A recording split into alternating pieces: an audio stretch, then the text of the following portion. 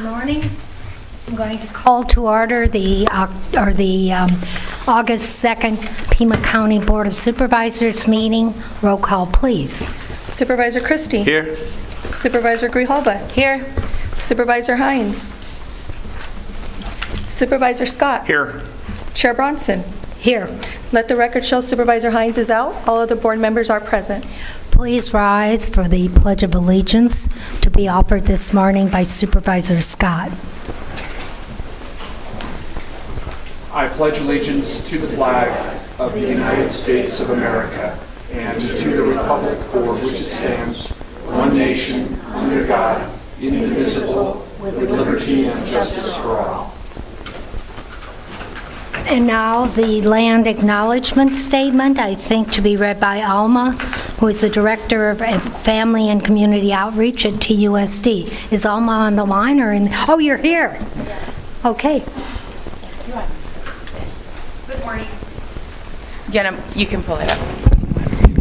Good morning. My name is Alma Iñiguez. I am the Director for Family and Community Engagement for Tucson Unified District. On behalf of Pima County residents, we honor the tribal nations who have served as caretakers of this land from time immemorial and respectfully acknowledge the ancestral homelands of the Tono O'odham Nation and the multi-millennial presence of the Pascuayaqui tribe within Pima County. Consistent with Pima County's commitment to diversity and inclusion, we strive towards building equal partner relationships with Arizona's tribal nations. Thank you. Thank you very much. Thank you for And school isn't in session yet, not till tomorrow, right? 2 days? Thursday. Okay. All right. Now we'll move on to pause for pause.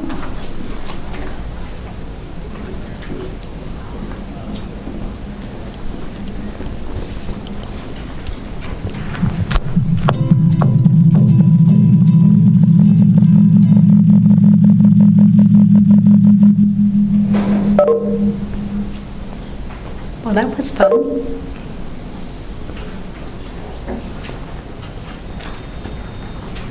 Everybody, my name's Monica. I am the director here at Pima Animal Care Center, and today for Pause, I've got my friend Oracle here. You can see he's a big lug. He's very handsome. He's a little intimidating because he's so big, but he is a little marshmallow. He just loves treats and loves to cuddle. This guy's been with us for a couple of months and is looking for a home. He loves playing with other dogs and treats. This week, just so you know, we are participating in Clear the Shelters, where we're trying to get as many animals out of the shelter now through the end of August. We are having some adoption specials. For the entire month of August, we will have all adoption fees are waived for all pets in the shelter. Also, we'll have some adoption incentives. And this week, any large dogs like Oracle, so anything that's 40 pounds or bigger, gets to go home with a $50 store credit for our Central Pet Store here to use in the shelter. So you can get collars and leashes or food or whatever you need to take your dogs home. So definitely stop down at Pima Animal Care Center and come see us and take a new best friend home. Thank you. That was interesting background noise. What band was it? I couldn't tell. All right. We have several changes to the agenda. On page 8, item 31, Development Services. This item requires a supermajority vote by the Board of Supervisors. On the consent calendar, page 18, item 60, elections. There's a correction to the first name. It should be Diana, not Deanna Dirks. And it's precinct 222, Republican. If there are no objections, we will so amend the agenda. Hearing no objections, the agenda is amended. Now we will proceed to item number 5, presentation of a proclamation to Nicole Olvera, Community Outreach Coordinator, Division of Child Support Services, Arizona Department of Economic Security, proclaiming the month of August 2022 to be Child Support Awareness Month. I'll move the item. Second. Motion and a second. Any objections? Hearing none, motion carries. Moving on, Supervisor Grijalva will make the presentation. This is, wrong. Supervisor Scott will make the presentation, and Nicole, I think, will be accepting. I don't know that I saw her.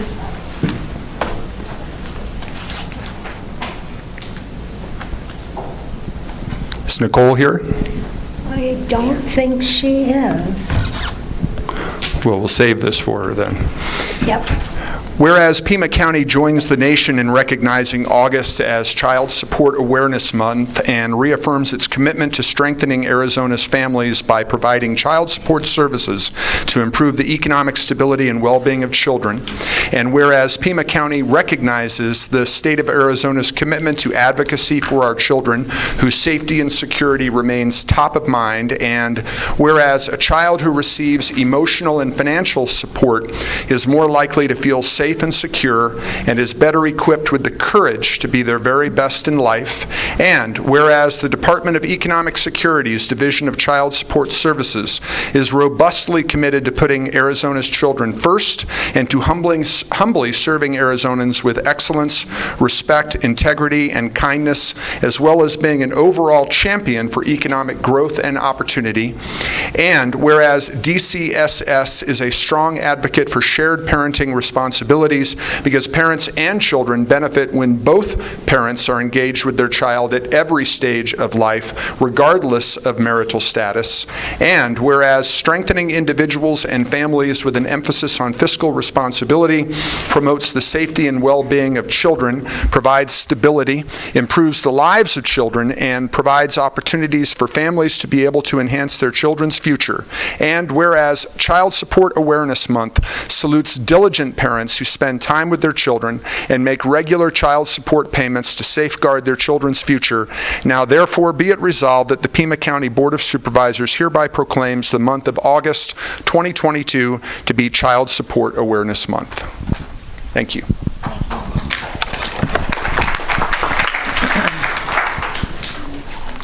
Yeah, could someone move the pause for pause? Thank you.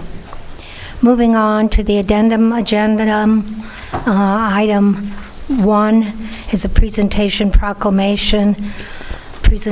a proclamation to Naomi Vega, CEO, founder, the Enlightening Hope Project, proclaiming the day of Wednesday, August 31st, 2022, to be International Overdose Awareness Day. I'll move the item. I'll second. Motion and a second. Any objection? Hearing none, motion carries. Supervisor Grijalva will make the presentation.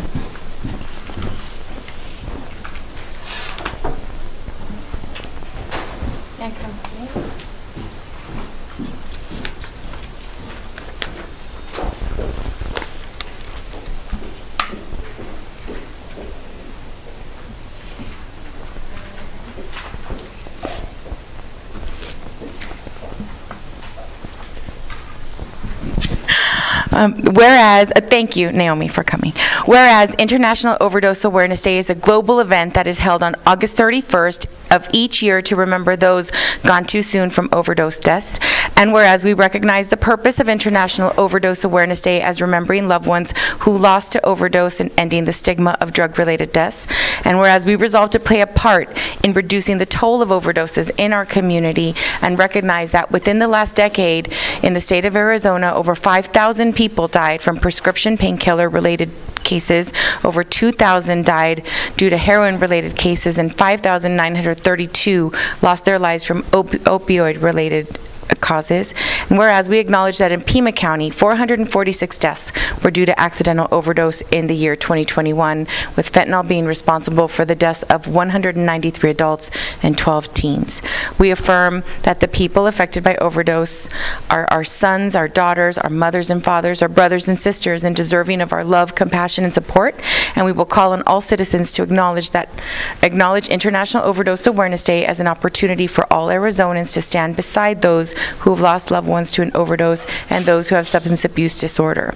And whereas cultural change in neighborhoods and local communities plays a major role in assisting with the removal of the stigma of addiction and the normalization of recovery, and whereas addiction is not a moral failing, but a complex treatable disease, and a life of recovery is possible since every human deserves our best efforts to prevent injury and death from overdose, and it is imperative to support clinical screenings, overdose prevention policies, and projects that will help the wider community understand the drug overdose is a social issue which impacts the victim families, friends, and communities.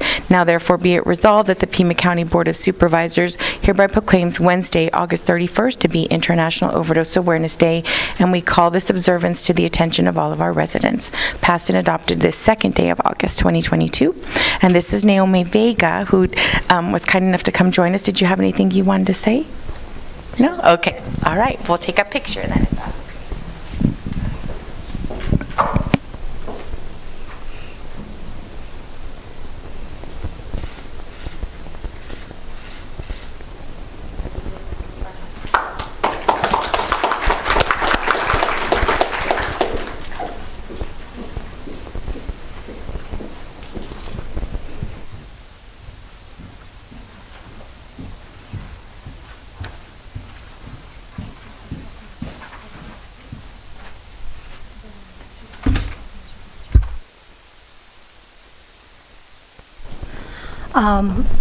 Supervisor Scott, on the first proclamation,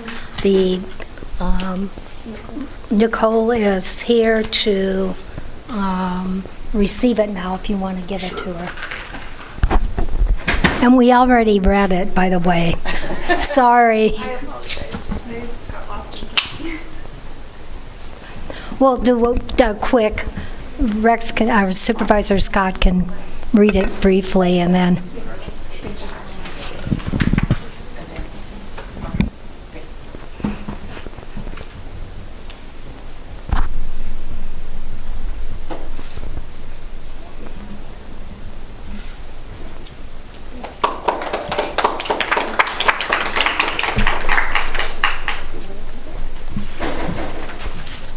And we're going to move, rather than call to the public, we have some attorneys here who have some other commitments. I'm going to move to item 7 on the regular agenda, executive session.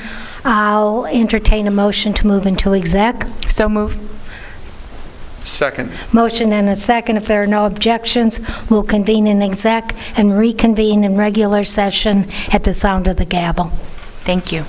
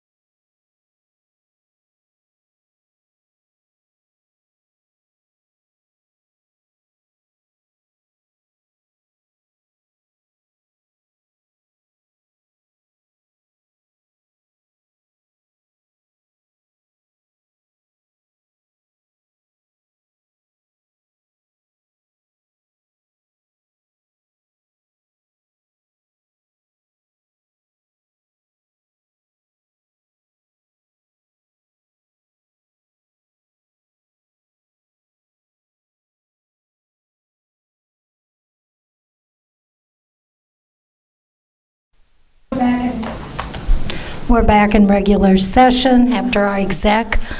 We had one executive session item. I'm going to move that we proceed as discussed in exec. Second?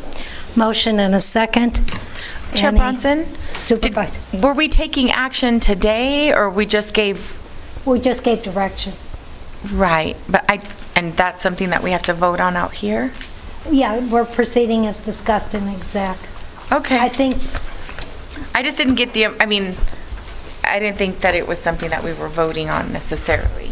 'Cause if this- I understand what yeah, you're saying, okay. but just for the record, we're going to, you're right, it probably doesn't have to be a motion, but just to make sure Okay. our i's are dotted, t's crossed, we'd Okay. be a little more comfortable. So there's a motion, was there a second? Mr. Supervisor Christie. Okay, a motion and a second, if there are no I objections. object. One objection. If there are no further objection, motion carries. Moving on to back to call to the public. Again, this is going to be a long meeting. We want to remind individuals, if you wish to participate telephonically, you must contact the clerk's office by the deadline date listed on the agenda. Each speaker will need to complete a speaker card, and we were limiting them now to 2 minutes. Speakers should adhere to the rules of civility, refrain from impertinent or slanderous remarks. When you are called upon to speak, please step to the podium, state your name for the record, and direct comments to the Board of Supervisors. Speakers who do not abide by these guidelines will have their comments interrupted. And with that, we have a number of speakers, 2 minutes. Robert Ruiz? Robert, oh, you're still here? Okay. Royce? Yes, and I have a 3-minute presentation ready, and I'm not sure how this is going to work out, but since I have been planning to put a Jeffersonian financial responsibility party on the ballot this fall in Pima County and the city of Tucson, I have been articulating my principles, the principles that the original Jeffersonian Party was founded on this summer. Today I am getting to Mr. Jefferson's sacred principle. With all of these, excuse me, all will, of course, arrange themselves under the will of the law and come together in common efforts for the common good. All too will bear in mind this sacred principle, that while the will of the majority is always to be respected, for that will to be rightful, it must be reasonable. That the minority also possesses their equal rights, which equal laws must protect, and to violate would be oppression. Okay, these words were uttered on March 4th, 1801. On July 4th, 1826, Jefferson dies. On March 4th of 1829, the doors of the White House are opened to the mob, and the first thing they do is throw out all of the principles that the majority party had been founded on.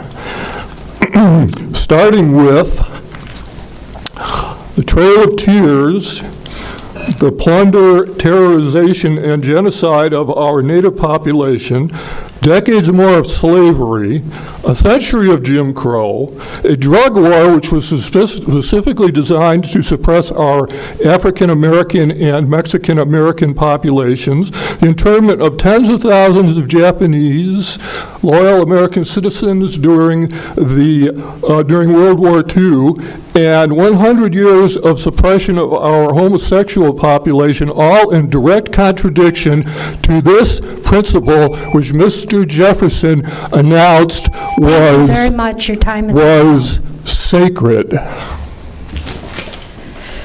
Peter Norquist.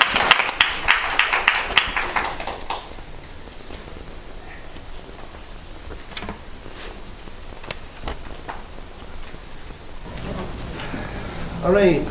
Good morning, Supervisors and Administrator Lesher. My name is Peter Norquist. Given the fact that we had a minute shaved off, I'm going to have to adjust my talk a bit.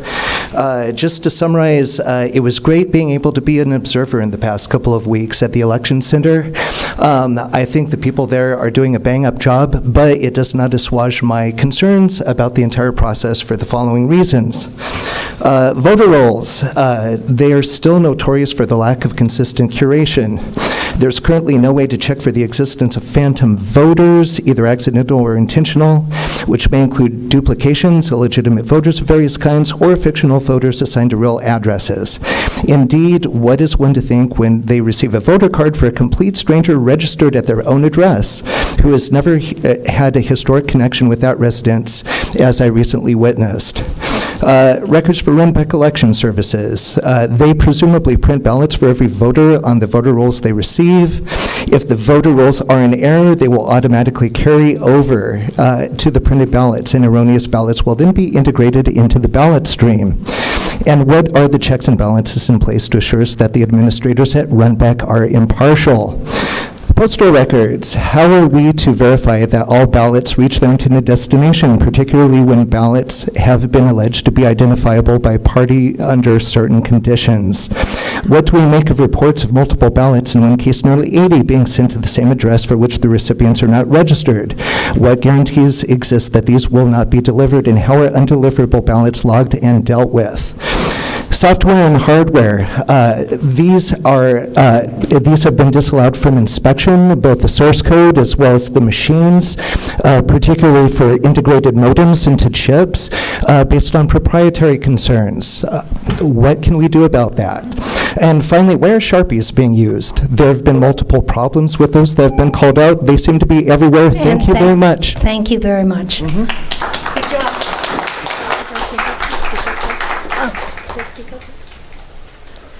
No, I thought I gave it to you. Okay, I'll find it. Okay. Ken Renier?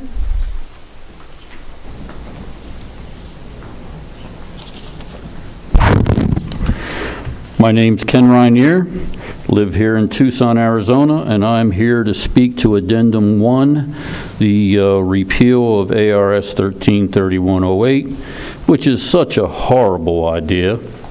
Let me begin by saying the right of the individual citizen to bear arms in defense of himself or the state shall not be impaired. It cannot be any clearer. 133108 only protects and enshrines that right. So we don't have local jurisdictions coming up with all kinds of a patchwork of their own laws, leaving citizens in a situation where they go from one town to the next. They could be completely within the law where they left and completely outside the law where they arrived. I would say that if this addendum is passed today, that board member Scott should immediately tender his resignation, because he would be in violation of his oath, and anyone who votes for it should do the same, because their oath would be violated. A well-known author in Arizona, Alan Corwin, wrote this: in Arizona's robust preemption law, ceding all legitimate power to regulate firearms in any way to the state and denying their power to every local fiefdom and bureaucrat with an anti-rights agenda is a good law. It is a great law. The people pushing the repeal are seeking power over the public in a nefarious way. Use of the term gun violence is a tell. It is a crime we all want to curtail. The new made-up term gun violence, adopted by mainstream everything, is a way to avoid saying crime and place blame on firearms, which are neutral artifacts of liberty. These people must be stopped. Thank you. Thank you. Steve Spain. Steve Spain.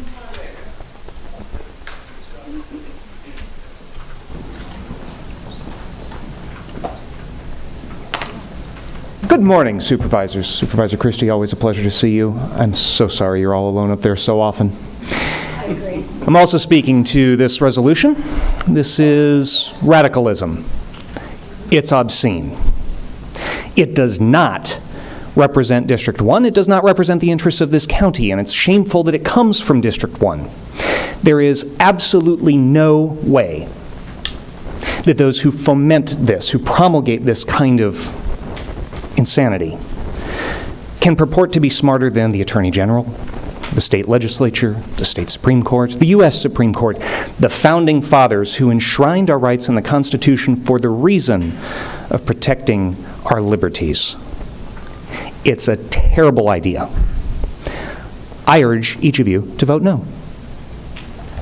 Last time you and I spoke, Mr. Scott, you decided to level a bit of an insult, and I had written a great little joke. I thought it was a great joke about a piece of paper signed by Sally Struthers.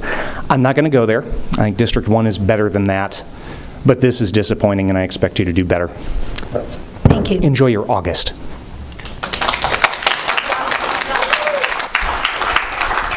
Diane McBride.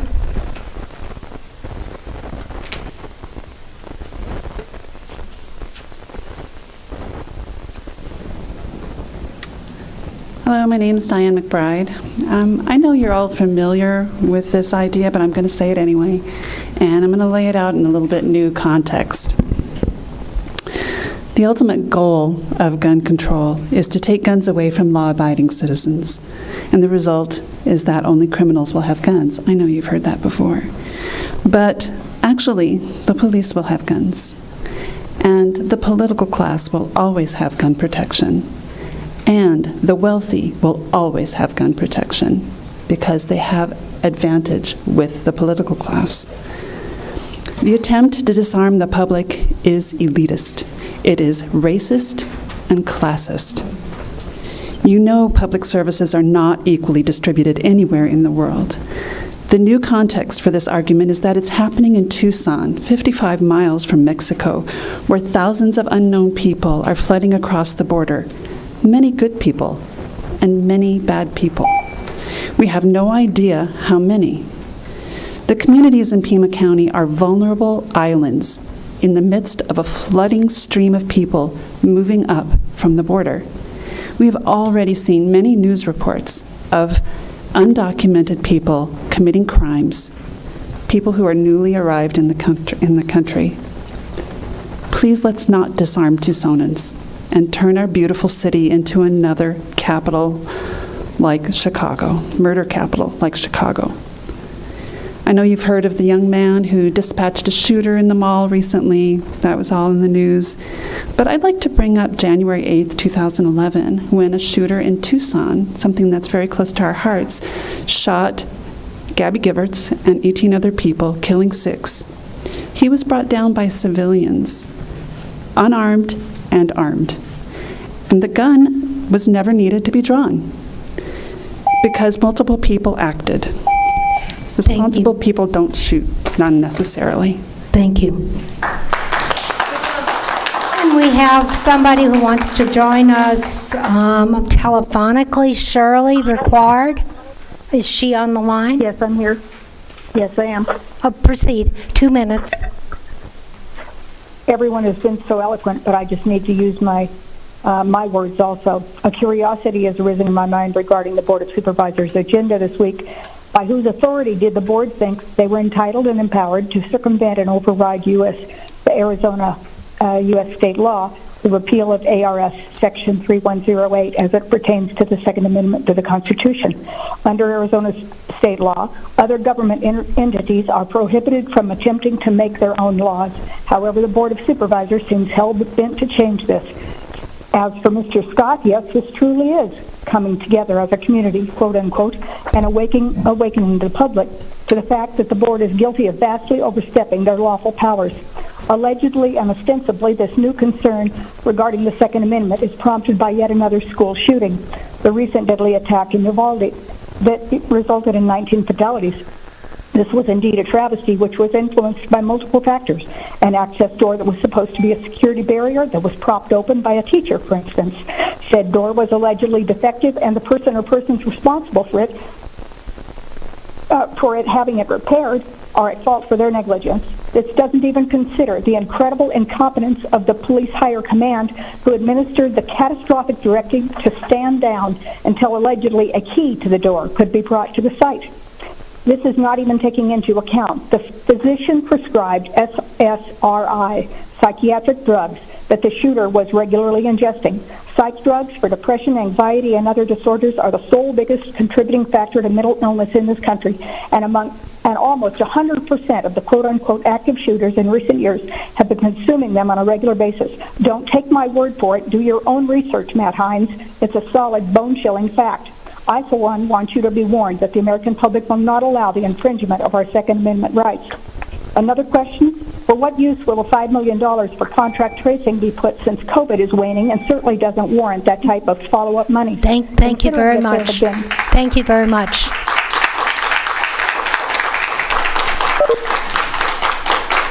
Caleb Johnson.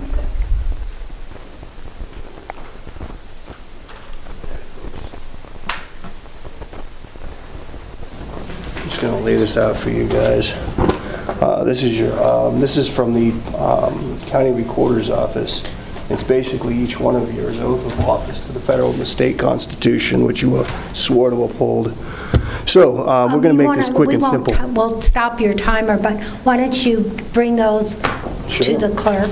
They're not official, but I can easily get the right copy. Yo, just give them to the clerk. Here you go. So I asked what you would like. Sorry. I expect that you guys uphold your oath to the contract called the Constitutions. So simple. We the people hold the power under the federal Constitution, under the preamble, life, liberty, and the pursuit of happiness. According to the state, Article 2, Section 2, all political power is inherent in the people, and the government derives its just powers from the consent of the governed. That's us. To establish and protect our individual rights. By you guys depriving our right to firearms, obviously you're not promoting our rights, you're limiting our rights. All right, so it's unconstitutional. American Jurisprudence, Book 16, Second Edition, Section 256. Long story short, any statute, mandate, or anything that gets passed by the state that's in violation of the Bill of Rights is null and void at its inception with no power to enforce. So, do what you want, but you guys are being unconstitutional, and you can be held accountable to it. Even under the emergency powers, Am Juris Books 16, Second Edition, Section 96, in summary, says no emergency has just cause to suppress the Constitution. So, again, we know our rights. And point 3, following through your course of action is clearly a violation of your oath of office and the people's rights that could result in fines, jail time, or up to and including capital punishment. Under 18 U.S. Code 2381, treason, 18 U.S. Code 241, conspiracy against rights. Conspiracy, why? Because for anybody who doesn't stand up for those rights, even though some of you might oppose, if you don't go against it, you're part of it. 18 U.S. Code 242, deprivation of rights under the color of law, which means under the Sixth Amendment, when that statute is null and void of power to be enforced, and you still penalize somebody for it, it's under the color of law. So, yes, you will be held accountable, and I will be prosecuting. Thank you. Drew Heaton. Drew?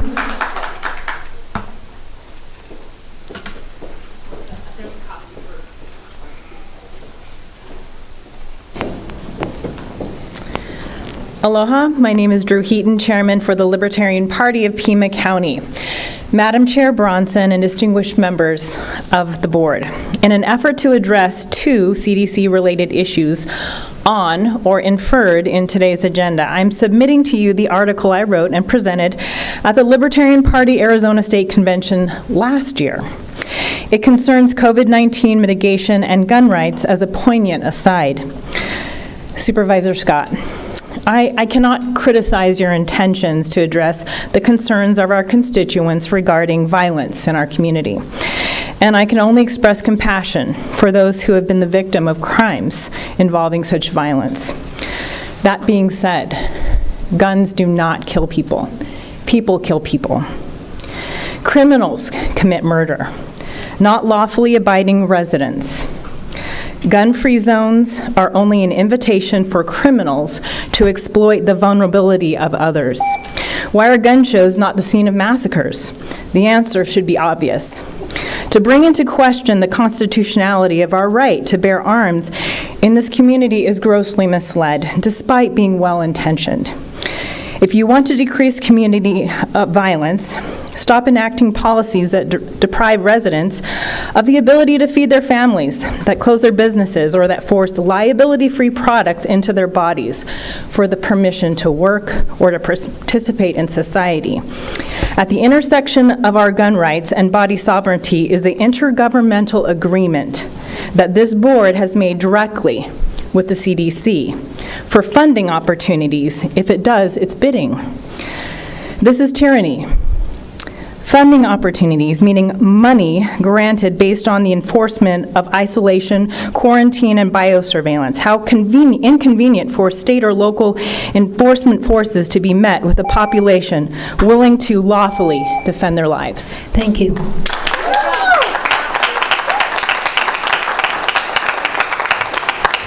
Tara Radliff. Tara Radliff.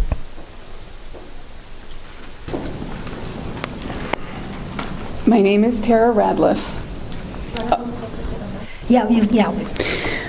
Owning a firearm is not a public health issue. Rather, public health is the science and art of preventing disease, prolonging life, and promoting health through the organized efforts of society. In order to see a reduction of firearms-related violence, the focus of prevention needs to be on education, reduction of access to violence in video games, movies, and music, and promoting positive mental health. Taking away our ability to bear arms is not a solution. Anyone who wants to commit violence will find a tool to use it. It doesn't need to be a firearm if that's not accessible. The mentally unstable and anyone with malicious intent can get their hands on guns. They do not care about gun laws.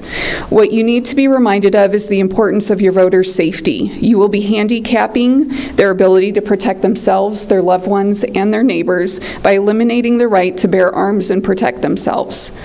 Removing the right to bear arms, taking firearms away, taxing and/or inventorying firearms will not stop gun violence. Gun control does not work because only law-abiding citizens follow these laws. All you need to do is look at cities like Chicago that have the strictest gun laws, and you will see the effect it has had. Some of the highest violent gun crime rates in the U.S.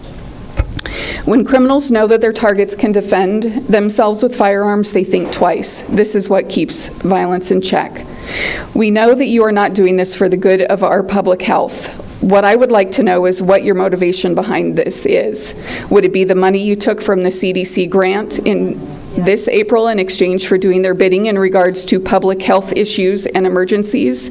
Stop this blatant attack on our right to bear arms. The voters will not forget. Thank you.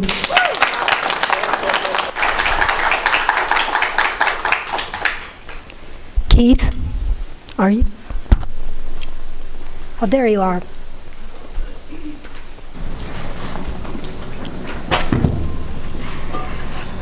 Good morning. My name is Keith Van Einigen.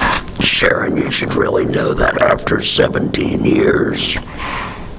First off, I Rex. thought we'd become friends, Keith. First off, Rex, you need to go out into the ghettos with me and try and take the weapons from the gangbangers and the cartel members. You know, the one the education system says, oh, it's not such a bad thing. You want to end gun violence and the ghetto system that the Democrats have built. Give these people hope. I spent 10 years in Chicago in heavy construction, and I've seen all those neighborhoods. I came here hoping it'd be different. Same mentality, same ideas. So really, yeah, 2 minutes cut down to 1 minute soon, I'm sure.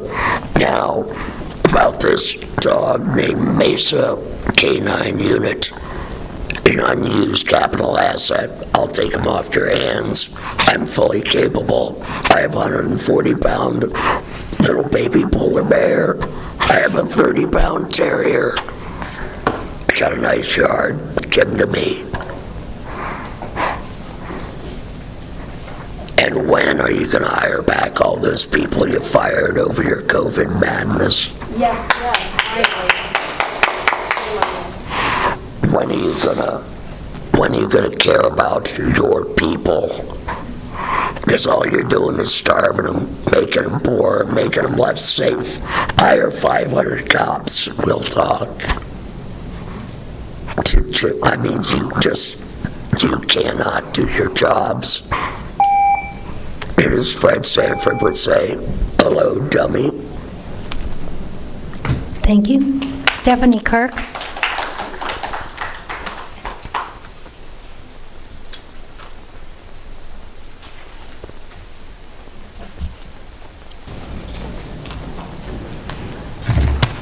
Hello, my name is Stephanie Kirk. I feel like you guys have cut me here long enough. Then you cut my time, and even with Matt Hines being late. I'm against your gun resolution. It's unconstitutional. We see you, Rex Scott. We see you all. We will not forget. In November 2020, Dr. Tal Zak, Moderna chief doctor, stated, and it went in the media, I think we need to be careful as we get vaccinated not to overinterpret the results of the vaccines. May not prevent transmission of COVID-19 from vaccinated to unvaccinated. Not to mention all the people that lost their lives getting the shot or their job. In July 2022, Deborah Burke stated, I knew the vaccines were not going to protect against the infection, and I think we overplayed the vaccines. I'm sure she's got her own little role that she's doing to gear up the next pandemic, right? Vaccinated people can not only get COVID, but the injection doesn't stop or prevent the transmission or the reinfection that Burks confessed to the public, but too late. Biden stated repetitively that it doesn't stop one from being hospitalized, but we know that that also is a lie. How can we believe what the FDA states when there is conflict of interest in our regulatory agencies, as well as the vaccine boards and government? Scott Gottlieb is a former FDA commissioner in charge of regulating Pfizer, but currently a member of the board of directors on Pfizer. What about Stephen Hahn? Stephen Hahn, he's a former FDA commissioner in charge of regulating Moderna, is currently the chief medical officer of Flagship Pioneer, the venture capital firm behind Moderna. James C. Smith is the CEO of Reuters, who employs over 2.5 thousand journalists in over 200 locations worldwide and is in charge of informing people on the vaccines, but is a member of the board of directors at Pfizer. Fauci is the NIAID director under the National Institute of Health and the bioweapons research at the Gain of Function at the Wuhan Institute of Virology, and we know that the vaccine is a bioweapon. Thank you. Paxlovid also is not good, so I wouldn't be giving it out, Matt. And neither was remdesivir, and you know it. It's like you're a murderer. And I have to go because you guys put me late. I sure hope you change your ways and start being on time when we come to the board. Your time has expired. And yours has too, Sharon. Jane Borodkin. You can stop. Jane Borodkin. Into your washes. You ruined our county. You stopped me. You prevented me from talking. Have a good day. You be nice. Keep a mask on. You look better. Because it's Arts Week and Thursday, why do you even put it on? What about you are so idiot. I am so right. Jane Borodkin.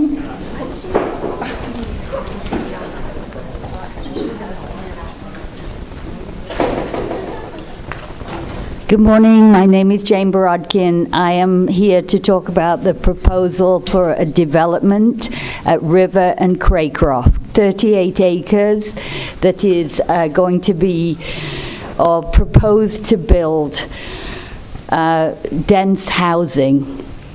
That area is already very congested. That intersection between River and Craycroft, across the road is Walmart, Whole Foods. There's always congestion at traffic. This is going to impound that situation.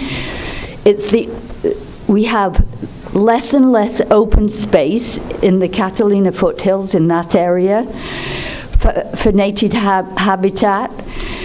this is definitely going to affect native habitat.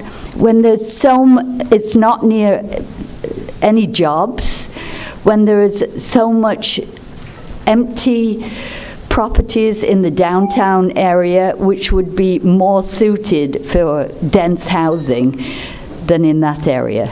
I concede the rest of my time. Thank you. Thank you. I think this Anastasia, Anastasia?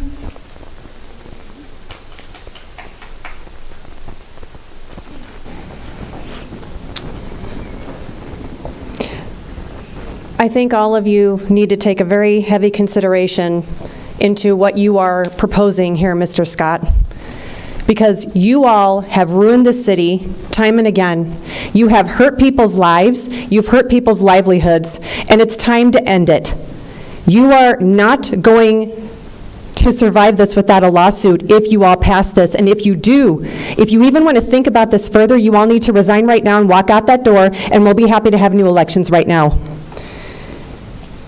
The proposed resolution that you are claiming, Mr. Scott, and I guarantee you, all of you have firearms. Let's get that out right now. All of you do.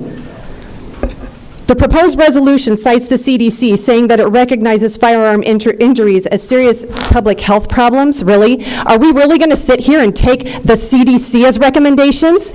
I do not think so. We do not consent. We are the public, and we do not consent to this anymore. The violation of our rights, the violation of our children, time and again. Who's going to protect the city anymore? You're down 800 police officers, 7-hour wait times for police. Oh, you didn't know that? Yeah, that's true.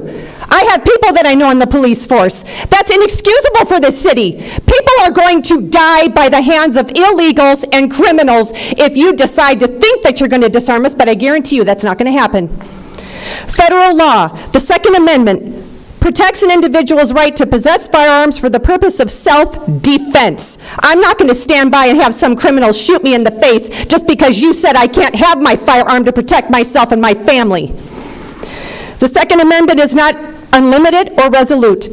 Reasonable restrictions on types of weapons and or ownership are upheld. The Second Amendment rights are protected at the state and local levels.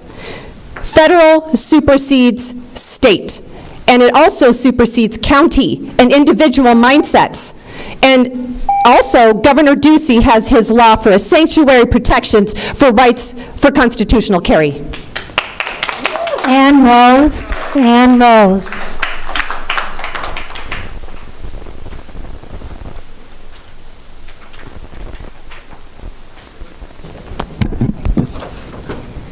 I quote Carl Sagan, "One of the saddest lessons of history is this: if we've been bamboozled long enough, we tend to reject any evidence of the bamboozle. We're no longer interested in finding out the truth. The bamboozle has captured us. It's simply too painful to acknowledge, even to ourselves, that we've been taken. Once you give a charlatan power over you, you almost never get it back." The reason I share this quote is because I see the Board of Supervisors kind of going off the rails a little bit with all sorts of things. Let's just take the COVID shots. You are following the direction of corrupted federal entities such as the CDC, the FDA, and the NIH. Doctors Fauci, Walensky, and Birx. How about Dr. Birx, as Stephanie mentioned? She's now conveniently saying she knew that the injections didn't stop infection. How convenient for her after you forced many, many people here in Pima County to get the shot to keep their jobs. Consider the financial boom for these people like Dr. Fauci, such a corrupted man. When I worked for those 10 years at San Francisco General on the AIDS unit from 1988 to 1998, I heard about Dr. Fauci back then, and believe me, it was not in a good light. I close with another quote. "Enter through the narrow gate, for wide is the gate, and broad is the road that leads to destruction, and many enter through it. But small is the gate and narrow the road that leads to life, and only a few find it. Thank you. Sherilyn Young.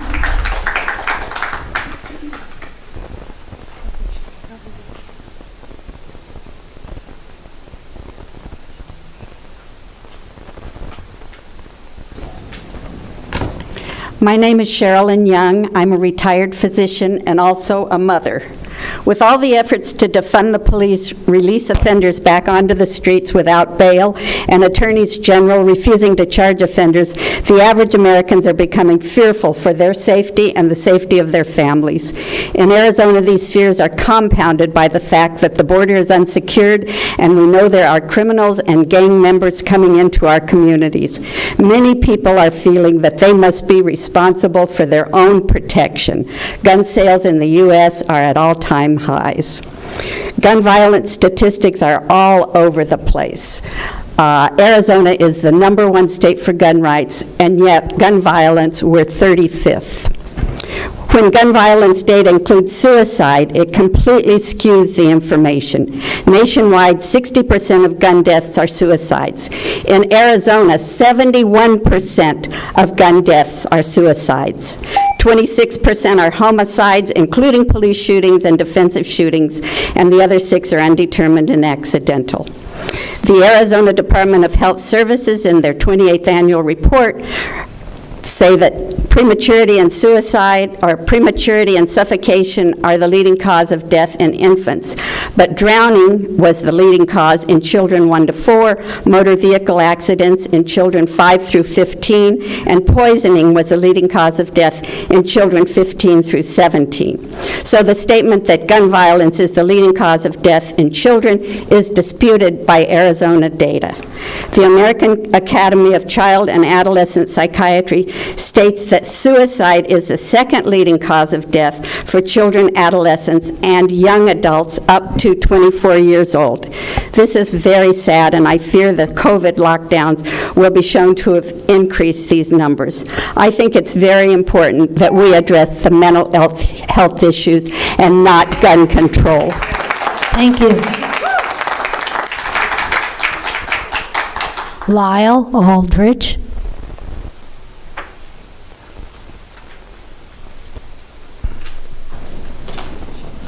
I'm also here to oppose the resolution, although primarily I'm a lawyer, a retired lawyer. I tried cases in 14 of the 15 states of Arizona, and I cannot imagine what it would be like if every county was free to adopt its own regulations on anything, particularly something that is protected by the Second Amendment of the U.S. Constitution. It would be a nightmare. And I don't think you need a resolution to refer the second question to your county attorney, and I hope they would advise you not to waste county funds on a challenge to the constitutionality of 133108. Yes, it limits your authority to adopt public health and safety regulations, and the legislature has every right to do that. Thank you. Tom Woodrow. Tom Woodrow.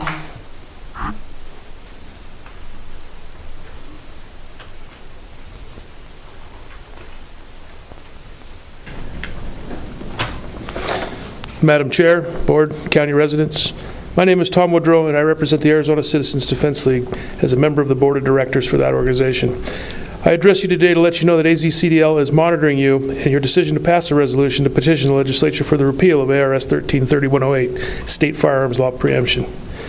I represent over 20,000 citizens and voters in the state of Arizona. We founded in 2005 with the intention of promoting Arizona Constitution Article 2, Section 2, that governments are established to protect and maintain individual rights, mainly pertaining to the Second Amendment protected rights. Pertaining to the purpose of your resolution, I'd like to read to you from Justice Bullock's opinion in regard to your question of constitutionality regarding this resolution. The court also observes that the subject matter at issue here is addressed by our state's constitutional protection of the right to keep and bear arms in Article 2, Section 26 of the Arizona Constitution. Bullock says, in my view, this necessarily elevates the subject matter to statewide concern. Tucson contends that its regulation does not limit the constitutional right to bear arms. The inquiry under current precedent is not whether the charter enactment implicates a constitutional right, but whether it implicates a matter of statewide concern. It comes down to this. The state is authorized to protect free speech rights, which prevails over conflicting charter enactment. What Pima County proposes to do in the name of safety is a violation of Article 2, Section 26 of the Arizona Constitution.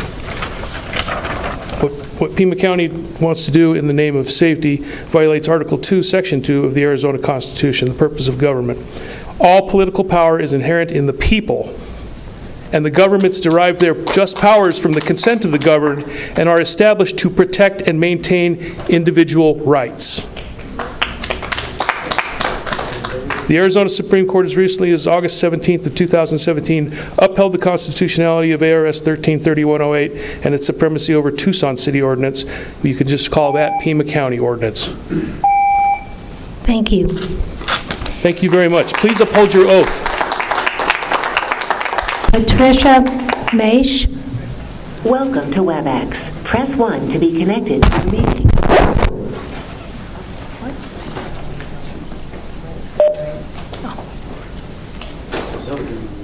I'm changing my remarks a bit.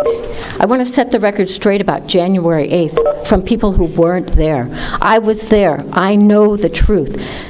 The attorneys asked me to even testify before the grand jury, which they don't usually ask witnesses to do, because they said I told the truth and I didn't change my story. There were two good guys without guns, that attacked that perpetrator. The young man who did have a gun did not show up on the scene until after that gunman was secured. If that gunman had not had anything but 33 rounds in his hand and threw them at us, nobody would have gone to urgent care, much less the morgue. So it's a very, very intimate relationship between the man, the gun, and the ammunition. It takes all three. So yes, guns do kill. Now, the right to bear arms includes a well-regulated militia. If you go back in the Constitution, Congress has the power to regulate the militias. So yes, we can control who has guns, and it doesn't have to be everybody, everywhere, anything, anytime. Part of your oath includes keeping the citizens under your control safe. So I approve of your resolution. I think you should proceed. We can keep the Second Amendment whole and still have regulation that can help save lives. It's your responsibility to save lives. Please continue with Thank your... you. Carol McMillan. Chair Johnson, if we could ask, so people be respectful of each other. I did. Yeah, it's not really happening in the last. Well, I think, okay. Let them speak. Please try not to talk amongst yourself when they're speaking. Carol McMillan. I did not sign up to speak. Oh, you're correct. I'm sorry. The clerk handed it to me, and I didn't notice that you said you do not wish to speak. All right, Carol Bowman, Nancy Bowman.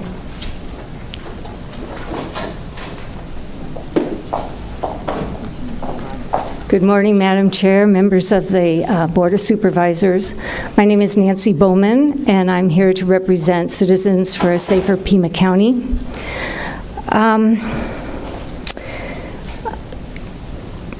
I want to take this time to thank Rex Scott for proposing this resolution to challenge the law that is prohibiting each of you from doing your own job, which is keeping the members of our county safe and healthy. This does not infringe on anybody's Second Amendment rights. Nobody is talking about taking away the guns from law-abiding citizens. What it is it's putting guardrails on this, on the Second Amendment. Just as you can't yell fire in a movie theater, you should not be able to purchase a firearm and use it for destructive purposes if you're mentally ill, or you're a domestic abuser, or you're a felon. So it's simply putting guardrails on the amendment that we have. And it seems to me that we should be able to talk at a higher level, that reasonable people can see that reasonable gun legislation will protect our communities, will protect our citizens, and at the same time protect our Second Amendment rights. And that's important to all of us. Nobody is talking about getting rid of the Second Amendment. When I was at the Safeway shooting and doing CPR on federal Judge John Roll, I didn't ask his political party. I didn't ask for how he felt about gun issues. He was a citizen of Pima County who was shot by a gun that individual never should have had, and we need to protect our citizens from that happening again. It doesn't matter if you're a Democrat or Republican. I think unless there are more cards we missed, that concludes call to the public. Thank you. We'll now move back to our regular agenda. We're on Board of Supervisors at this point, sitting as other boards, Flood Control District Board, items 8 through 10. If nobody wishes to divide the question on the items 8 through 10, I'll move those items. Chair Bronson, I did have a question about 8 and 9. I don't know if we have to separate them, but I do have a question. Okay, let's move to item 8. I'll move the item. I'll second. Any discussion? Yeah, I have a question. So for these items, they're asking for riparian habitat mitigation. I'm wondering if the blading has already happened, or is this a request in advance of? Chair Bronson and Supervisor Grijalva, I did not see anything that indicated that grading has occurred already, but we will confirm that and get back to you. Yeah, I mean, I think that it would be one of the first times that it's come in advance, which I would appreciate, especially from, the request from this particular company that is asking for a lot of mitigation. We'll provide an update memorandum. Thank you. Is there any further discussion? Any objections? Hearing none, motion carries. Item 9, I'll move the item. Second. Motion and a second. Discussion? Supervisor? That was my question for both of them. For both of them? Okay. If there's no objection, motion carries unanimously. I'll move item 10. Second. Motion and a second. Discussion? Objections? Hearing none, motion carries. Item 11, we'll continue that because agenda item number 31 must be approved prior to consideration of this item. So I'll move item 12. Second. Motion and a second. Any discussion? Any objections? Hearing none, motion carries. Moving on to the Board of Supervisors sitting as the board, consent calendar. Does anybody wish to divide the question on the consent calendar? Chair Bronson? Yes. I'd like to pull item 15. Item 15. Supervisor. Madam Chair, I'd like to pull items 8, 9, 10, 18 through 25, 29, 36, 37, 52, and 55. 36, 37, 52, and what? 55. Everything. Okay. If nobody else wishes to remove item from the consent, I'll move the remaining consent. I'll second. Motion and a second. Any discussion? Any objections? Hearing none, motion carries. Moving on to, back to item number 8. On consent, I'll move the item. Second. Motion and a second. Any discussion? Madam Chair, Supervisor. if it's so moved by your decision, I could address 8, 9, and 10, which I asked to be pulled. Right. And maybe handle them all at the same time. Okay. I'm pulling them for the reason of voting no. Okay, 8, 9, and 10. All right, in that case, I'll withdraw my motion if the seconder is, and then I'll move items 8, 9, and 10. Second. Motion and a second. Supervisor Christie. You have no discussion? You just want to vote no? I'm voting no. Okay. If there are no further objections, motion carries 4-1.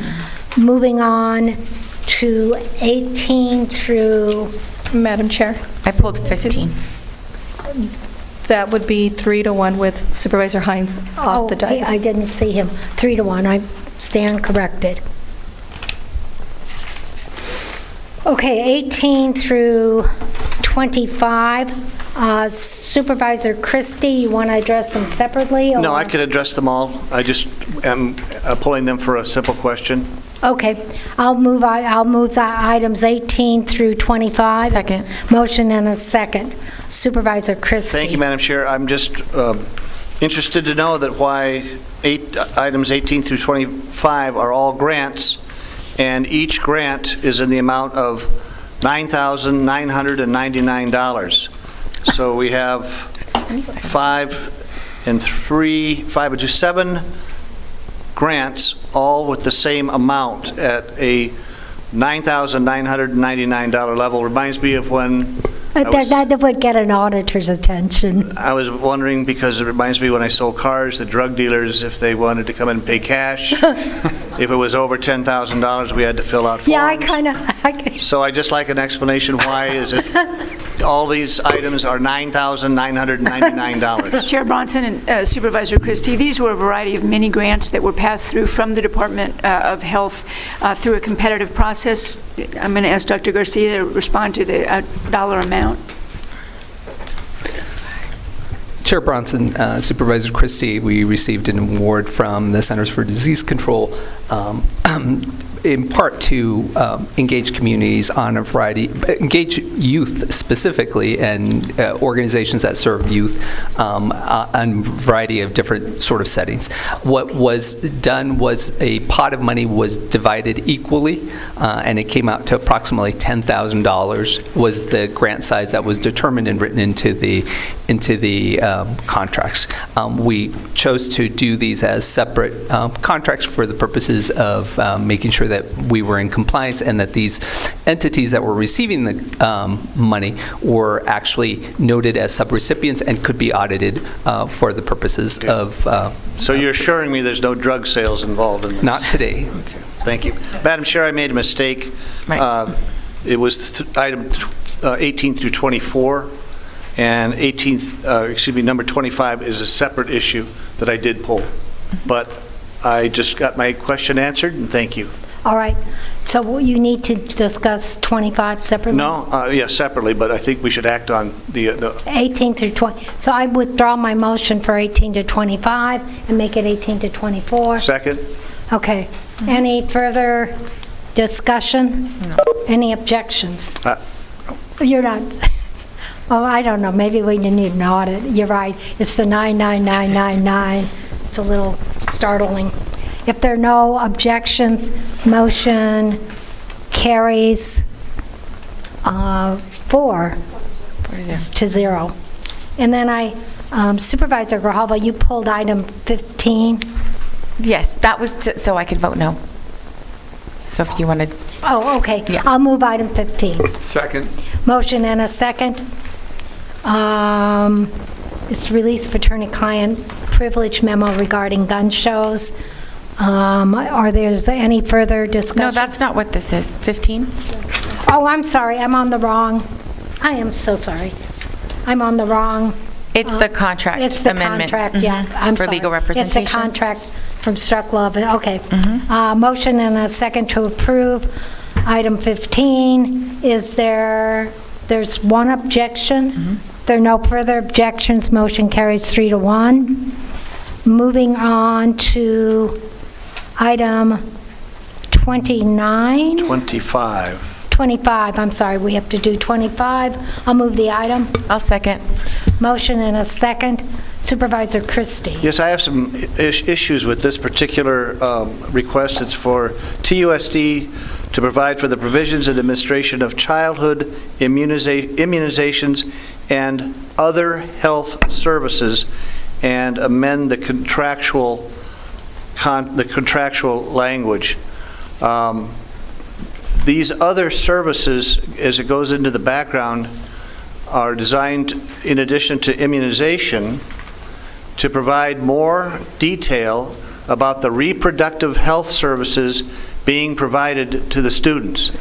Now, it would seem to me that this information about detailing reproductive health services, it's not walking into a clinic somewhere or into a doctor's office, it's walking into the school nurse's office to inquire about reproductive health services. Sure, it's to provide school immunizations. I'm all in favor of that.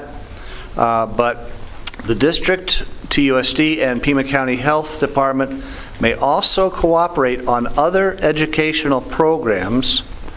And the matrix available is the number of youth provided with education and clinical services related to sexually transmitted infections and reproductive health topics.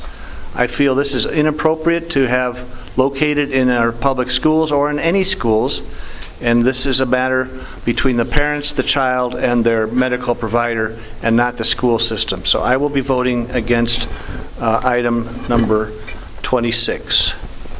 All right, if there's no further discussion, are there any further objections? Hearing none, motion carries 3-1. Madam Chair, for the record, it was consent calendar item number 25. 25. Yes, thank you. Item 25. Then I think the next item is item 29, Justice Services, City of Tucson. I'll move the item. Second. Motion and a second. Supervisor Christie, I think you pulled this item. I did. This is a grant of to the City of Tucson to pay for a position called a data analyst employed by the city manager's office. The county is to grant these funds to pay for personal costs for one full-time data analyst position within the City of Tucson. It's noted here in the background that the county and the city previously engaged in an IGA to fund this position. However, the IGA expired and the position has been vacant for approximately a year and a half. If you have a vacant position for a year and a half, is it needed at all after a year and a half? And this money is going to put this position, pay for this position where it wasn't needed for a year and a half. And the city and the county will be able to collaborate and use this data to implement strategies to safely reduce the jail population within the Pima County Adult Detention Complex. And the public will benefit from the collaboration, as a reduction of the jail population will save taxpayers dollars. So there hasn't really been much action on this board to save taxpayers dollars unless it involves reducing the jail population for a data analysis position that's been vacant for a year and a half. This is another example of superfluous spending, not needed, and certainly given the crime rate in Pima County, in the City of Tucson, we do not need to concentrate our funds on reducing the jail population for a position that's been vacant for a year and a half. I will be voting against this as well. Is there any further discussion? Madam Chair. Supervisor. Under purpose for that item, second sentence, it says this individual will work in the city manager's office on MacArthur SJC grant-related activities. I wonder if Ms. Lesher or anybody on her team could comment on the work done by the person in that position and how the city and the county partner on this grant. Madam Chair, before Ms. Lesher responds, I want to thank my colleague for pointing out that this, I failed to point out, this is a MacArthur grant. Thank you. Thank you, Supervisor. Chair Bronson, Supervisor Scott, yes, it is a MacArthur grant. It's part of the Safety and Justice Challenge. When the grant was submitted, it included a line item for funding of a position, a data position at the City of Tucson. So to be clear again, this is not general funds, but it is part of the MacArthur funds, the foundation funds that are provided. For some period of time, this position was filled in the Tucson Police Department, and the person within that department was doing the analysis. That person has left. Subsequently, there was a decision made to move into, pardon me, a new department within the city called the Community Safety Division within the city manager's office. They have requested the move of that position into that department, again, through this funding through the MacArthur grant, and they are now ready to refill the position, which is the request of this grant today. And then just the second part of that question, Ms. Leschers, what are some examples of how the city and the county work in partnership with regard to this grant? Chair Bronson, Supervisor Scott, so many ways, and I think I'd be happy to provide some additional information from Director Kate Vesley, but everything is focused on reducing ultimately the jail population. Obviously, the individuals within the city of Tucson who are arrested by or come in contact with the police department have a lot to do with those who are in the jail. So it is integral to what we do at the Safety and Justice Challenge. MacArthur Grant has had a working group that represents the Sheriff's Department as well as the Tucson Police Department and other providers in the community. But for granularity on how much the city has been involved and what that looks like, we're happy to provide some additional information. Thank you very much. Thank you, Madam Chair. Thank you.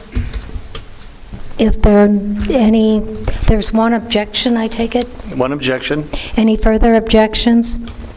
Motion carries 3-1. Moving on to item 36, Resolution 2022-42. I'll move the item. Second.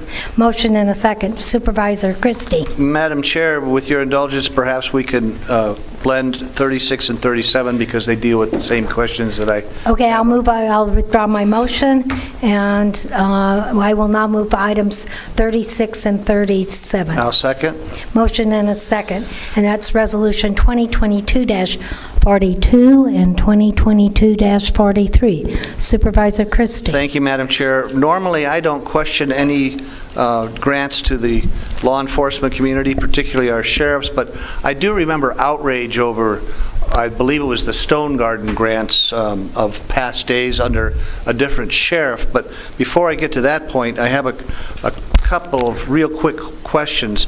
On item 36, the last sentence, it talks about that this contract to the law enforcement community is of perpetual revenue. What does perpetual revenue mean? And Chair Bronson, Supervisor Christie, I think some of the specifics of this are probably going to be better answered by the sheriff, but it means that there's, my understanding, as long as the Sheriff's Department is continuing to respond and provide these funds, there's additional funds available from the state so that we can continue to run this. I don't know the length of the term. I believe that to be true, but would happy to get I would very much like a definition of the in perpetual. Secondly, it talks about a grant of $15,000 in the background. Is this $15,000 per month or per year in perpetuity? Chair Bronson, again, Supervisor Christie, my understanding is it's $15,000 to work with this task force and to look at the investigations. Should additional funds be needed for additional investigations, then I believe the Sheriff's Department can draw down on the revenue source for additional amendments to this contract. So is it a month or a year? I believe it's the scope of this investigation. I'm sorry? The scope of this investigation, regardless of the time it takes to conduct that particular investigation. That is my understanding. If you could clarify that understanding too, I'd appreciate that. Yes, sir. And if I do remember, there were issues of these monies going to law enforcement officers, and there was a great hue and cry about how the departments were using this income to spike up their overtime pays that would then enhance their retirement benefits, and there was a great deal of concern that this was happening. I believe Chair Bronson remembers that too. Those Absolutely. were the stoners. But how come that this isn't an issue now? Isn't it the same thing?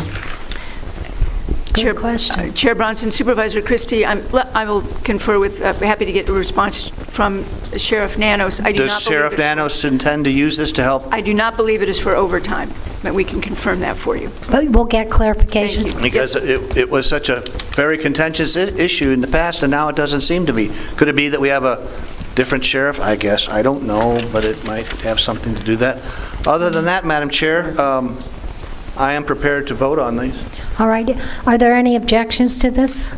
Chair Bronson, I just did want to comment that what the request is for is Arizona Cyber Fraud Task Force and some other organized drug enforcement task force, but I think is a little bit different than some of the objections of the Stone Garden.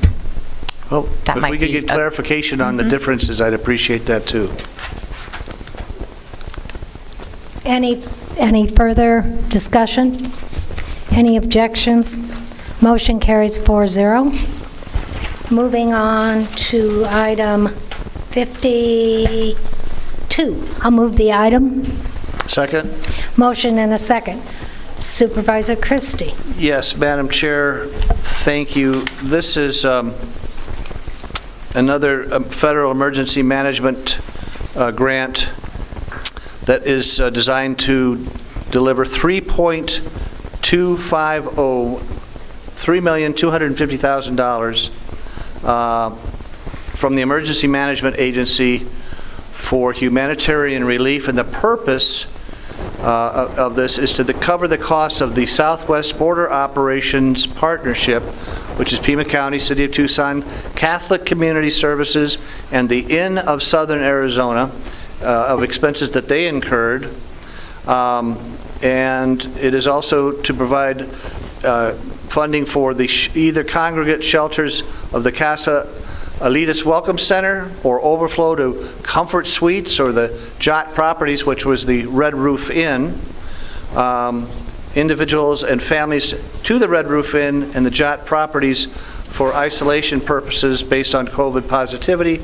It's an ongoing program that we've seen blend several different populations into this funding, be it those who have had contact with Department of Homeland Security or have COVID or are seeking asylum or are homeless, kind of a migration of a mission from one end to the other, but it's all lumped in to spending roughly $3.25 million every 2 months.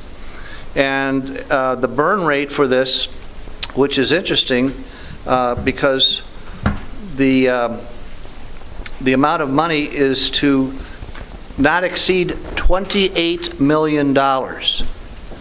And at this, they also ask at this particular point that this contract be extended through December 31st of 2025. Now, at that burn rate of $3.25 million every 2 months, we're going to run out of that $28 million, so I'm assuming that there will be more requests for more money for this type of activity. And it's certainly not going to last at that rate through 12/31 of 25. And I do notice that in this background, as has been the case in past issues of requests, that there's been a cumulative rate of where we are now, of all the spending since this program began to date. There is no background in that, and it would be interesting at this point, with another $3.2 million, I'm assuming we're up to somewhere close to $11 million in sheltering, clothing, medicating, isolating, protecting, shepherding several different communities that don't have a clear mission other than to put them into shelters and to help them on their way to their final destination. Would I be close in that estimation of monies being spent so far? Chair Bronson, Supervisor Christie, I believe that to be accurate. We're happy to provide you the update so far. Just to clarify, if we may, that these are all of these funds, and these are once again the acceptance of grants of the federal dollars. So while that is the number and that is being spent, it is what has been received from the federal government through FEMA specifically for this program, so that we are not using county taxpayers' dollars for the purpose, but we are understanding that they are federal tax dollars. So federal tax dollars do not come from county taxpayers? I should be clear. Let me say it's the Pima County General Fund taxpayers. Pima County General Fund, fine. Yet you will agree that it is taxpayer money all the way around. Okay. I will be voting against this as well, Madam Chair. Thank you. Any other objections? Hearing none, motion carries 3-1. Moving on to item 55, I'll move the item. Second. Motion and a second, Supervisor Christie. Once again, this is a MacArthur Foundation grant, and its sole purpose is to reduce the jail population in Pima County. Again, this is a slippery slope, particularly in these very dangerous times. We need to be looking at fighting crime, incarcerating criminals, and not ways to put them back out on the street. So I will be objecting against this as well, Madam Chair. Are there any further objections? Madam Chair. Supervisor. Just to go to the program goals, because I think it's important for the public to hear this. It says in 2016, Pima County was one of the first implementation sites for the MacArthur Foundation's Safety and Justice Challenge grant, which primarily focuses on safely reducing the jail population and reducing racial and ethnic disparities and disproportionalities in our justice system. I think most people in our community would find all those goals to be laudable, and this board has gotten a lot of reports from Ms. Vesley and her staff since we took office in 2021 about the successes of the grant. Any further discussion? Any objections? I think Supervisor Christie, you object. I object. Any further objections? Hearing none, motion carries 3-1. That concludes the consent calendar. We now move on to the regular agenda. Board of Supervisors, item 14, appointment of Sergeant at Arms. I will move that item. Second. Motion and a second. Any discussion? Chair Bronson, I just have a question as to why, or if maybe perhaps we can ask staff to revise or look at the Board of Supervisors regs for the that's the reason that it comes to the board. There isn't like a state law or anything that requires us to vote in the Sergeant at Arms. So, Ms. Lesher.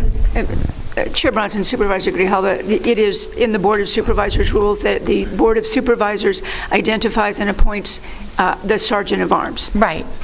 Right, but what I'm saying is, it is not because that's something that's a discretion. We don't vet the Sergeant at Arms, and I'm going to vote for this. Obviously, it's come to us another time before, and I thought maybe this is something that they might want to rotate more often, and it doesn't have to come. Well, actually, the recommendation comes from the sheriff. Right, and then we just vote for it. I don't know that there's usually any objection. We don't vet. The five of us don't vet this candidate. No, the sheriff does. Right. Anyway. Okay, it's at his discretion. Right. All right. If there's no further discussion, and if there are no objection, motion carries. Welcome, Lieutenant. I'm not sure you're not having a good time today, but thank you for your service. Did he upset Sheriff Danos? Or? I know. Are you in a timeout over here? Welcome. All right, item 15, which I tried to do earlier. Release of attorney-client privilege memorandum regarding gun shows. Supervisor Scott. Madam Chair, if it's okay with you and my other colleagues, if we could consider 15 and 16 jointly. Okay. And Madam Chair, I'll be brief. I think So we're doing 15 and 16. Okay. Yes. The reason I put these Well, items... let me just move the item. Yeah, and I'll second. Thank you. All right, now we can discuss. Thank you. The reason I put these items on the agenda is I think it's important for the public to be aware of the counsel that the board got from the county attorney's office with regard to items that directly impact the state statute that is addressed in a resolution that is on the addendum. And I just think it's important for the public to see the counsel that we got from our attorneys with regard to the topics of these two opinions. Madam Chair? Supervisor. I certainly agree with making these determinations from the county attorney's office public. I do have a question for clarity to Supervisor Scott. In item 16, you talk about releasing the attorney-client privilege memorandum dated March 1st, 2022. I have already a memorandum released to the public from the county attorney dated March 1st, 2022. I'm not sure what you're saying needs to be released when it's already released. My information from the clerk's office was that it had not been released, that it had been sent to the board but not released. No, I think it has been. If it's sent to the board, then it's released. Not if it's labeled attorney-client privilege. It's not. Okay. That was why I asked for that information, and the information I had from Ms. Manriquez was that both of these had not been released from attorney-client privilege. Ms. I know, there's two of them.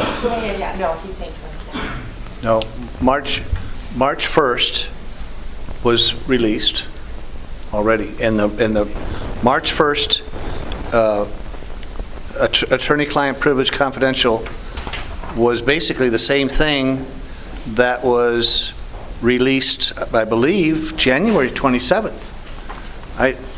I'm just questioning why are we discussing releasing something when they've already been released? I was informed they hadn't been, Supervisor. Well, let's just dot the i's and cross the t's to make sure. We've got a motion on the floor. And it was even voted to be released. Yeah, I know. But let's... In any event. Yep. Let's do it again. There are no objections to the release, then... Madam Chair? Yes. I believe that attorney-client privilege memorandum was not released. I believe that was an executive session, I believe back in April, regarding it, but no action was taken in regular session to release that memorandum. I have the agenda of March 1st. I don't want to be pulling hairs here, but March 1st, an agenda item, number 11, release of attorney-client privilege memorandum regarding gun shows. I think that was the one from January, Supervisor. It's the same. They're the same. Not dated, but the content is the same. The content is the same. That's fine. It's okay. We've got a motion on the floor to release. If there are no objections, motion carries 4-0. Oh, 5, you're back. Okay, 5-0. Okay, moving on to item 7. Madam Chair, just to clarify, so from March 1st, 2022, there was an attorney-client privilege memorandum that the board released dated January 27th. The one we're talking about is dated March 1st. So I assume there was another attorney-client privilege memorandum that came out from the county attorney? Yes, Ms. Manriquez, Madam Chair, thank you very much. Yes, there were two attorney-client privilege memorandums from Mr. Brown in March. The first one was to myself and Supervisor Grijalva based on questions we posed that were a follow-up to the content of the January 27 memorandum. And then I had a follow-up memorandum sent to me on March 24th where I had questions about the March 1st document. Well, why don't we just release them all? I think that's what we're doing. That's the point. All right. I'm so glad we dot our i's and cross our t's here. If there's no further discussion, then carries 5-0. Moving on to item 17, vacation time accruals. Supervisor Hines. Thank you, Chair Bronson. In discussing this issue with actually a recent new employee and also with Chan Lesher a bit, seemed like a sensible thing to do that doesn't actually carry a huge fiscal impact for the county, but could greatly impact our benefit to attract and retain more employees. So I would move the item as submitted and request my colleagues' consideration and support. Madam Chair, I'll second that for discussion purposes.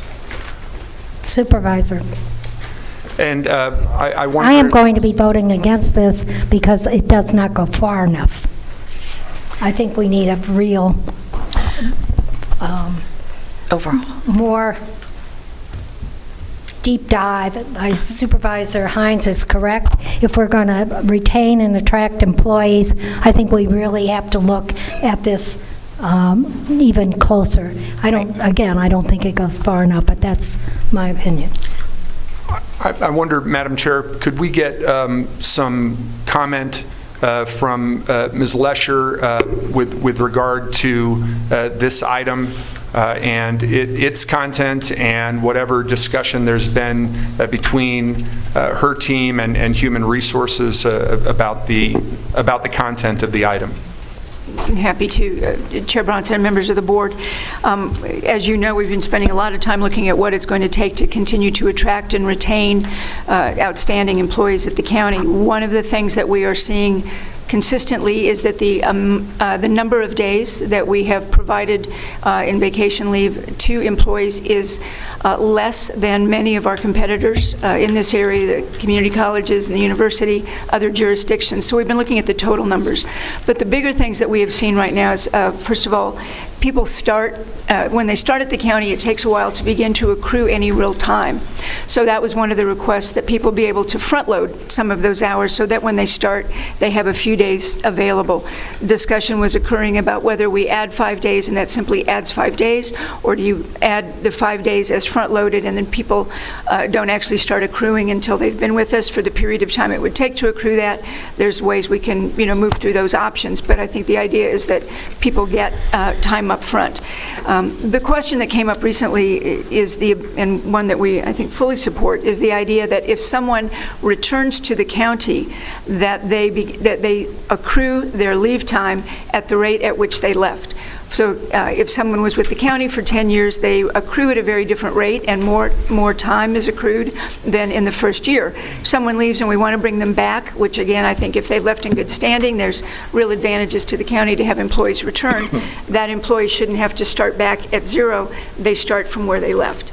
One of the issues that I think is some struggle is that item D would have it be retroactive, and I think what would be critical in the passage of this is to the fullest extent possible, and that's something I think we need to look at. We also cap the number of hours a person can have, so hypothetically if someone had left and came back 10 years ago, we would have to do the recalculation of the 0 to 10, starting at 10, and it could significantly exceed the number of hours people have. And I don't think that's what Supervisor Hines had in mind, but looking at what it is we can do to make it retroactive so that if someone returned to the county 6 months ago, they would be accruing at a very different rate than someone that returned today, and that's what we're looking to smooth or to adjust.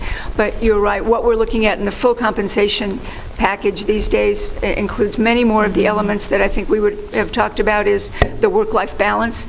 And those issues, some of us at my age, there was a different set of standards looked at, and it might have been primarily salaries. Now people are looking at leave, flexibility, work time, those sorts of things. And if we want to continue to recruit and retain those employees, these are the kinds of issues I think the county's going to need to address. Chair Bronson? Supervisor. One of the things I was hoping we would look at is, because I agree with Chair Bronson that this is an opportunity for a bigger discussion, is to look at whether we have sick and vacation, and whether or not we just move to PTO in general. And then we can look at ensuring that there's a couple of hours, a day or something until people go through probation. But I actually just sent you, Ms. Lesher, a list of what some of my staff members put together who are the kind of at the age of the employees that I think we're trying to attract, as well as employees that have retired and we want to come, return back to Pima County. But a lot of organizations are moving to PTO balances as opposed to. So this item in particular looks to address like a specific, more like a specific employee situation. So I'm not sure how widespread, what the impact would be widespread for this particular item, but I do think it's an opportunity for us to have a bigger discussion. I agree, and I was in contact with several of my colleagues on the Maricopa County Board of Supervisors. They are revising their whole benefits package. And one of the things we see nationally and regionally is that we have sick leave and we have vacation time. Many are now just combining the two. Right. And I think that again, as Supervisor Grijalva indicated, we really need a bigger, deeper dive. Madam Chair? Supervisor Christie. On that note, I would like to make a motion that this... Well, there's a motion on the floor. You're going to make a substitute motion. Okay. That I move in a substitute motion that this proposal be made part of the classification compensation study that is currently being conducted by an outside consulting firm contractor that was just hired by the county administration at taxpayer expense in the amount of $383,000 that includes 4 one-year renewal options. Let's put this into their study and they can report this part of it along with the rest of their findings. I'll second that. One quick question, though, that I've had employees approach our office about is that when we were in, and again, I think the pandemic has pretty much changed our workplace, but during the pandemic, we didn't cap the vacation at 240, I think it was, and because of the pandemic, nobody was traveling. And now it looks like we're going back to that. I'm wondering if you might include, as part of your motion, that we don't cap it at 240 now, but wait for the results of this, and then extend what we did during the pandemic so that people aren't capped at 240. I would agree with that addition to my substitute motion. Chair Bronson, if I may, and to understand that this first phase of the classification compensation study probably will not be back to you for the better part of the year. So if you are looking to have a broad and robust conversation about leave, that's fine, but wrapped into the full compensation study would not then return something to you for almost a year. If the board has any, just to let you know the timing on that, should you wish to address any of these issues prior and then wrap the expansion of the issues into the full study. Question, I mean, most of what we're seeing went through the Merit Commission or the compensation? Chair Bronson, no, it is not. These are the items before you today that deal with the leave time. No, we've been working with the HR department and county leadership, just looking at what the different rules are, including an evaluation of the combination of vacation and sick, so that we just have PTO and what that entire package might look like. And you say that's going to take a year? The classification compensation study will take the year. We can very quickly come back to you with recommendations about leave, but I think the full, more robust leave, package. and then we won't, and then you will not cap the 240, or continue. Can we continue that for a year? We're happy to bring that back as a recommendation to the board. Madam Chair, if you just do some basic math and you look at the expense involved in this proposal, we're looking at a potential $5.1 million impact on our budget.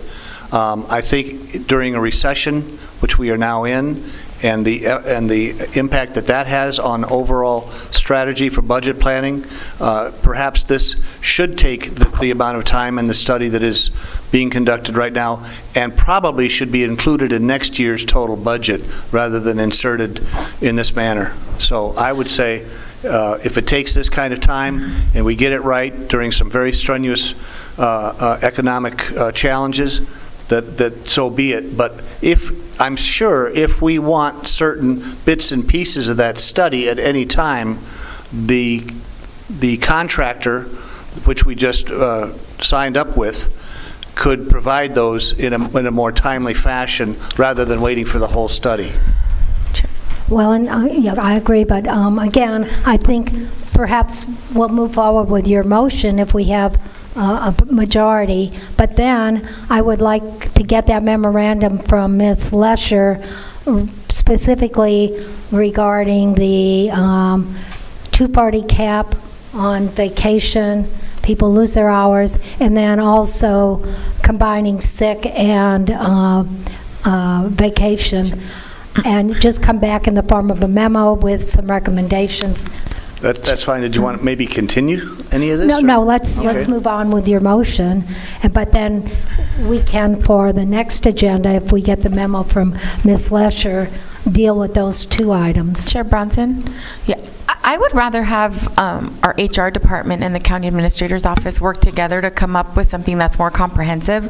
I think we're attacking pieces of the benefits as opposed to looking at big picture, and we do have experts in our departments that I know are looking at this already, and so I would rather not limit it to just the two items, but to really ask staff to look at what it is that we offer, what it is that other people are offering. There's an item on the agenda later on asking for some compensation for sheriff's people that are in training, and I just dug into why are trainees still buying their uniforms, or why aren't we compensating? Why isn't that a front-loaded kind of benefit when you get into the academy? There's just things that I think we can do differently that might make us more attractive to people looking for a job, and so I would rather hold off and get something that's a little more comprehensive. Madam Chair, I agree with the intent of your ideas here about in-house and HR working, but it was made very clear by the county administrator that HR and in-house was incapable of providing that kind of information to the board, and that's why we had to contract for almost $400,000 an outside firm to do a job classification and pay study. I think these are two very different issues, though. Because we might have consultants that are clearly just for benefits, but salary and compensation study and the benefits that we're talking about here, I think, are two different things. If we can do one of them, or some of them, we could do all of them, and it was made clear that we can't. That's why we hired CBiz.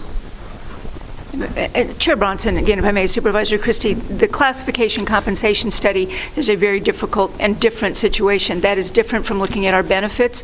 We do have staff who are capable of looking at all of the various benefits and provide a recommendation. Going through and reviewing every single job description and understanding that work is what has been bifurcated to the outside consultant. Point of clarification, have we capped the vacation at 240 now? Chair Bronson, we went back to the original process, which caps it at 240. We extended that during COVID. Okay, I think that needs to be, I think that's something we can act on at our next board meeting, given your memo. And then combining sick and then, but Supervisor Crowell is correct. I think we look at the whole benefit package in a more holistic manner, but I think those two can be handled right now and need to be. So I just want to be clear that I would be voting no on this item and the substitute motion for the reasons that I've talked about, that I think it needs to be more comprehensive. All right. Any further discussion? How can we mess this up more? Chair Bronson. Supervisor Hines. So I think waiting a year doesn't make much sense to me. We already know that, for example, University of Arizona gives 22 days of leave to everyone who's non-exempt right away. And it's not going to be already, that's like one of our biggest competitors in terms of getting folks to come and work for the county, obviously, another large government entity like the university.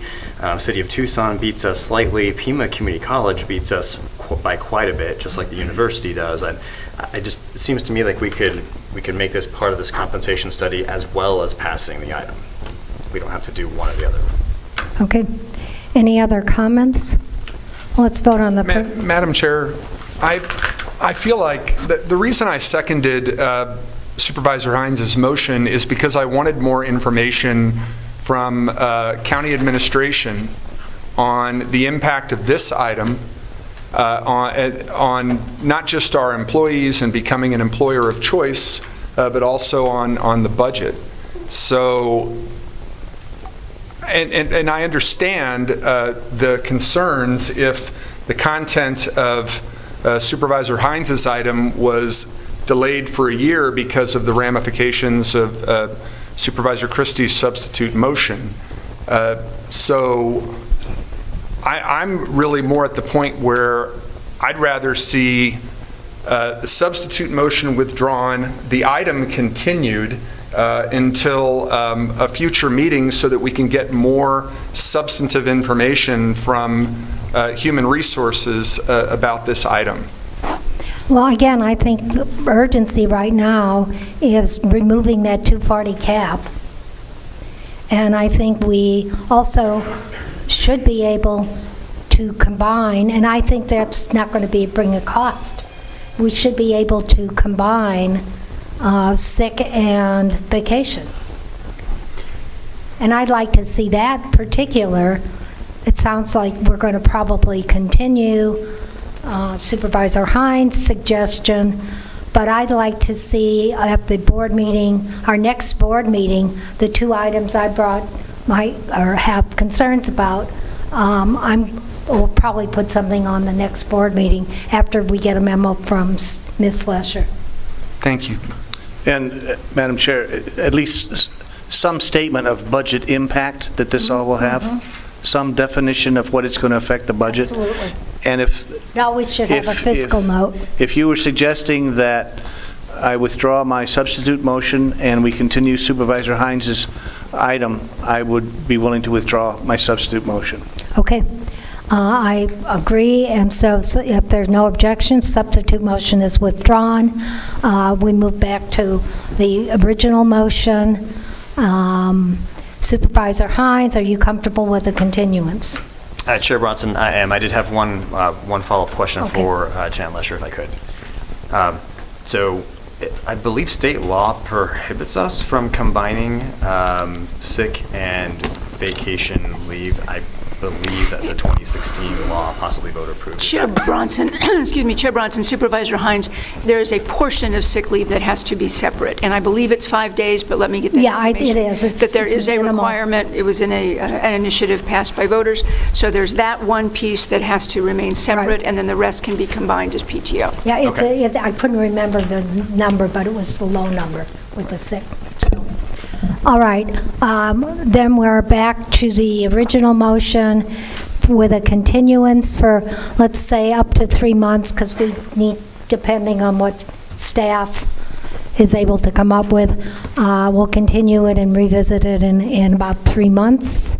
And then, again, we'll get we need a fiscal note on that, and then perhaps we'll have more information on the compensation study and where it is, and a broader discussion of the whole benefits, compensation and benefits. All right, if there are no objections, this item will be continued. We're at 12:02. You want to take about a 10-minute break? Yes, please. Okay, we'll recess for about 10 minutes and then return. Don't things need to be continued for like a...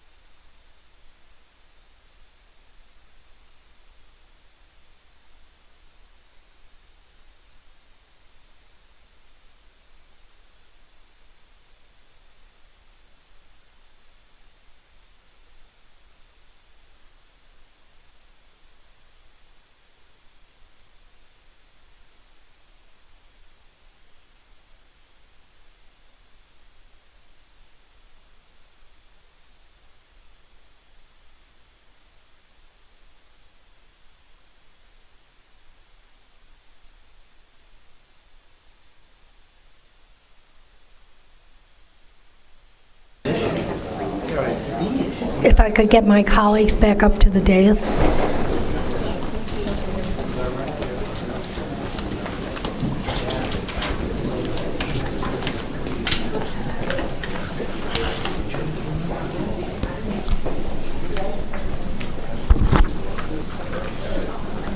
We do have a quorum, and our next item is item 18, County Administrator Update. Thank you, Chair Bronson. Just two items very quickly. One, just a good time for a thanks and a conversation about, I think quickly, our flood control district. As we've all been dealing with the floods recently, it's they not only are working all year long to deal with the flood control prevention and to make sure that there's safety and such involved, but I think some of us really were watching last weekend, for example, when we began to deal with the Finger Rock wash, and we got about 2.5 inches of rain, and we had significant concerns. And our flood control department, in addition to just dealing with what they do on a daily basis, we're involved with not only other departments, but the Red Cross, and they move into that area where they're also dealing with people who are actually being impacted by those floods. So just think of our flood control department every day as we're walking through those issues, and thanks to them for incredible work throughout the year. Just a reminder, if we don't have time, on August 17th, is the 20th anniversary of the Oro Valley Library. We will have a big open house from 11 to 3, so exciting times to that. And the last, I wanted to give you a little information about what I know about elections at this point. The last number I got was at 10 o'clock, where 8,544 people had voted, of whom 880, of those people voting, 882 voted a provisional ballot. So there was, as I let you all know this morning, a concern about provisional ballots. They are at all of the sites. We did have an issue with 2 printers that were replaced immediately, and what I'm hearing this morning is that everything has been working efficiently. People were able to check in. We did have some issues early this morning as they were setting it up. We had some delays, but at this point I'm being told that everyone's got their ballots, and that, as I say, everything other than the 2 replaced printers are up and running. Later, as the day moves on, when I get updated information from the department, I'll make sure to push anything that I have, good or bad, out to all of you on the board. So thank you very much, Madam Chair. Madam Chair? Supervisor, yes, Supervisor Christie. Is it appropriate to ask the county administrator a couple of questions regarding some of the subjects she raised? Yes. Excuse me, I'm getting a no from the county attorney, so. It's okay under open meeting law to report current events. Going on to having a discussion on current events can be an open meeting law issue. But if we ask for information, You can certainly ask for follow-up reports, I would suggest. Okay. So I'm going to try. And then if it's not working, let him know. There was an issue, Ms. Lesher, about some misinformation that was delivered to voters from a poll worker, a paid poll worker, poll official. Could you comment? Chair Bronson, Supervisor Christie, I would suggest that that be put on as a future agenda item. Once again, discussing items that are not on the agenda creates open meeting law. Again, discussing items that are not on the agenda creates open meeting law concerns. May I ask this of the county attorney? If questions are asked of me, can I respond later today, without responding today, in a public memo to the board and the public? If the board members were to send me an email right after this meeting and ask me a question, can I then respond to the board member in that fashion? Yes, of course. I'm just following up on the subject that was open and originally broached by the county administrator. I understand the current events reports are really about only providing information one way in terms of how open meeting law works. Very good, thank you. Okay. All right, then let's move on to item 19, request to apply fiscal year 2022-23 employee compensation eligibility. I'll move the item. Second. Motion and a second. Supervisor Grijalva, did you have, I think you raised No, I raised the item about the uniform and some other front-loaded expenses. I did receive, I know that our sheriff is listening because he totally texted me and said, hey, we do give them $500 in their first paycheck to kind of offset it. And so I just asked that we look into whether it makes sense for the county to purchase those items and just sort of have them available, or if we continue this process. Because sometimes it is a hardship, if we're asking new employees to come out of pocket, even if they're going to get reimbursed later, it's sometimes that front-loaded cost that just makes it prohibitive.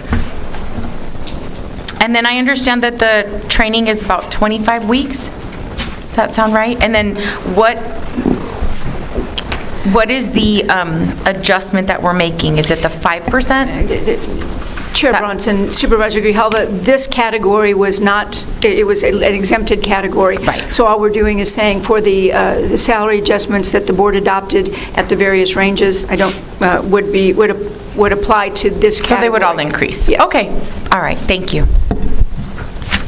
And this would apply to every other trainee in other programs in the county? Yes. Okay. I mean, not in this specific item, but I want to make sure that we have it added doesn't trainees. apply to other people that are on probationary periods No. that we, okay. And this was the only other question I did have, though. We had some people that were newly hired, that maybe you can send a memo about it later, but they were newly hired, and this increase didn't apply to them because they were newly hired.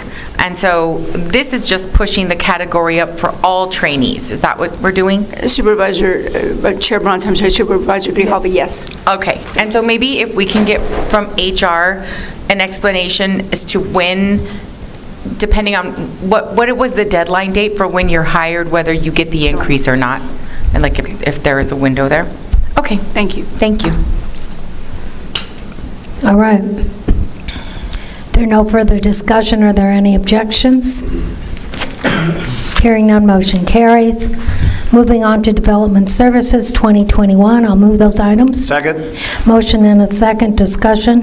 Objections. Hearing none, motion carries. Item 22, we can't hear this until item 11 and 31 have been approved. So let's move on to item 23. I will move the item. Second. Motion and a second. Any objections? Hearing none, motion carries. Item 24, Sheriff. I'll move the item. I'm not going to second that one. I'll second it. Sad. It's sad. Okay, motion and a second. Any I objections? have a Okay. moral objection. Like Chair Bronson, I don't understand what this means. Why is this canine unusable to the department? I don't understand. And why would it be usable why would it be something that another department could use? Chair Bronson, Supervisor Hines, there are a variety of items that once deemed by that department to be eligible to be transferred. You've done this before with vehicles that have been deemed by the department to not be usable, that are usable by other counties, and we donate them, but it is required that any of those donations... I thought, is this a dog? This is a dog. Yes, it is. Yes, it is. Different than a car. It's not a car. It is an item that was purchased and owned by this county that is being Actually, I given to sold some another- cars that people told me were dogs, so. Oh. This was after the drug dealer sales, right?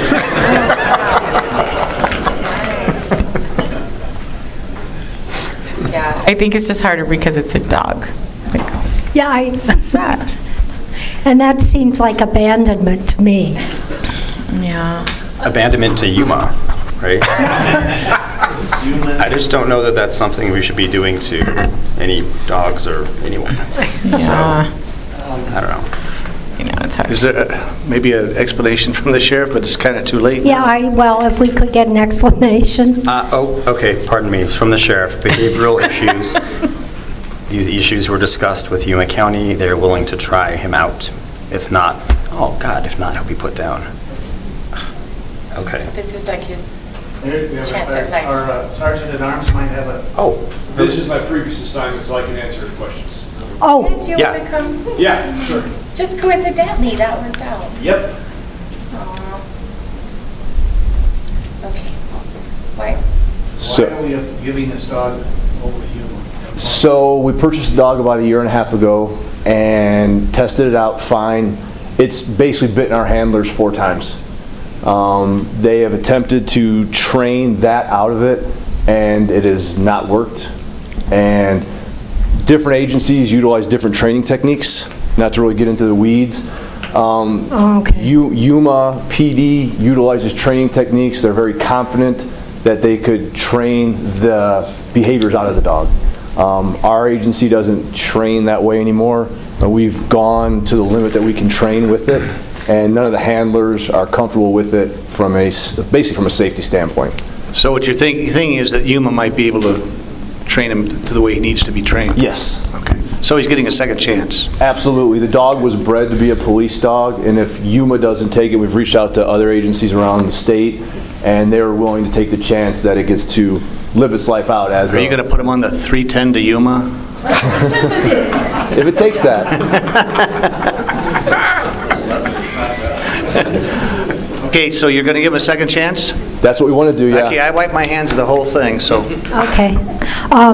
Is it a male or a shepherd or? It's a Malinois. It's a male. I love males. I'll take him or her. He's nippy. Yeah, they are. I've had them. All right, there's a motion. Any further discussion? Any objections? Hearing none, motion carries. We're now on hearings. These are franchise license permit hearings, 25 through 28. If there's no one in the audience who wishes to address us on this item at this time, I will move items 25, 26, 27, and 28 and close the public hearing. Second. Motion and a second. Discussion. Objections. Hearing none. Motion carries. Moving on to item 29, and it's a hearing on a comp plan amendment, P22CA 00001, Stinson Family Trust. Staff report quickly, or this is District 5. Supervisor Grijalva, what's your pleasure? If we have no one here for the hearing, I recommend to close public hearing and approval. Second. Motion and a second. Any discussion, any objections? Hearing none, motion carries. Moving on to another comp plan amendment, item 30, and P22CA 00002, Bell Warren Jessica Living Trust, West Dinah Road Plan Amendment. Supervisor Scott. Madam Chair, there is nobody here to address us on this matter. I move that we close the public hearing and approve the comprehensive plan amendment as recommended by both staff and the Planning and Zoning Commission. Second. Motion and a second. Discussion. Objections. Hearing none, motion carries unanimously.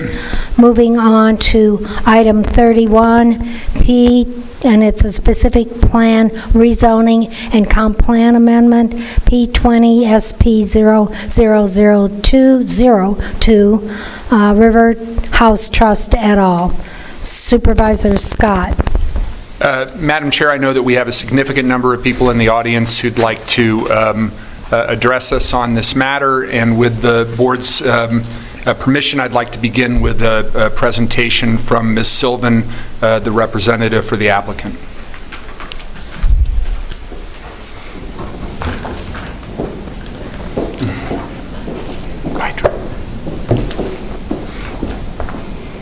Thank you, Madam Chair, Supervisor Scott, members of the board. I'm going to try and do this quickly. This has been a case that we've worked on for quite some time. I do want to highlight the fact that there's a lot of opinions, but the level of civil discourse in this project has been phenomenal from everybody who has engaged. And just in light of the hearing this morning, and I know people are really passionate, it really has been a project that we've respected each other and respected each other's positions, and I appreciate all of the neighbors in doing that and all the stakeholders. I want to introduce some of the folks who are here with us today. Pat Beach and Phil Shapiro are here from Endeavor. Pat Lopez is the Parcel B owner. Karen Caesar is here from Novak Environmental. Blake Junak from Cypress Engineering. Marcos Esparza is our traffic engineer. And Robin Large is here from my office as well. What I want to do, and I know there's a presentation in front of you, is give you a little bit of background on the project, and I'm going to focus mainly on the things that have changed since the Planning Commission hearing. We have spent a lot of time since January working with the stakeholders and the neighbors on some modifications. Go ahead to the next slide. So this is the location. It's about 34 acres. It's near the corner of River and Craycroft. Parcel A is the Endeavor. It's in blue. It's 21 acres. What's being proposed is an active adult community, as well as a public amenity space to complement the loop. Parcel B is then a transition of single-family residential as you go to the west. Just to give you a little bit of context and surroundings for those of you who are not as familiar with it, at the corner is the Whole Foods, apartments, a Quick Trip, Walgreens. There are a number of schools in the area as well. Basis School is there, Gregory School is across the Rito, as well as Castle Hill. This really is infill. The infrastructure is there for the project. This is, as staff has pointed out, the Chuck Huckleberry Loop Focused Development Investment Area. In balancing other issues, this is really an area where we want to create complements to the loop and create some population infill. You can go to the next slide. Thank you. Whoever's flipping the slides for me. I'm focusing in a little bit to point out that this is a property that's been farmed over time, and so it's been significantly denuded of natural vegetation. We have been working hard with the coalition and others over the last few months since January on adding additional natural open space. I want to thank Pima County staff for assisting as well. And really what we're going to hopefully be bringing back, and you'll see this, is 3 times the amount of native vegetation in areas that will complement our wildlife corridors with this project. I also want to point out, it's hard to see this in two-dimensional, but you'll see it in the view sheds. This property is significantly lower than the homes and the neighbors to our north and to our east. This property sits about 50 to 70 feet lower than the adjacent neighbors. You'll see on this slide a few of the homes that are noted as remaining in place, and those are the current owners' homes. The one that's in the middle of Parcel A and Parcel B, we affectionately call the General's home. That sits up on top of one of those hills. So all of the properties, most of the properties that are north of there actually are screened from Parcel A by the General's house. Everything kind of north on Camino Blanco. Go ahead to the next slide. You know why we're here. It's a request for rezone and for a plan amendment. If there's any questions about those logistics, we can go to the next slide. I'm trying to go fast. Let me give you a little bit of background on Parcel A, and then I'm going to focus on Parcel B. So both Pat Beach and Phil Shapiro have years of experience in active senior and multifamily living. Research shows that baby boomers are aging, and they do not want to age the way their parents have. They really can, and there's studies that demonstrate that they can age longer in place, and a lot of them really don't even want to be in the continuing care retirement communities where they have the independent living, but they see the assisted living or the memory care that they may be going into. So this is about healthy living. It's the next generation of communities for active adults. It's a resort lifestyle, nature abundant. These are going to be luxury style loft apartments. Almost a lot of food, exercise, and wellness, and the outdoor amenities are key. So the tie to the loop has been a big excitement both for us working with the county as well for the project in general. Go ahead to the next slide. By 2030, all of the boomers will be 65 or older. It's one of the largest generations. And we're at an influx point right now where there's a lot of runway for projects like these. We're excited to be at the cutting edge, and this may be one of the first of this type, frankly, in southern Arizona. Go ahead. A lot of changes were made to this site plan, again, from January until now. This is the 21 acres that is parcel A. The density has been reduced from 200 units down to 177. It will be age restricted. I think I said that, but I'm not sure. It is age restricted, which for Arizona is 55 and above, but really the target market for this is 75 and older.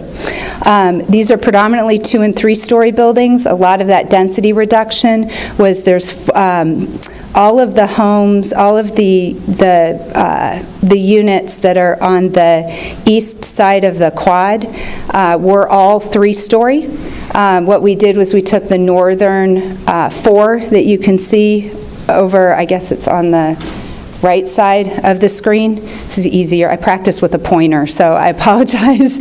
But over on the what would be the east side of the site, those have been reduced from 3-story down to 2-story. Also, in working with the coalition, we moved some of the active amenities over near our entrance to tuck them in between buildings as opposed to near the wildlife corridors, and that actually took out one of the 3-story buildings. So that's part of the density reduction and the lowering of heights.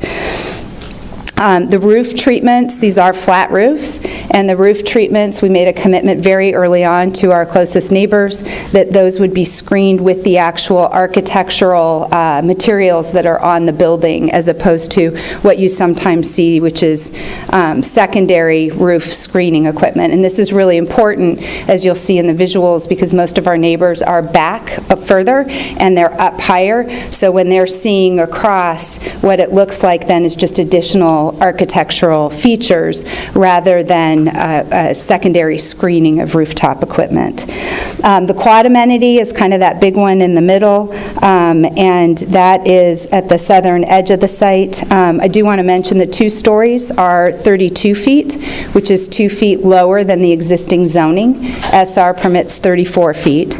The quad will be 36 feet, and there's a commitment to no rooftop amenities at all on the quad. There's no rooftop amenities on any of the buildings.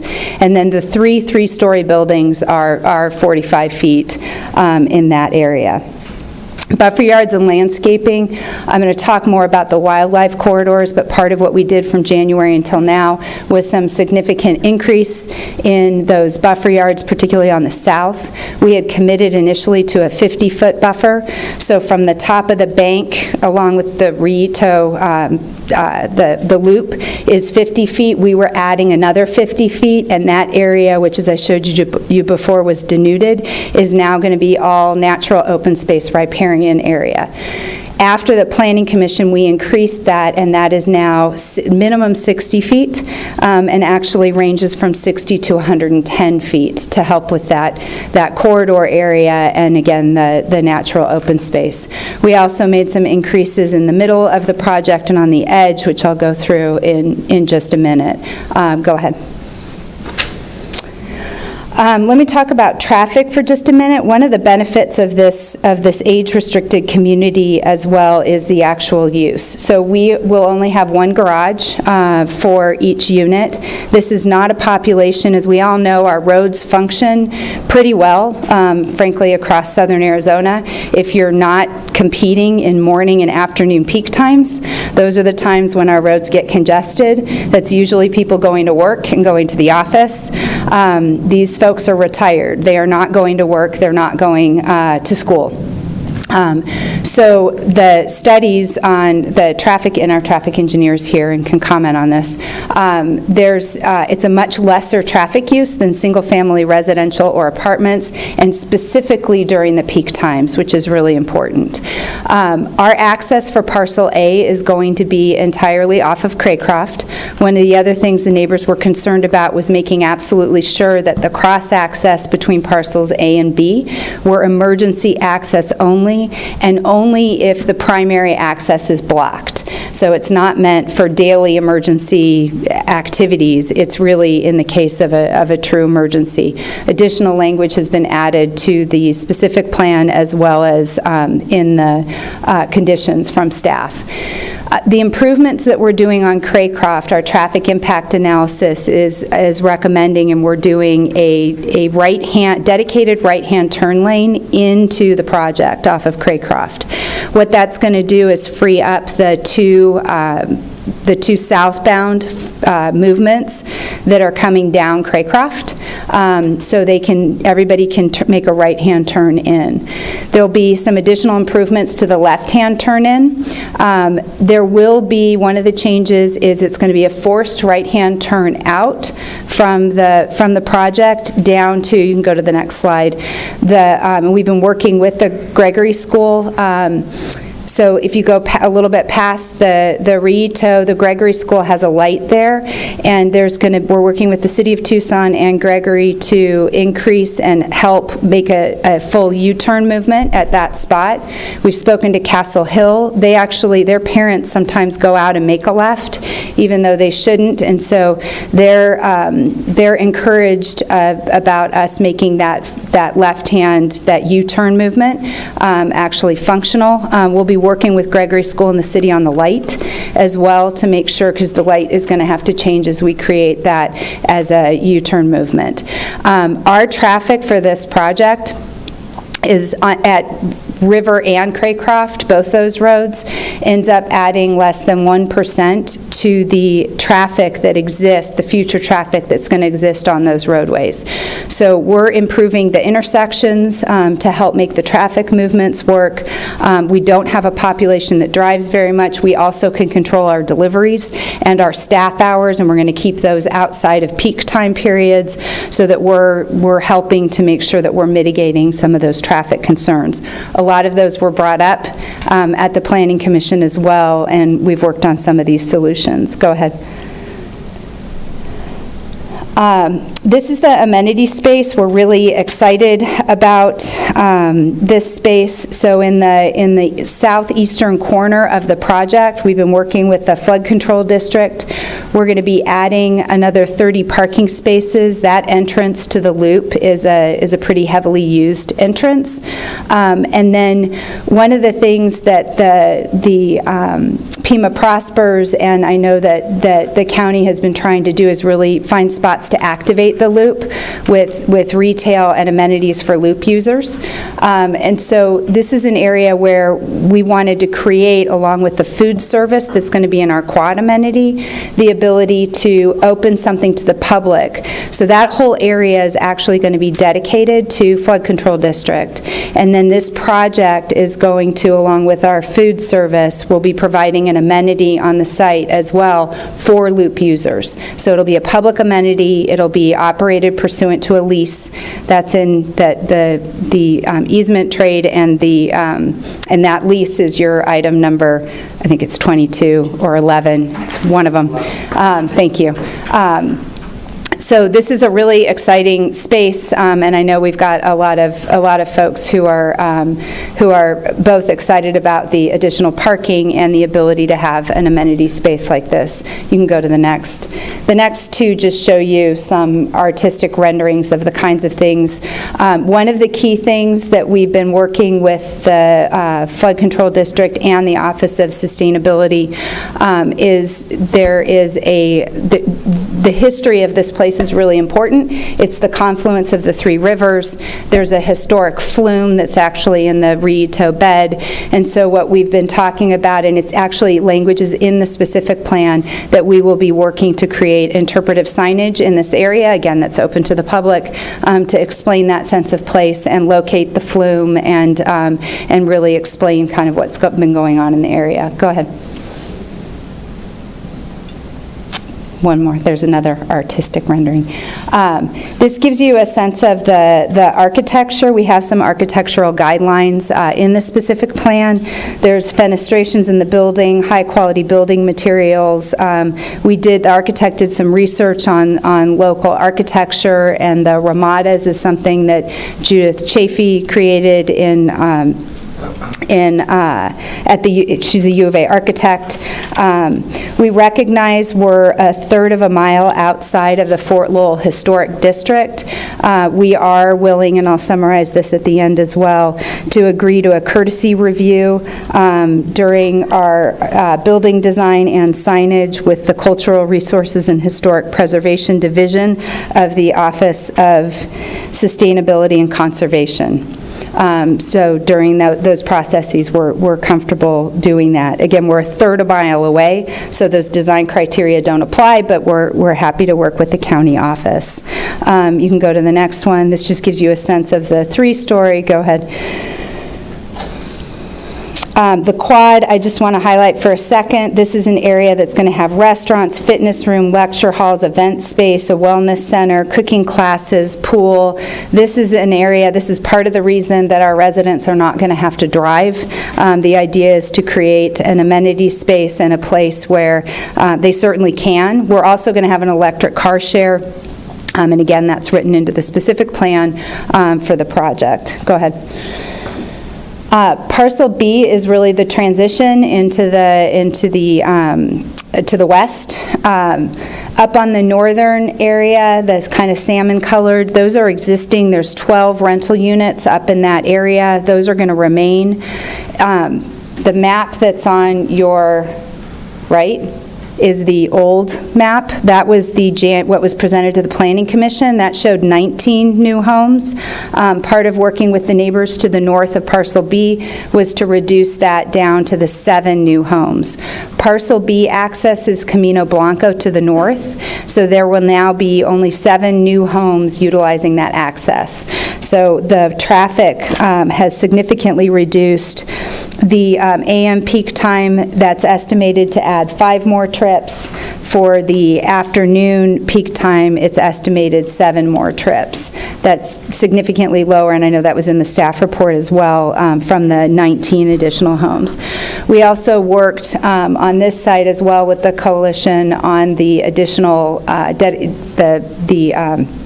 the development doesn't come all the way down to the Rito. There's a significant area there that's designated as BioCore and riparian area, and we have pulled all of the development out of that area.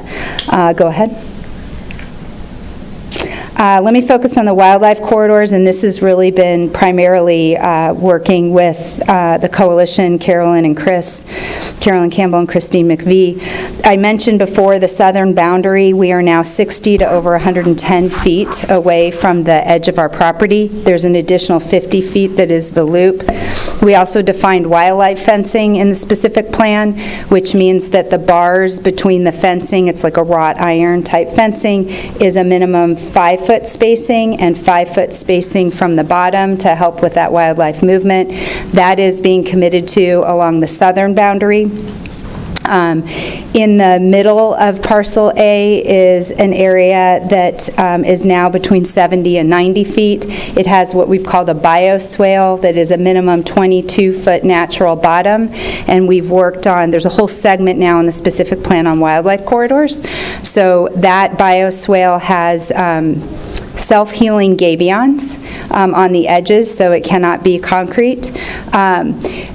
The coalition, Carolyn Campbell pointed out that I missed a concept that we had discussed, which is the wildlife fencing within that area on the edges of that natural open space.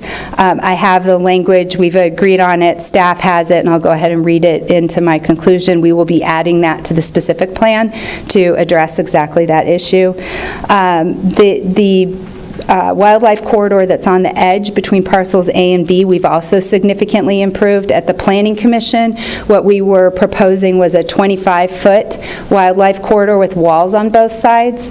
What's in the specific plan in front of you today is now a minimum 34 feet. The only barrier, if you want to call it that, is now the wildlife fencing over on the east side adjacent to Parcel A. There isn't anything over on Parcel B because that's going to be in addition the roadway and then the front yards of those 3 homes. So what that becomes is an ability for the wildlife to move, again, more than the 34 feet, and it's not 25 feet with walls on either side. We have the wildlife fencing as well in that area.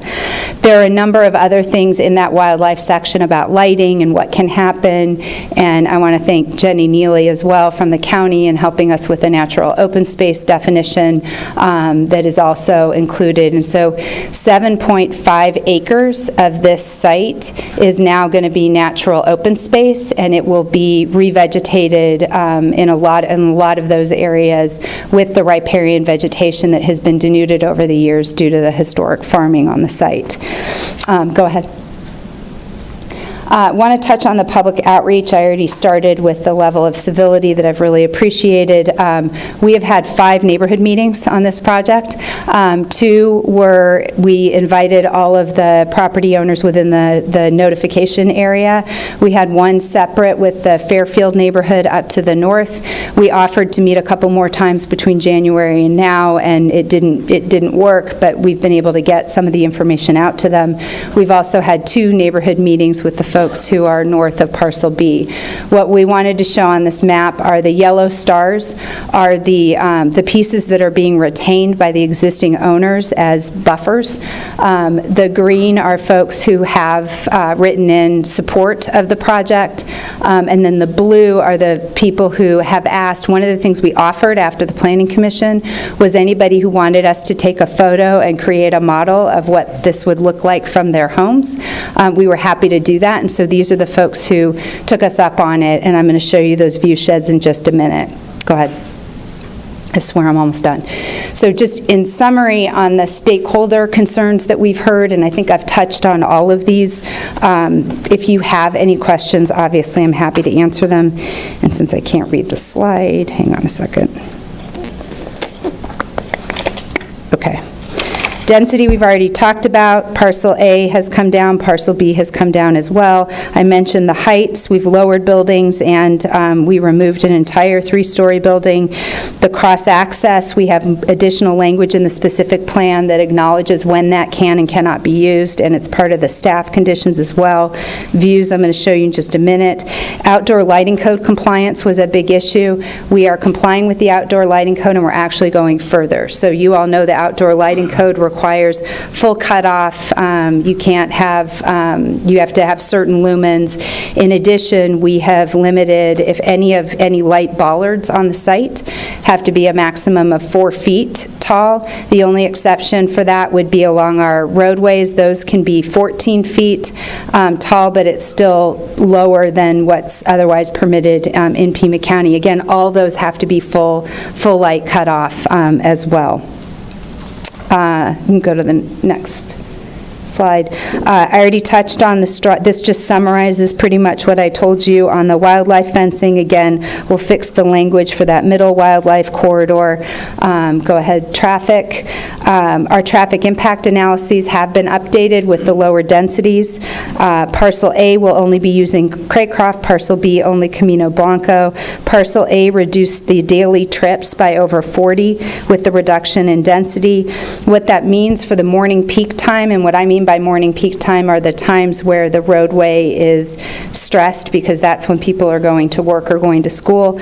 We will only be adding 14 trips. That's 8 in and 6 out. Afternoon is 32 trips. That's 16 in and 16 out. Those trips do include, and Marcos can speak to this better than me if there's a question about this, the ITE manual actually studies these types of uses across the country, and these are the actual traffic counts. So they include, what's included in those are deliveries and shift changes and all of those things. And again, we intend to control those to try and keep those as well out of our AM and PM times. Parcel D reduced our daily trips by over 100 with the 7 new homes instead of 19, and you can see the morning and afternoon trip numbers. Okay, let me show you a few of the view sheds, and then I'll summarize and be done.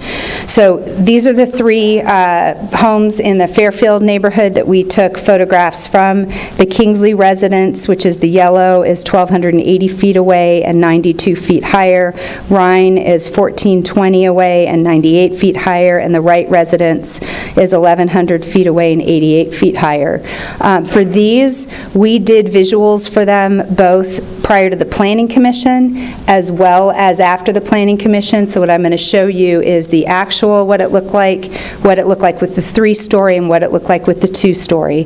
These were done at different times, so some of the colors of the building are a little bit different. That wasn't meant to be sneaky, it's just the way the software worked, so I'm going to run through those. Go ahead. We're going to go quickly through these. This is Kingsley without the project. Go ahead. This is with the 3-story. Go ahead. And this is with the 2-story. Go ahead to the next one. This is the Rhine residence. Go ahead. This is the 3-story. Go ahead. I think that just shifted to the 2-story. I blinked. Okay, go to the next one. Wright residence.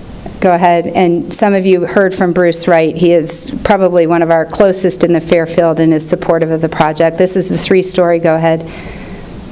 And this is the 2-story. Okay, go to the next one.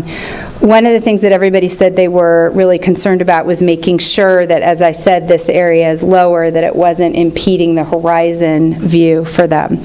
So this is the area north of Parcel B. We only took these photos after the Planning Commission as we engaged a little bit more with those neighbors. So you'll see the Coleman residence, and I didn't put the data on the Coleman residence is almost 480 feet away and about 44 feet higher. The Mays residence is 600 feet away and about 10 feet higher. They're down a little bit more into the wash area. And then there's a trail that actually the Unity Church created that a lot of the folks in that area use. So we were asked to do a panoramic from there and show what it would look like. So go ahead. From the Coleman residence, we took 2 initial photos. This is from their front door. Go ahead. And this is from one of their windows. Okay, go to the next one. This is now from the front door with the project. You can see it in the foreground. You can still see all of the buildings and everything on the other side of the Rito. Go ahead. And this is the after from the window as well. And by the way, we've made all the commitments that these will be earth tone colors, so we're using from the color palette. Go ahead. This is the Mays residence. Go ahead. And this is the Mays residence. Afterwards, you can see it a little bit above the existing White House. I do want to point out that hill right there with the palm trees, that is what I've been calling the General's house. So as you move, most of the other homes are a little bit further over and back. Okay. I hadn't heard that one yet. Okay, go ahead to the next. I'm trying to remember what I did now. Oh, here's the trail. Here's before. Go ahead. And here's the after. So again, it's down, it's lower. That's what we were trying to demonstrate kind of in the area. Go ahead. We did go ahead and take one from the south side as well. This is the back side of the Gregory School playground. The homes are actually another about 800 feet further back with pretty significant vegetation that blocks this area. We went and found one of the areas that didn't have a lot of vegetation on this side. And again, we went ahead and put the buildings in there, but without the additional 60 to 110 feet of riparian vegetation that will be there, so there'll be more vegetation. Go ahead. And this gives you a sense of the building, and you can still see the mountains behind. And again, as you pull back further, you'll continue to be able to see it. Go ahead. Yes. Okay. So we appreciate your time. I know normally don't do long presentations. I hope that touched on everything. We are obviously respectfully requesting your approval. I do want to highlight a couple, just to summarize a couple of things. I mentioned the additional language for the wildlife.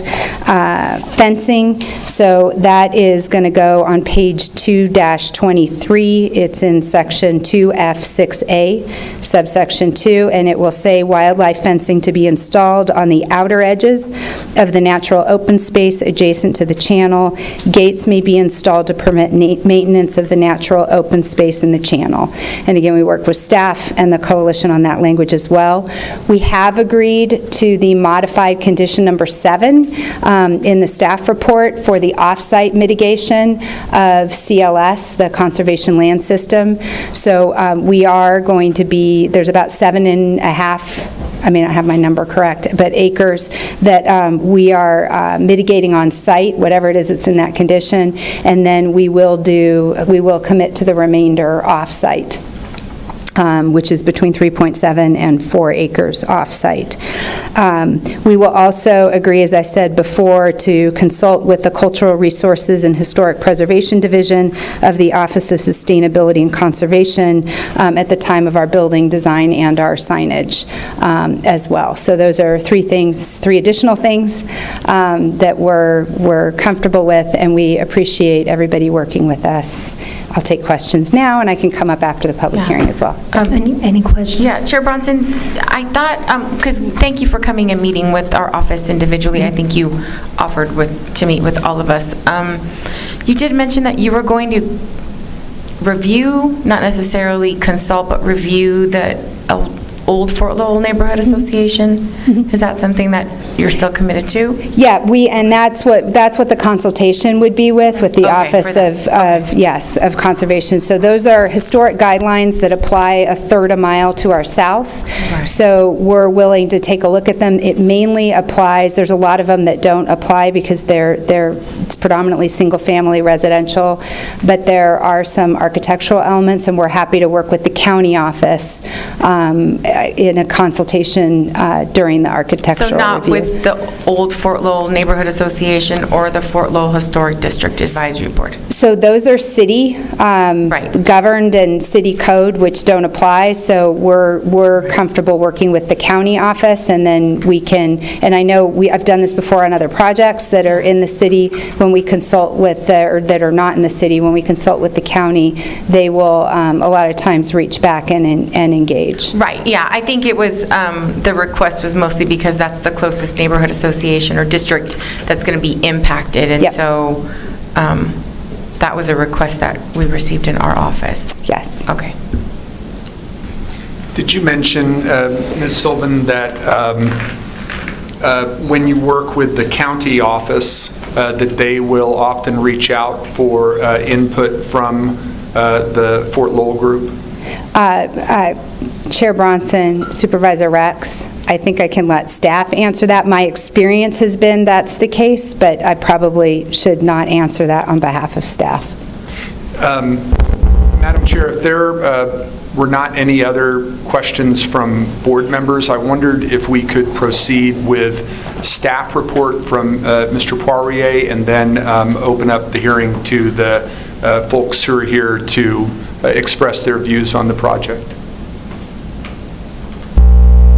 And Mr. Poirier, if you could also, in your report, address some of the transportation issues that Mr. DeBonis inquired about with Ms. Skinner and her staff in the Transportation Department. Yes, Madam Chair, Chris Poirier, Pima County Planning Official. We'll give a brief staff report in lieu of the fact that Ms. Sylvan gave a very sufficient one before the public. Quick highlights would like to touch on. First, to answer your question regarding the historical concern. So yes, our cultural resource arm is fully aware of and is privy to the Fort Lowell Historic District requirement. So although they will not be putting this before that district, we would have concerns about a delegation of authority through this process. So we will keep it in-house in county and under administrative county review. Our cultural resources folks are very much up to speed on the requirements of the Fort Lowell Historic District. They've even provided a updated memo that is part of the record, sort of suggesting potential outcomes from that review. So they are in a position to do a review and capture many of the outcomes from the Fort Lowell Historic District. To the transportation concerns, it has been looked at heavily from the Pima County Department of Transportation. The current access today to what are a handful of homes and to the parking area for the loop is not ideal. Access is a little bit tricky, especially when traveling south on Craycroft or leaving the site, specifically going north on Craycroft. With this project, we have significant rezoning conditions that will require certain things to happen. There will be a more enhanced further traffic impact study. We are then expecting certain things will come out of that study, including a right in and a right out from the site. Staff did look at overall congestion in the area before Department of Transportation did recommend approval. Craycroft is under capacity. Parts of River might be currently over capacity, but want to point out that a project like this directly on the loop for both residents and employees of this new facility, and then the residents of the new 7 homes. You know, the loop then could be part of a real multimodal option for them to leave the traditional vehicular street network and maybe use the loop. So that was considered in the overall recommendation. Long story short, from a transportation perspective, there are conditions in place, and it's been evaluated that when the project is complete, the new requirement should offset any additional traffic impacts on that intersection. I hope I answered those two core questions. And in regards to the overall process, I want to point out that Carrie touched on the fact that this was presented to the Planning and Zoning Commission in January. Since that time, the applicant has worked extensively with neighbors, even with the county directly, and with the coalition to come up with a project that is overall less intense. So they've reduced the amount of units that the commission at that point denied, and now they're embracing much more conservation efforts to meet the conservation land system. As a result, there was a question asked of whether or not then this project should have been remanded back to the commission. Whenever we see an applicant come before the board and reduce the overall intensity before the Board of Supervisors, the code suggests the board can then act on it. If Carrie left the commission and then came to the board with an increase of overall intensity, then the board should be remanding it back to the commission. So this is the correct process per the code of a reduced project from commission to the board, so it could stay on the path to the Board of Supervisors. Want to touch on overall public comment. We have records of 88 letters or signatures related to a petition of protest, 8 letters of support. To break that down further, we have 4 owners within the 300-foot limit. They're the ones who essentially triggered the supermajority, and another 19 have protested a little further out, but within 1,000 feet. So a good fourth or so of the overall protests have been received from folks directly near or adjacent to the project site. Again, I want to hit on the fact that a portion of the site is within the Mavine-Marie-Behan Conservation Land System, but with the revised conditions agreed to by the applicant, conservation land system will be fully achieved. And I believe that is it from a staff perspective. I just want to again hit on our reason for recommending approval. We had recommended approval at the commission and continue to recommend approval today. that despite maybe concerns like congestion at River and Craycroft, the overall benefit of this project really hits on a lot of themes within our long-range plan, Pima Prospers. We're trying to promote infill, we're trying to promote density, and certainly this is an infill project. We have other 3-story apartment buildings directly further from the urban core to the east across the street at the Riverwalk. We have, I believe the Highland Apartments have been 3-story apartments built in the mid-'80s, also across the street just north of River Road. So we would call this an infill project. It being on the loop is a great benefit. Again, it offers a lot of opportunity for alternative modes of transportation, so we could then hopefully try to take away our perspective of just looking at auto vehicular trip impacts on our streets, but embrace the idea of people really using the loop, not just for recreation, but also just to live. So with that concludes staff's report. And again, we'll want to reiterate, we are recommending approval. Chair Bronson? Yes. I have a question about the P&Z Commission. I was the one who'd asked you, why the project didn't go back. And so is it something that, like regulation or some sort of code restricts us going back if the project is lessened, or is it just sort of practice as far as going back in front of the commission?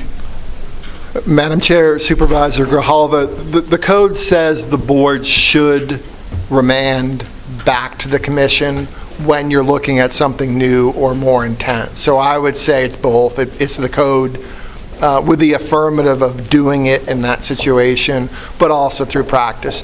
The applicant could have, in fact, we had the conversation internally among staff after looking at the code, and the applicant could have gone back to the commission by resetting the request. They could have simply withdrawn, come back in with their new project, but they made the decision to come forward, and we support that decision. I think it gets pretty confusing when you do that to all the stakeholders involved, where they thought it was gone and here it is, it's back again, what are we doing? So at the end of the day, I think the code does prescribe this is a correct path. Okay, yeah, it's just all of us have appointees on that committee, and so it makes it more difficult for us if the commission votes no for specific reasons, those reasons have been remedied, and then we don't have like an updated report from the commission. Thanks. All right, we have a number of speakers. You have 2 minutes. Abide by the rules of civility, and we'll begin. Tad Jewell.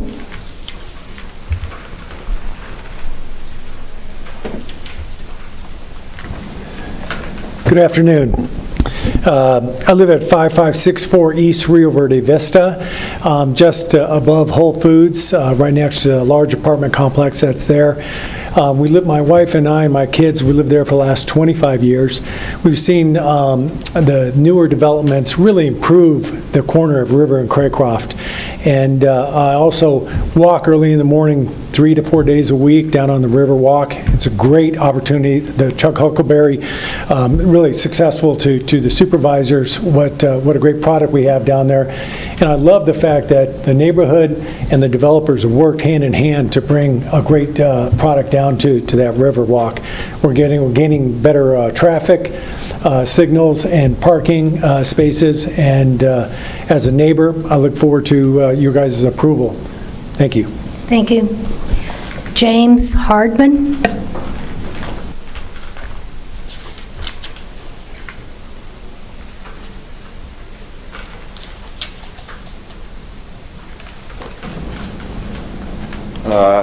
Hello, my name is James Hardman. I'm at 5225 East River House Road. My wife and I built our house there a couple of years ago. We're directly adjacent to the property, and we overlook the property. It's our primary view shed. Worked with the applicant for a couple of years now, and we've gone through a lot of different things, and they've worked through the concerns that we had on the property. They've changed building heights, they've changed locations, they've put landscape buffers into place, all those kinds of things, and worked with us in a way that has gotten us to a place where we can support a project that they are recommending, or not recommending, but presenting, the product type being the age-restricted community is okay with us. It's a less intense use than a traditional multifamily type deal, so that's okay with us. Just something to consider. I'd really like you to kind of hear this and appreciate it. You may hear from other people, but probably, I would guess 95% of those are not as impacted as I am. And so, please consider our point where, that person working with us to create something that we can live with as neighbors who are directly adjacent and directly see this property every day, every morning, every night when we go to bed. This is something we can live with. And, my fear is that someday something comes future time and you're not on the board, or you're not on the board, and then all of a sudden it gets through with something that is something that I can't live with. And so this right now, being a neighbor who's directly impacted, I can live with what's in front of you right now. So anyhow, that's it. Thanks. Valerie Policastro.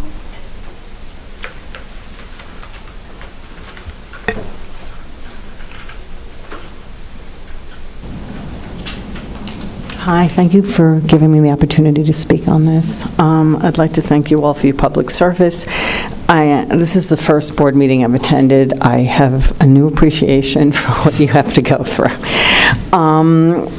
I do oppose this, and I am a neighbor who is very close. I'm at 5920 East Verde Place, which is within a mile. 18 months ago, I was rear-ended right on the corner of Craycroft and River, and my car was totaled, and I wound up standing in the middle of a road, shaking with adrenaline, covered with glass. I was on my way home from picking my dog up at the hospital. I understand it's not about me. Okay, I get that, but I'm a typical person. The traffic is horrendous there already. I truly don't understand why we would consider changing a current zoning. It was zoned for a good reason. It was zoned for a good reason the way it is. I don't understand why we would consider changing the zoning, increasing the traffic, and literally endangering the public for private corporate gain. What about the health of the existing community? What about the health of the loop and the intensity of the use of that nature walk? It's a nature walk. It's a nature trail. I'm sure you've noticed my age. I am the target population for this development, and I can assure you, I am driving around that neighborhood all day long. Active seniors are active people, We're not our grandma's seniors anymore. And it's going to bring a tremendous amount of traffic and activity to that loop that I don't think that area can handle. Something that's glaring to me, and it may just be unique to me, but I don't think so, and that is, that amenity was built with public funds, unless someone did it kindly for free, but I suspect it was built with public funds. It's a public amenity, so why is it being compromised for a corporation's gain? And also, as far as the signage goes, your time has expired. Thank you, but I would have gone to any meeting had I known a meeting was occurring. It was very hard to find out that this was even happening.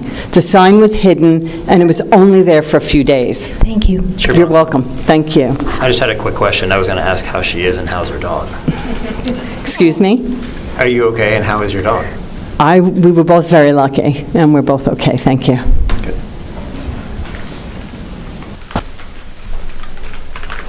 And where's your dog? Oh, right there. Okay. All right. Joseph Mays.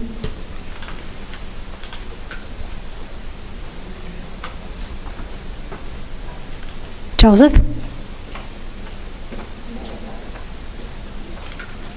No? Okay. Chris Morgan?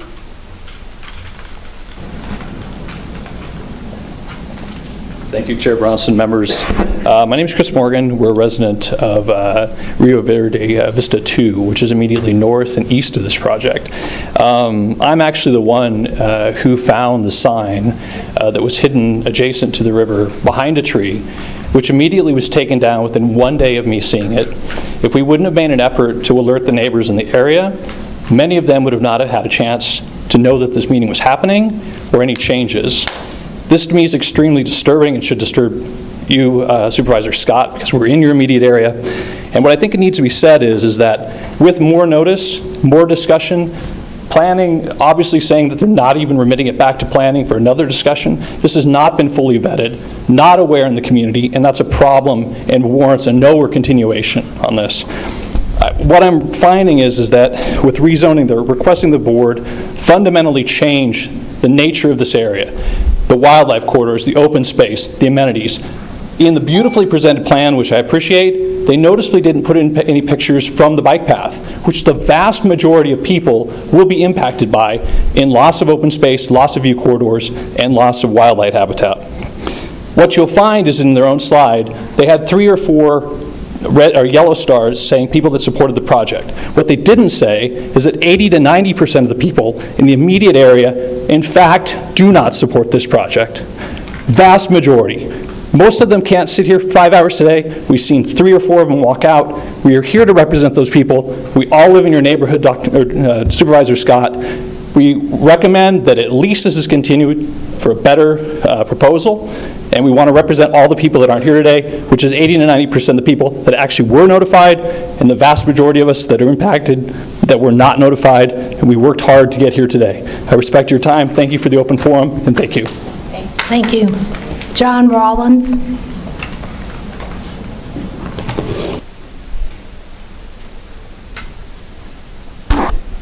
John Rollins. Okay. Robert Tomlinen. Members of the board, it's Rob Tomlinson. Tomlinson, and he okay. did have to leave. I believe he sent in a letter as well. He just wanted me to express that he has, he lives in the area, north and east as well, uses the loop 3 to 4 times a week, and is excited about the project, the amenity space, and is supportive. Yeah, he checked on his speaker card that he supports, for the record. And then we have 3 remote. Carolyn Carbone.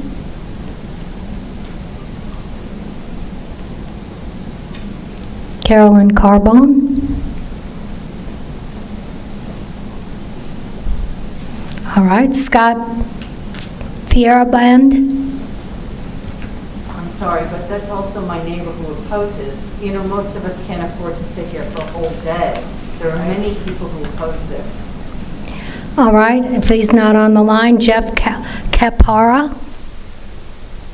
Jeff Capara.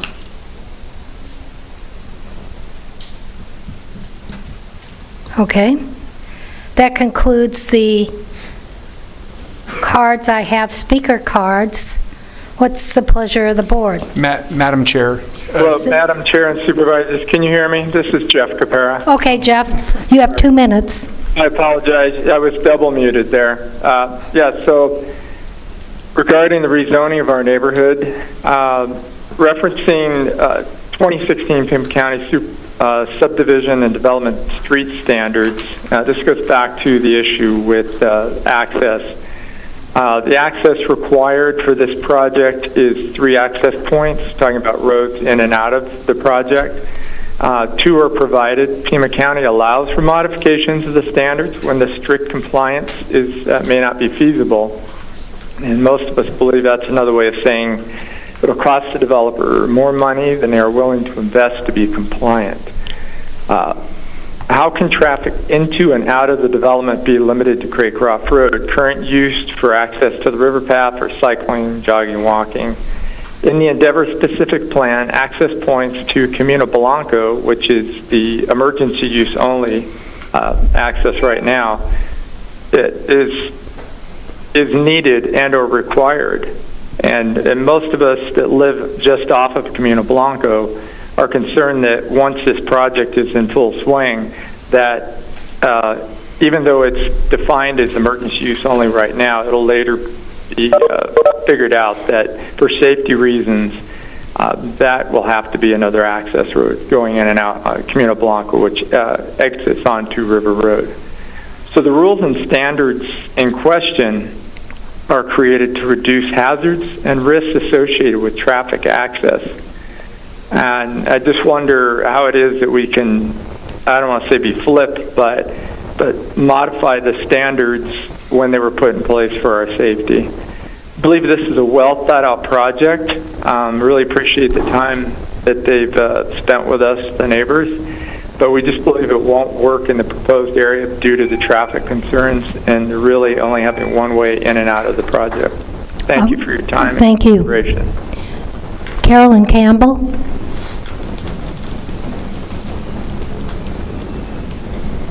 Thank you, Madam Chair and members of the board. I also want to thank you for all the work you've been doing generally, but today as well.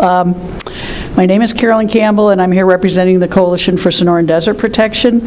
And as was stated, I think the staff, Chris and Ms. Sylvan, pretty much explained where we have come from, but we were very opposed at the Planning and Zoning Commission level. We've worked since January with the staff, particularly planning staff and Jenny Neely from the conservation staff, as well as both of the property owners here. And we, and I put a letter together too, so I'll try to be as brief as I can. We're supporting Parcel B and what has been changed on there. They're staying out of the conservation land system altogether, and they've reduced the number of units there by quite a bit. And as far as Parcel A, we've, as was stated, we've made a lot of improvements by working with the staff. I mean, some of the land that's protected as open space is not in the CLS, but because this parcel is in a pretty major wildlife movement area where the Tanque Verde and the Rayito come together, that will help with some wildlife connectivity. We still think it's a little constrained on the parcel going north and south, but it has tremendously improved. And then there's a significant opportunity on the loop area, which is also, that's where the CLS, the important riparian area in the bio core is, and there's a significant opportunity for revegetation and enhancement there. So we also had a question about whether or not it was going to go back to the commission, but here we are.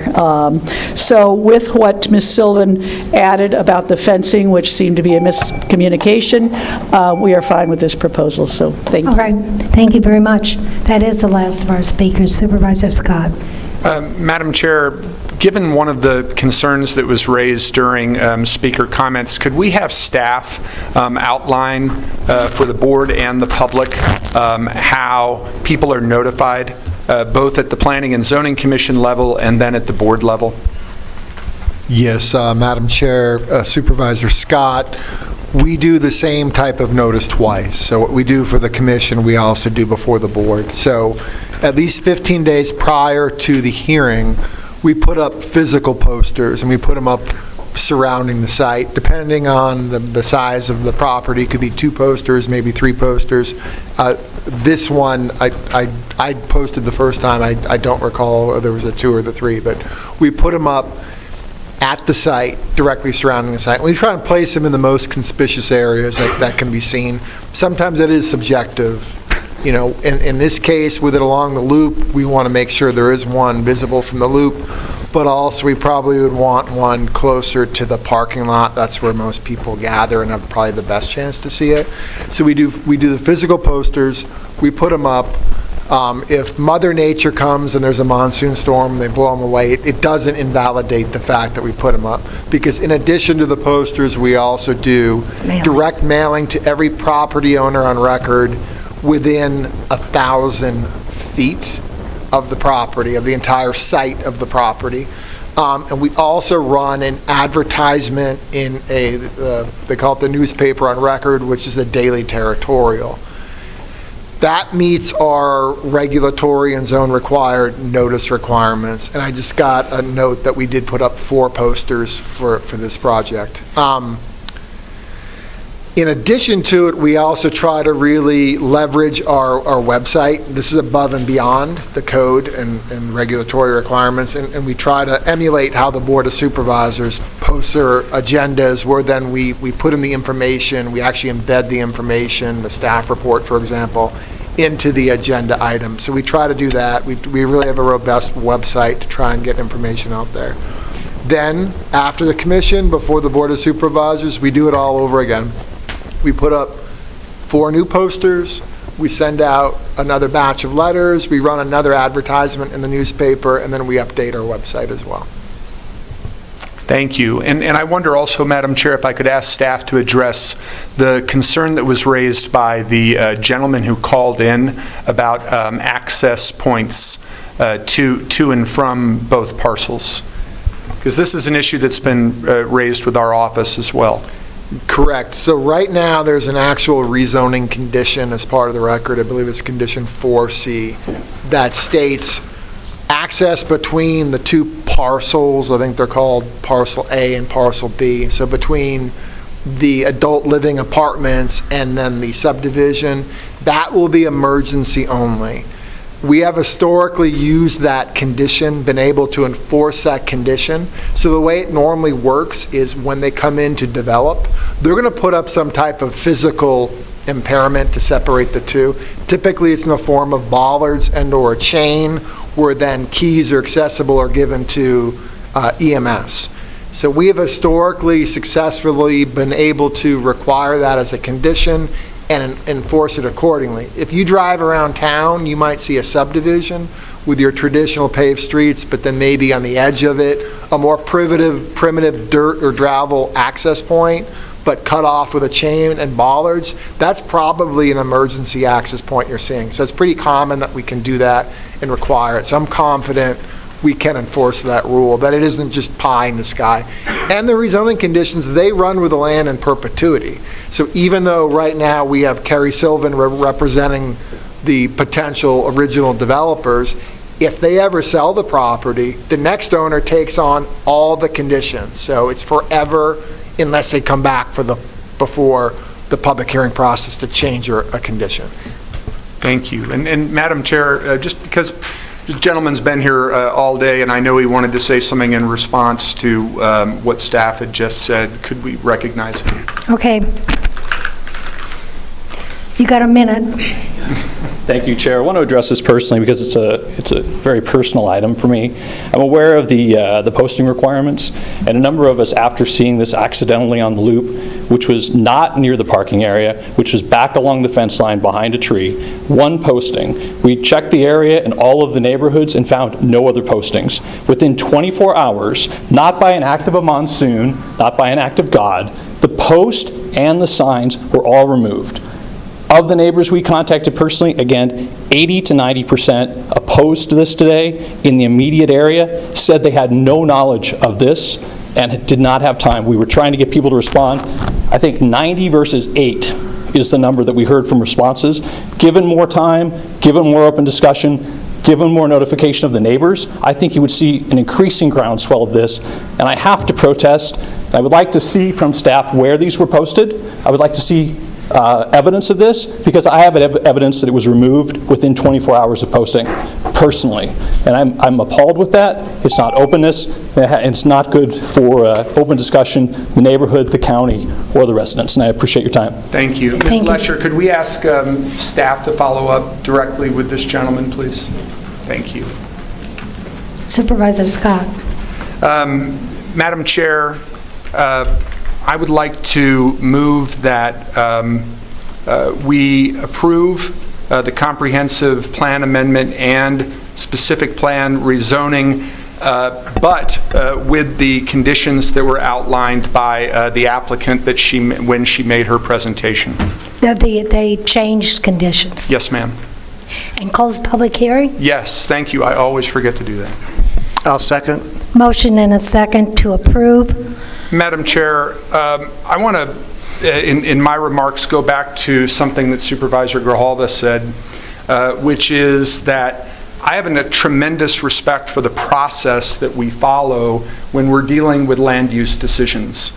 And indeed, if something was voted as recommended for denial by the Planning and Zoning Commission, it needs to be significantly overhauled before it should even be considered by this board.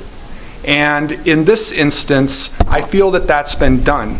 The major issues that were addressed at the Planning and Zoning Commission dealt with density, building height, wildlife corridors, cross-access between the parcels, compliance with the conservation land system, communication and consultation with neighbors. We saw that the reduction of the units on Parcel A from a total of 200 to a total of 177, significant reduction in the number of three-story buildings. On Parcel B, what was originally going to be 19 new home sites has been reduced to 7. There's going to be 11.3 acres of natural open space with 7.5 of those acres on site. I would remind all of my colleagues, and you probably heard this from your appointees to the Planning and Zoning Commission, that the Coalition for Sonoran Desert Protection opposed this project when it was before the Planning and Zoning Commission, and you heard Ms. Campbell say today that they are no longer in opposition. So I feel that because of the efforts made by the applicant to address the issues that were raised at the Planning and Zoning Commission, not only by the commissioners, but by the coalition, by the neighbors, and also because of the merits of this project. I think it is a quality project in all of its attributes. I hope that my colleagues will join me in approving it subject to those conditions. Thank you. All right, any further discussion? Roll call. Supervisor Christie? Yes. Supervisor Grijalva? Yes. Supervisor Hines? No. Supervisor Scott? Yes. Chair Bronson? Yes. By your vote of 4-1, motion carries. All right, moving on to item 30. Can we take a quick 5-minute break? Sure. Okay, great.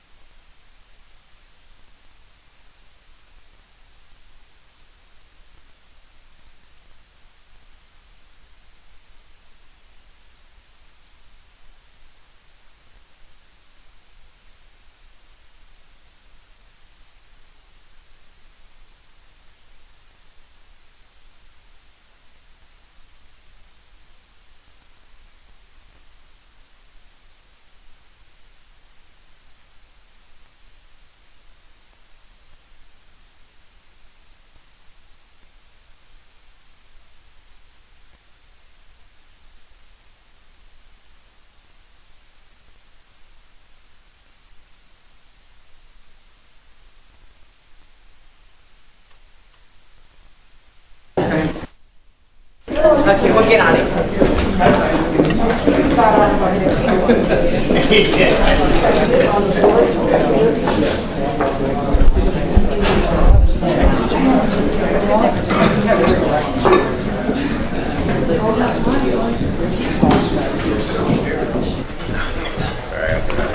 No, she's adorable. She probably smells my dog.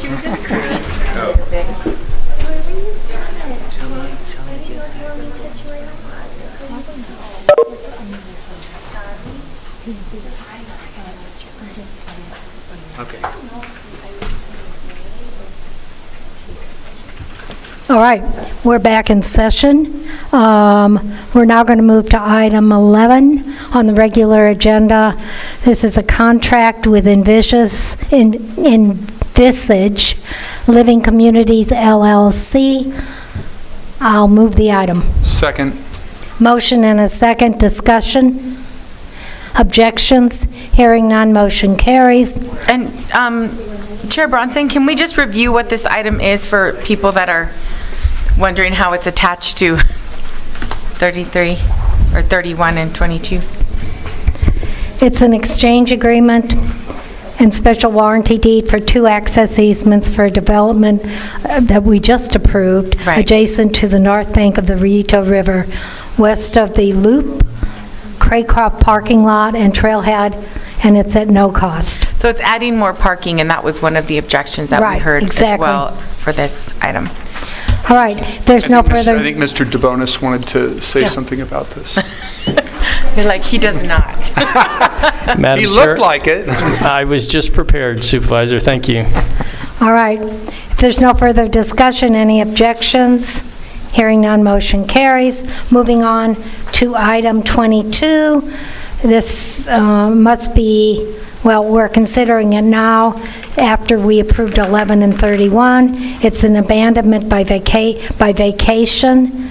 Resolution 2022-41 for vacating a portion of River House Road, a public roadway, as a Pima County road, abandonment number A0062 within Section 26, Township 13 South, R14 East, GNSRM.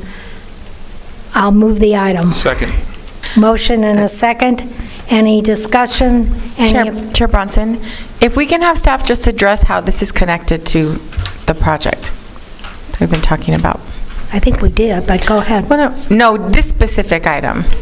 So, Madam Chair, Supervisor Grijalva, this is a small section of right-of-way that's been requested to be abandoned that's at the northern edge of that Parcel B development that is no longer needed for right-of-way. So it is native land that goes beyond the existing pavement in that area, and it's been requested to be abandoned back. Staff has reviewed that. None of the departments that would have otherwise had a need for that have objected to that abandonment. Okay, thank you. Madam Chair?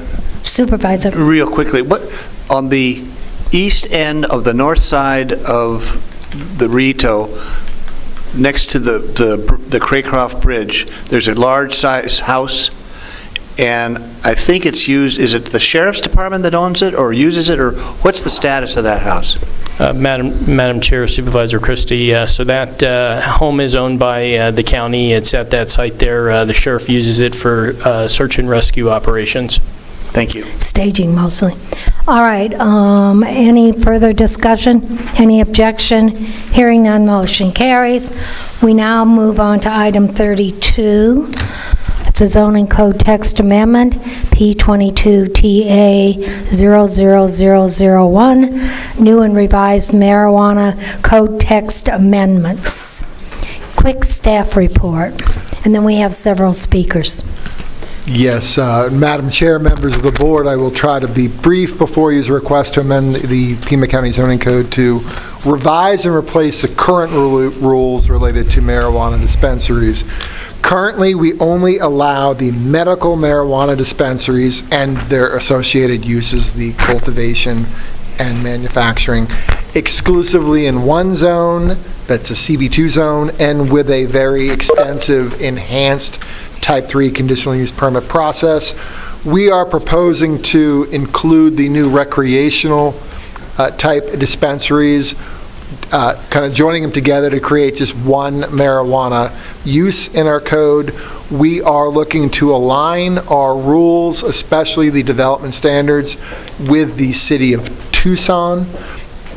We are then proposing to also allow the dispensaries, cultivation locations, and manufacturing within all of our commercial and industrial zones, so no longer just CB2, but still subject to significant setbacks and development standards that will reflect the city of Tucson. What is a little different from the city of Tucson, that's what Pima County staff is proposing, is to also allow cultivation only with a type 2 conditional use permit in the RH zone.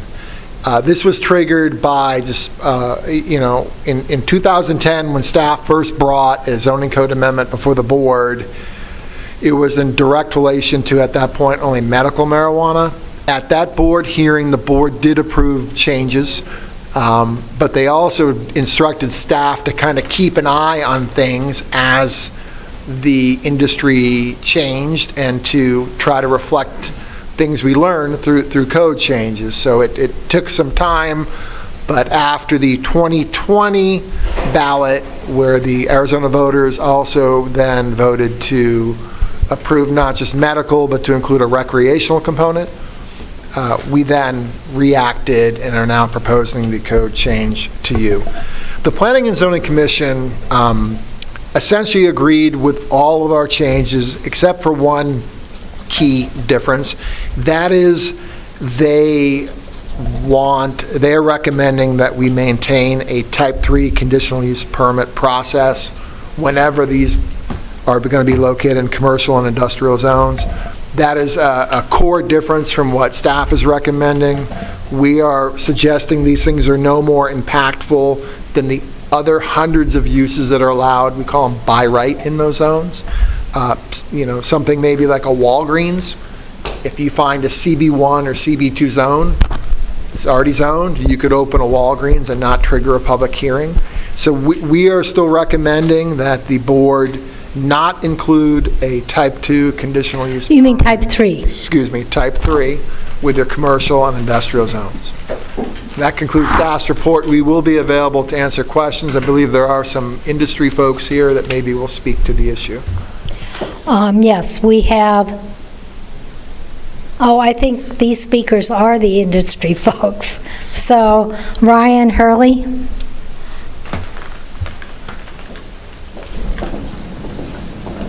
And again, a couple minutes.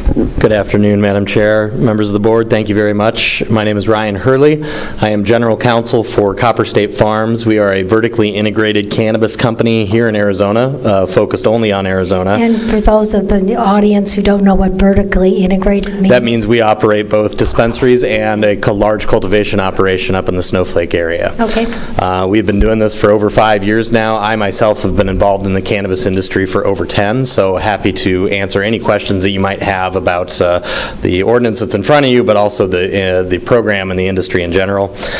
We have partnered with the Your Bright Horizon program, which you will hear from in a moment here, to apply for and help the social equity applicants obtain the social equity recreational licenses that were available from the Department of Health Services.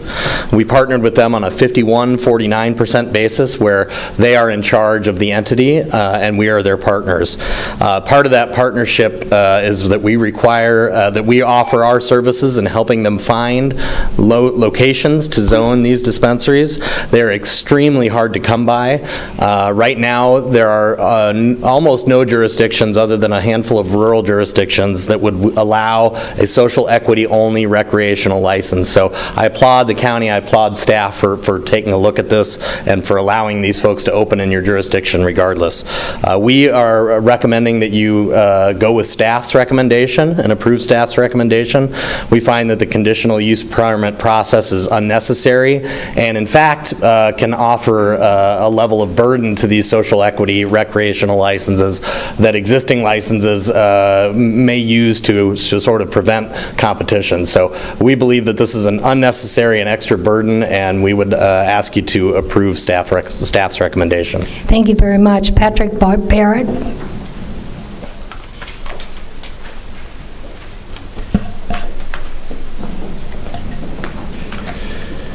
Madam Chair and board members, thank you for the opportunity to speak today about something less controversial like marijuana policy.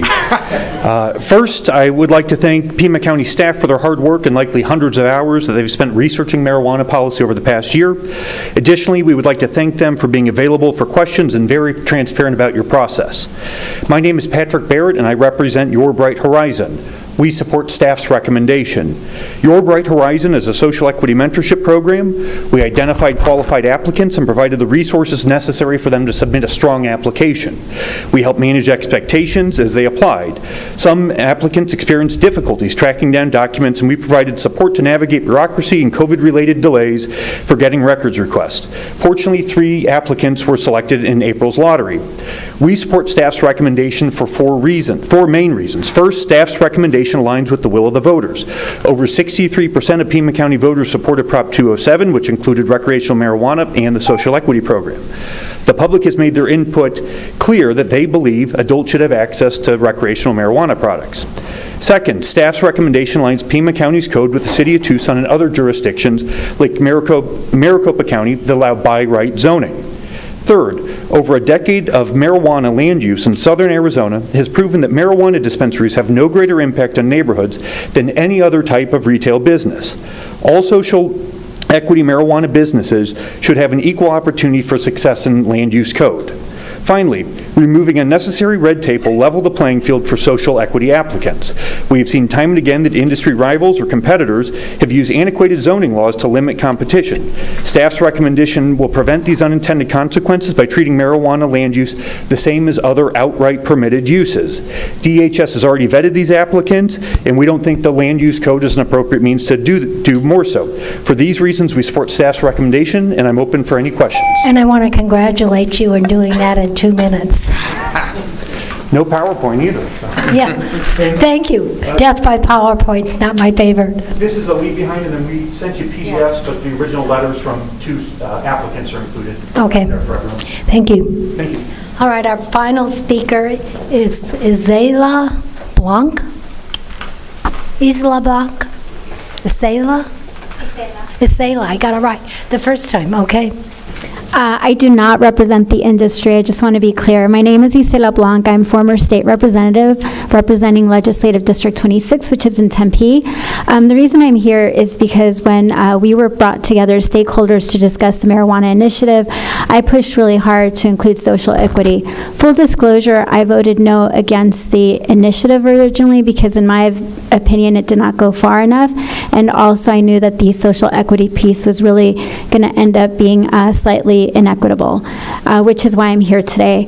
So voters, over 60% said yes to legalizing marijuana. 25 licenses were included in that, and knowing part of the process, the Department of Health Services made it incredibly difficult for people that were negatively affected by arrests related to marijuana, made it incredibly difficult for people to even make it through the process. We're talking financial burdens, we're talking burdens related to time, making sure that their expungements went through. Your Bright Horizon provided that support in a most equitable way. As they noted, the folks that were identified are 51% owners. I'm asking you to please consider saying yes to your staff's recommendation, because the last thing that these group of people need is another burdensome barrier to be put ahead of them. And the reason I say this is because these social equity licenses, if a dispensary is not put up within a certain time frame, I believe the month is 18 months, then they lose the opportunity to even participate. And so the social equity piece of it is completely just, it's foregone. So I'm asking you to please say yes. And again, thank you so much for all your Staff's work. recommendation? Yes. Okay, thank you. Thank you so much. And I'm sorry, we do have 3 speakers participating remotely. Rana Lashkari. Is Rana on the line? Can you hear me? Yeah, barely. Okay, I will try to speak up. Okay, Is this any that's better. You have 2 minutes. Thank you. Thank you. Good afternoon, and thank you, Madam Chair and Supervisors. My name is Rana Lashkari. I'm an attorney representing UFCW Local 99, and I've been working on cannabis zoning policy on behalf of UFCW since before legalization. I want to start my comments today by talking about what other jurisdictions are doing. Most other jurisdictions that we've reviewed do not allow recreational dispensaries by right. The city of Tucson doesn't allow it.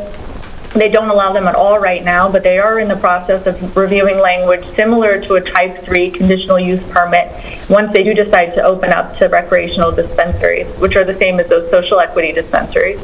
The city of Phoenix also doesn't allow recreational dispensaries, but they are also in the process of reviewing language similar to a Type 3 CUP process. Flagstaff, same situation, and the list goes on. So I'm having a little bit of a hard time understanding why the county would be considering removing the Type 3 CUP process from its ordinances, which that process would allow for public input and valuable community input.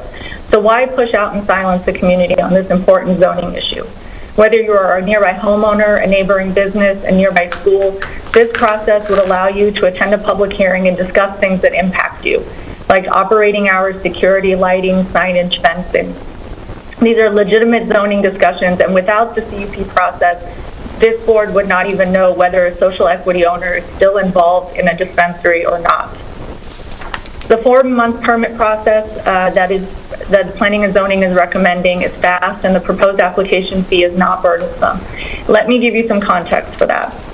You've heard from the industry, both from Copper State and Your Bright Horizons, which you also heard are essentially the same company, neither of which are social equity companies, but they used other people to win licenses. Copper State and Bright Horizons filed over 100 applications, 110 to be exact, for social equity recreational licenses. Just the application fee alone for those applications was $440,000, almost $500,000, not to mention the marketing fees and attorney fees to find and file that many applications. They will not be unfairly impacted by a small application fee and a 4-month CUP process. But your community will be unfairly impacted if they are removed from the public process. Please approve the planning and zoning recommendation and keep the Type 3 conditional use permit requirement in place. Thank you. Thank you. Our next speaker is Gail Lutz. Gail, are you on the phone? I am. Proceed, you have 2 minutes. I'm here. Okay, let's Okay, go. thank you. Hi, my name is Gail Lutz. I'm here speaking as a member of UFCW. Through my work with the UFCW, I've spent a lot of time canvassing and speaking to folks in our state. On behalf of UFCW Local 99, we urge you to approve the Planning and Zoning Commission recommendations.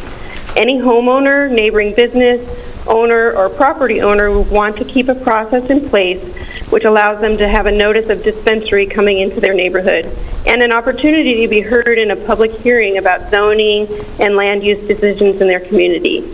The Type 3 conditional use permit process, as Planning and Zoning recommended, would allow for that to happen.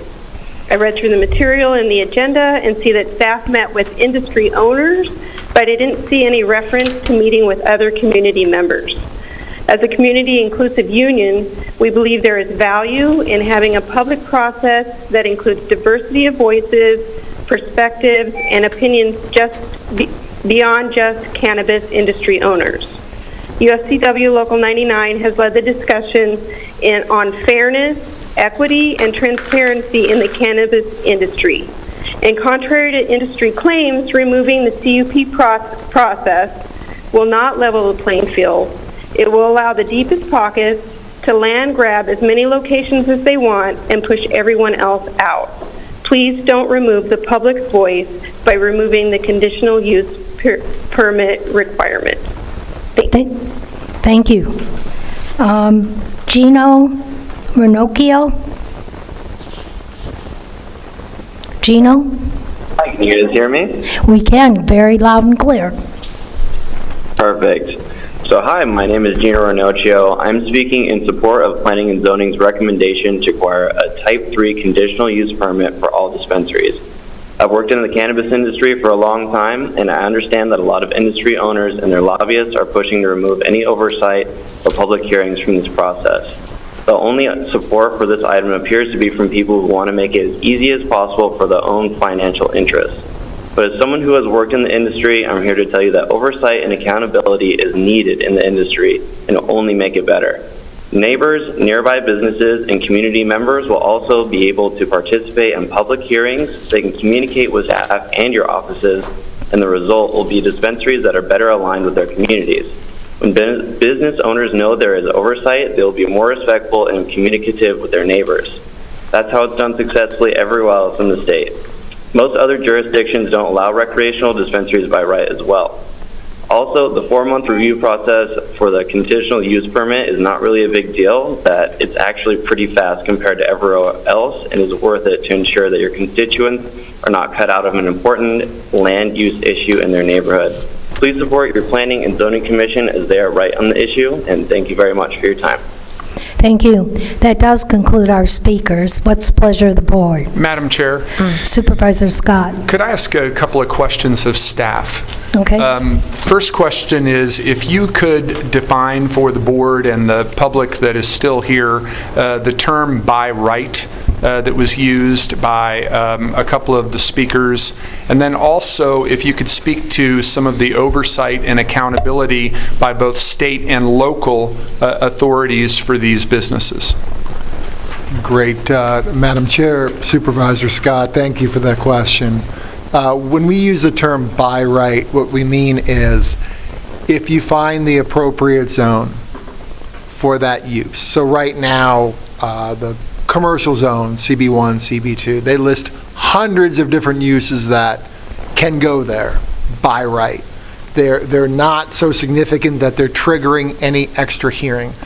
This property that has already been zoned by the Board of Supervisors, it could have been 80 years ago. So the world knows this is commercial property. The world then can expect commercial uses to come, and it provides certainty then for a commercial user to know where to look to place their use. So what we're saying is treat these like many of the other by right uses that are allowed in the commercial and industrial zones, things that are similar in intensity. In other words, don't treat these differently. I don't want to use the word discriminate, but don't treat these uses differently than other retail uses, like a Walgreens or a bank that would have a similar impact.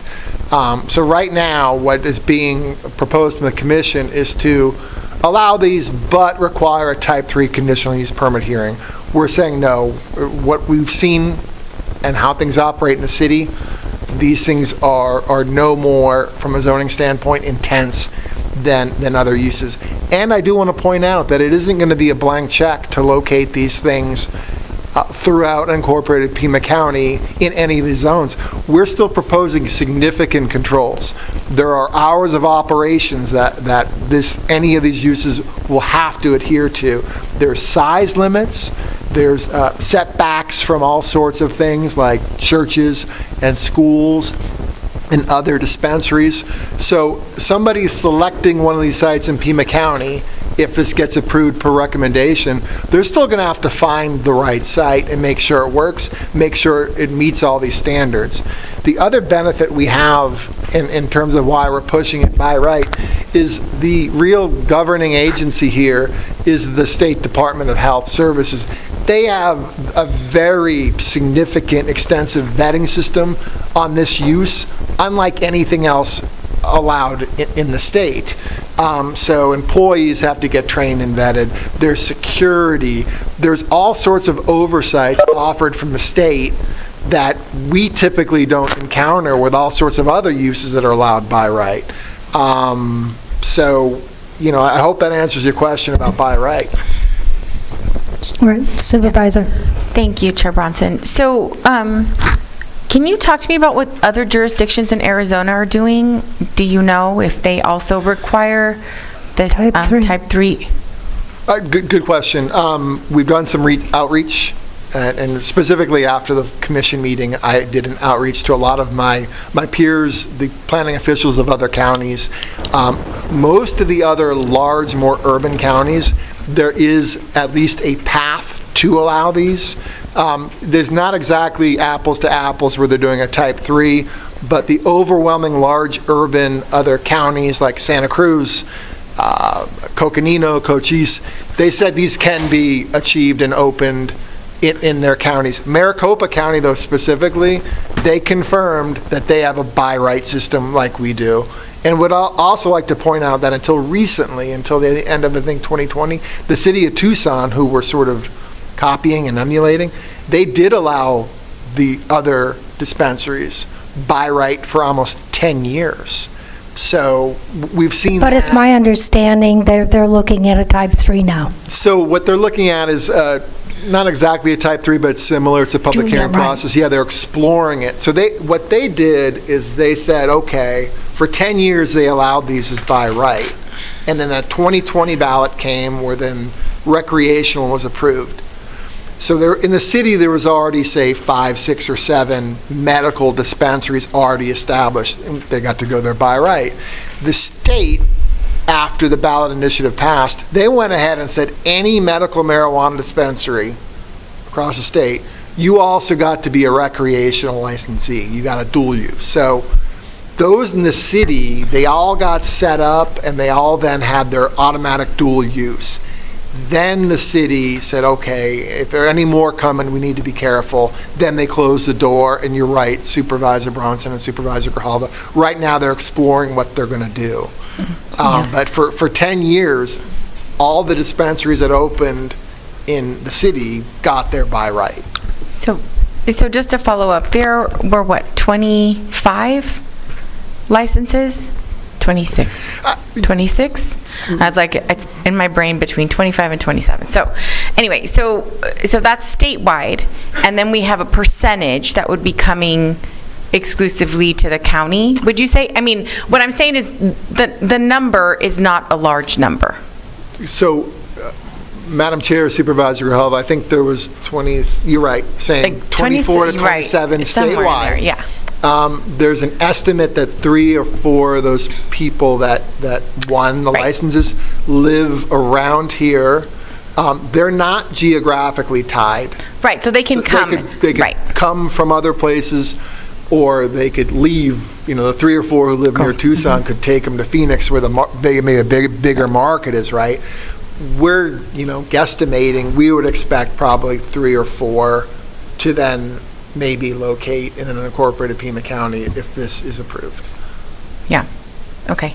And it's not. What I was saying is it's a smaller percentage of the larger number of licenses that were like issued statewide, and I guess that's why I'm leaning more towards the approval from the P&Z Commission, because it is a smaller number that we're talking about. It's not like we're talking about we'll be inundated with hundreds of requests. And I don't know how the rest of my colleagues feel, but if we were to go forward with the recommendation, might this be something that we could look at in a year from now to see if the bottleneck occurred, if it was really a restrictive process? Because I had a problem with the previous item. We have a commission for a reason, and their recommendation, staff's recommendation and theirs hasn't been aligning as much as of late. You made some good points. Any other questions? Madam Chair. Yes. Sorry. Madam Chair, could I ask staff if you could outline for us everything associated with the Tier 3 CUP process? Because I think the board needs to get a sense of what that would entail for anybody who's going through that process. That's a good question, and gets to the heart of Supervisor Grijalva's question about the potential of revisiting it. The one issue we have is time is of the essence. So I confirmed directly with Arizona Department of Health Services, what happens if these licensees that were awarded the 26 social equity license, if they're not operating by October 2023, they're gone. And AZDHS had no plan of giving an extension or no plan of replacing them with a new batch. They're poof, they're gone. So if we do include the type 3 conditional use permit process, you're going to add at least 4 to 5 months of just the public hearing process. So you would submit an application. You're probably, for a type 3 conditional use permit process, it's similar to a rezoning, where the applicant is likely having to engage a consultant just to put the application together. Consultants, I'm hearing they're charging about $30,000 to do the process. Our fees are a few $1,000s. So you're asking the applicant then to get something together very quick and then go through a public hearing process without any certainty of a positive outcome that will add at least five months to the overall process. So if we require the type 3, folks better scramble to get their type 3 applications in real quick in order to be up and running. And when you say it's gone, it doesn't mean it goes to another applicant. It means that license is just eliminated by DHS. It is gone. Okay. It will not be replaced with another applicant, correct? And people who are going through that process also want to somehow keep their reservation, if you will, on the real estate that they're looking at. So there's some costs associated with that as well. Correct, and just to be eligible to have obtained a social equity license, you had to be within some level of poverty and had to be directly impacted negatively by the war on drugs. Someone in your family essentially had, or you, were incarcerated on some type of marijuana-related crime. So it's already a hard test for these people to have made it through and then won essentially a lottery to get a license. So we just want to be mindful of the process then for them to memorialize it. And then like I did when we were discussing item 31, Supervisor Grijalva, I appreciated what you said about the Planning and Zoning Commission's vote. I would point out, however, that it was only a 4-3 vote in favor of a conditional use permit being kept in place, and 3 of the 10 members were absent from the meeting.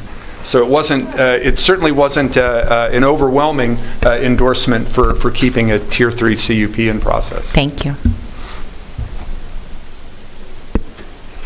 Any other questions? What's the pleasure of the board? Madam Chair, I would move that we proceed with staff's recommendations and not adopt the recommendation of the Planning and Zoning Commission. Is there a second?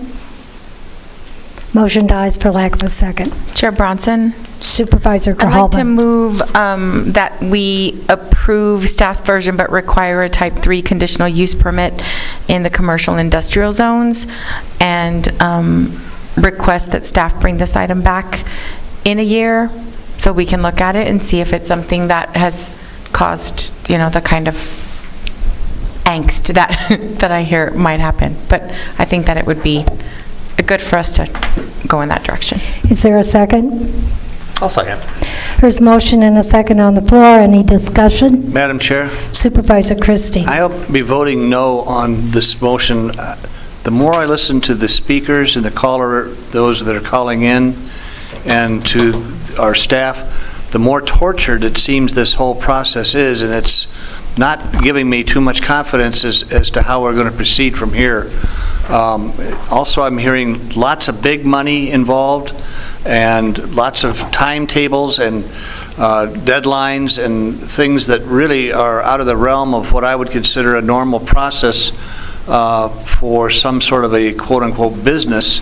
It's not giving me a great deal of confidence that this is something that we need to jump into right away. And Supervisor Grijalva's made the point that it'd be nice to come back in a year and see where we are and all this. But even notwithstanding that, the whole approach and the whole requirements and the whole dichotomy of who can get one of these facilities and the licensing and the costs involved, It just does not resonate with me, nor does it sit well, so I will be voting no on this. Thank you.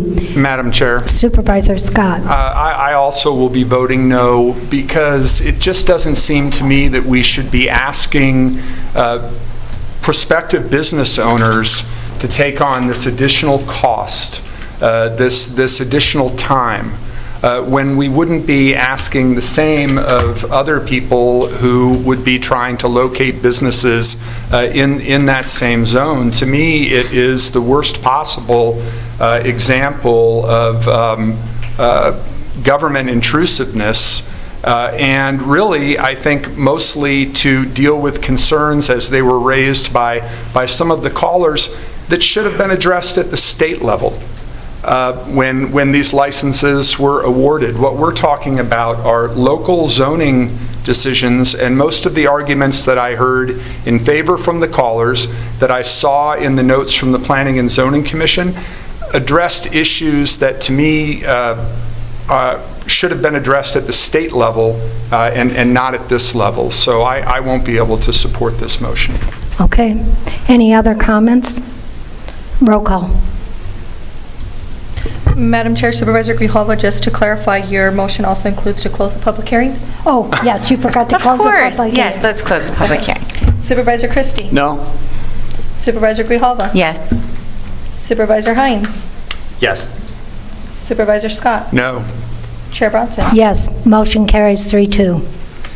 Moving on, and we are, let's see, we are now item 33, 34, 35. These are hearings, rezoning ordinances 2022-17, 18, and 19. These are hearings. Is there anyone in the audience that wishes to address us on these items at this time? If not, I move to close public hearing and approve those items. Madam Chair? Supervisor. Could I ask some questions on this particular item? Which item? Number 33. Okay, go ahead. Formerly, this property was used, and it seems like it's changing and never clearly what for. But beginning with sheltering asylum seekers, COVID-infected asylum seekers, homeless individuals and families, DHS contacted persons, and other federal funded programs. Now this property is being repurposed for apartment use. And when this first came up, we asked similar questions, and hopefully, as the process has moved forward, we might get some more clarifying answers. First of all, what is the timing of this property's transition from hotel to apartments, and how is it going to impact the asylum seeker process? 2, is there a plan to replace this property for other properties to accommodate the asylum seeker process? And 3, is this property's transition an acknowledgement that the county will begin shifting its sheltering from Red Roof Inn models to big box property models? Chair Bronson, Supervisor Christie, I'm happy to have Chris speak to the zoning issue. I think we have a variety of properties that are used for the asylum seekers. They're dealing with, this is a zoning issue or use Yeah, issue this regarding that doesn't property. really, So yeah, Supervisor Christie's question doesn't speak to the issue at hand, but, or questions.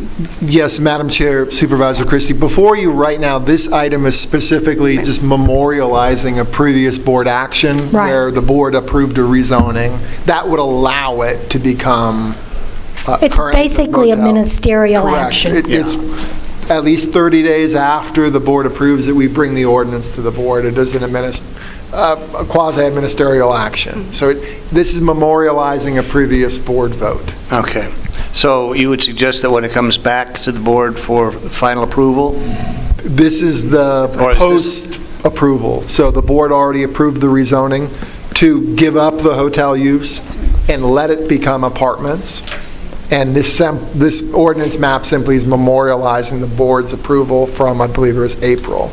So the board, you may see it again if the contract for the housing ever comes back to the board, but this plan would take it from what it is today that the board approved, which is a hotel, and allow it to be developed into apartments. Thank you. Okay, did I get a second? I don't recall. Madam Chair, you need a second. I need a I'll second. second. Okay, there's motion and a second. Any further discussion? Hearing none. Any objection? Hearing none, motion carries. We're moving on to the addendum agenda, if I can find it. There it is. All right. All right, we already dealt with item 1. Now we are item 2, repeal of ARS Section 13-3108 and Resolution Number 2022-44. Supervisor Scott. Madam Chair, I'd move approval of the resolution. I'll second. There's motion and a second. Discussion? Thank you. Supervisor Christie. Oh, go ahead. I did, but she recognized you, so go ahead. You're the presenter. Okay, thank you. Madam Chair and my colleagues, there's really one overarching reason that we should join together as a board and as a community to vigorously oppose Arizona Revised Statute 13-3108 by all means necessary. We must confront the wrongs this statute causes and represents. It's wrong for state government to impede through this statute the role counties have under Arizona state law as the public health authorities for their regions. It is wrong, due to the existence of this statute, for state government to stand in the way of local governments who seek to take action to address mounting public concerns about gun safety, gun violence, and the need for common sense gun regulations. It is wrong for Pima County to be denied, because of this statute, the right to insist that gun sales on its property be conducted solely by those who hold federal firearms licenses and who therefore put their buyers through background checks. It is wrong, as the language of the statute insists, for state government to arrogantly insist that local governments cannot enact laws dealing with guns that differ substantially from what the state has in place. It is wrong for this statute to call for penalties and sanctions against any local government or individual who seeks to take on its self-centered and wrong-headed belief that only state government can know what is right and just when it comes to gun safety and regulation. There are plenty of local jurisdictions around the United States who have laws and regulations dealing with gun safety. It is wrong, due to the mindset that this statute represents, that any reasonable measure to address the epidemic of gun violence and death in this country is reflexively and falsely branded as a brazen assault on constitutional rights and personal liberties. It is wrong, just as they failed to lead in fighting the greatest public health crisis in a century, that state government is failing to lead in taking on gun violence. Even our conservative Republican governor couldn't get the members of his caucus to consider a red flag law. And just as they sought to impede the ability of local governments to address the COVID pandemic, they also stand in the way of local governments that want to protect their people from gun violence. If we enact this resolution, we will call on the legislators and governor who take office in January to repeal this statute.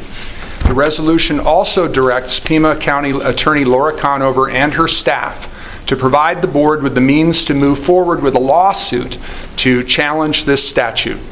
We will be providing that office with more than 3 months to do the necessary research to find the grounds to take on this law.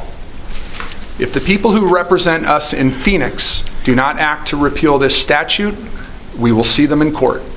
This country leads the world in incidents of gun violence and death. Our people demand that we act to take on this reality. Denial and inaction will only lead to more loss. If Arizona state government refuses to lead, they need to get out of the way of local governments who are determined to do so. It is time for us to fight for both local control and common sense. Thank you, Madam Chair. Supervisor Christie. Thank you, Madam Chair. This resolution presented by Supervisor Scott has very broad and deep and troubling implications and elements in it. Initially, I thought that Supervisor Scott was merely taking up the old and failed campaign to stop gun shows and gun sales at the Pima County Fairgrounds. No, it's a total gun control measure, much more invasive than that. This board has had similar resolutions brought before it on at least 5 different occasions just while I've been on the board. Each time, we have had determinations by county attorneys all stating the same thing. Gun shows and sales are allowed and protected on Pima County Fairgrounds, period. Now, however, Supervisor Scott is attempting to insert a new angle into his effort to eliminate guns, gun usage and sales, gun purchases and shows, and gun hobbyists. His motives are all outlined in the last 4 paragraphs in his resolution, and I quote, "Whereas the Centers for Disease Control has recognized firearm injuries as a serious public health problem, and whereas Pima County, through both the Board of Supervisors and its Health Department, has broad authority to take action to protect the public health and safety of all Pima County inhabitants, including authority to adopt and enforce, quote, regulations necessary for the public health and safety of the inhabitants. Now therefore be it resolved that 1, the Board of Supervisors will call on the Arizona Legislature to repeal ARS 133108 and any other laws that inhibit the ability of local governments to take action to prevent gun violence or to take other necessary measures related to the regulation of guns within the boundaries of their jurisdiction. And 2, the Board of Supervisors requests from the Pima County's Attorney's Office a set of options to challenge the legality and/or constitutionality of ARS 133108, especially regarding Pima County's statutory duties as the public health authority for all inhabitants of the county. Supervisor Scott is reaching for broad and sweeping gun control by citing, quote, public health being threatened by the use of firearms. Now Supervisor Scott can include not only gun shows and sales, but gun purchases made in legal stores. He can include target ranges and recreational target competitions.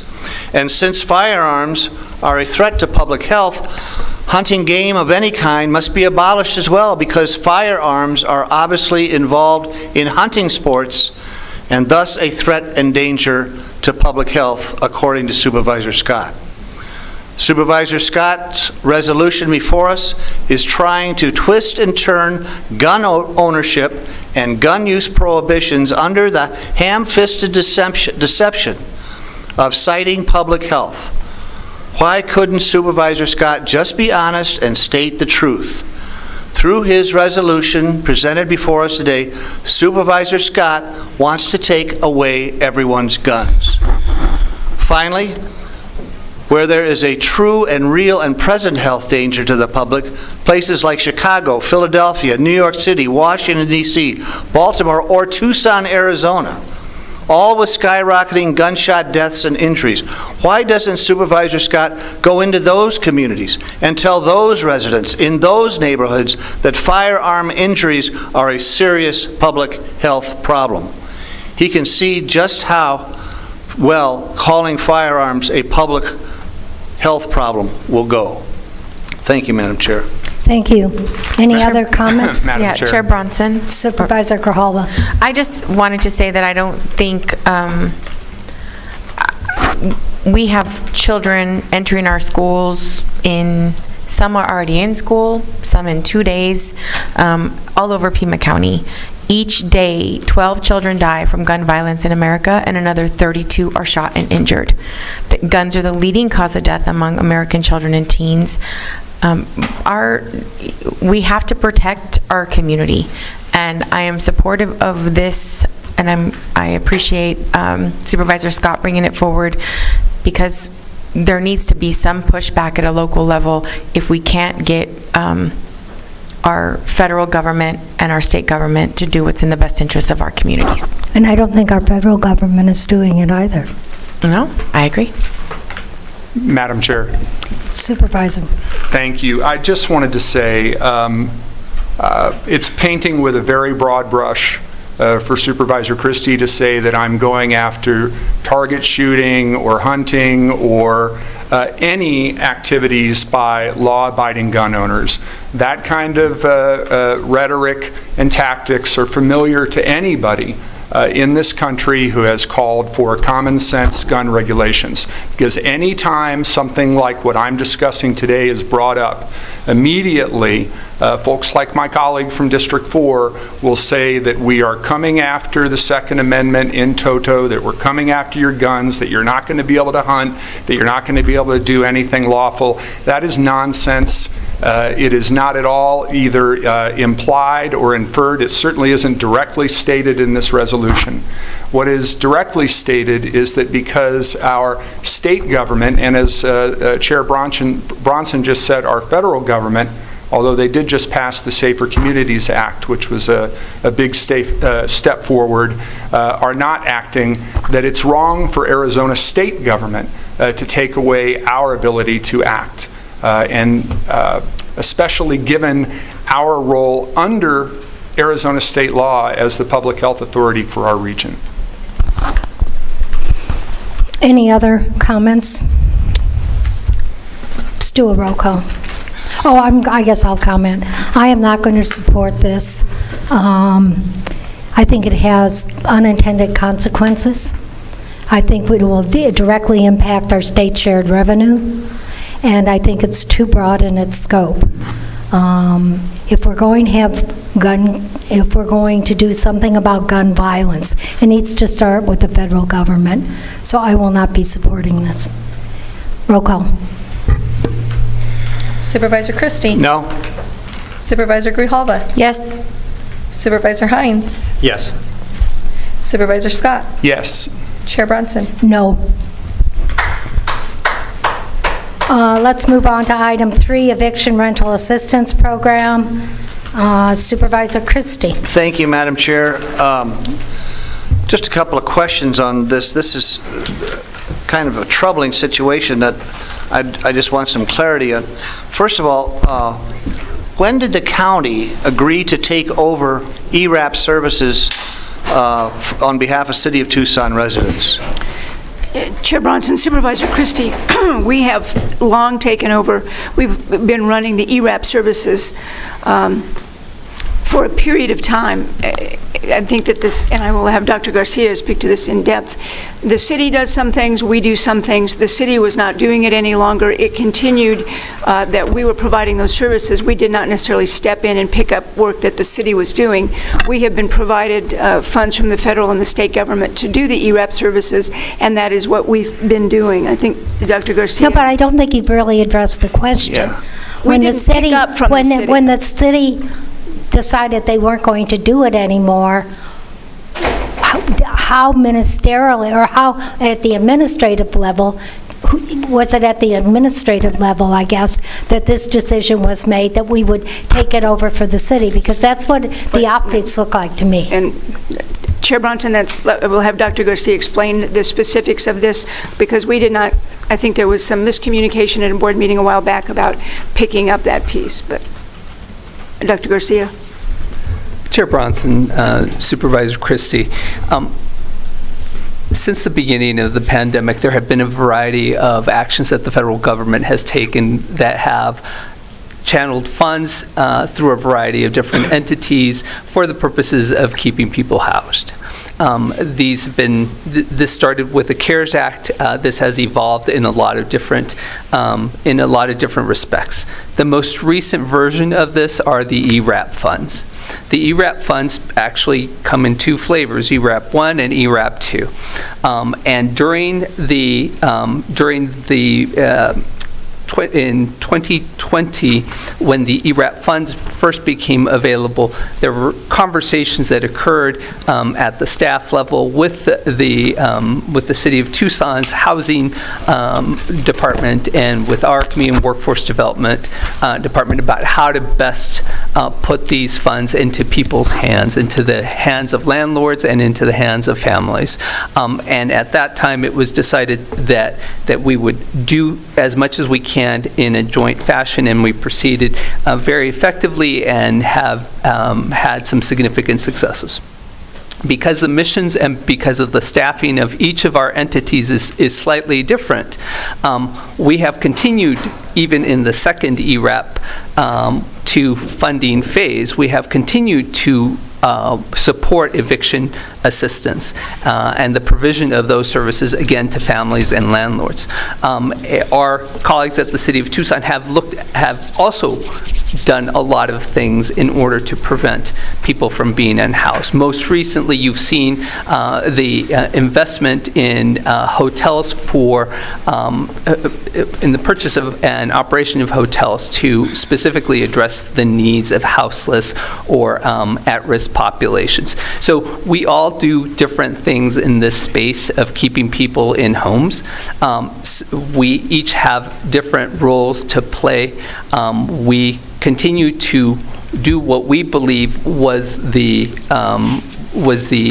guidance of the board in terms of providing eviction assistance, and we do so in a way that is concordant with moving this forward in a way that makes sense for this community.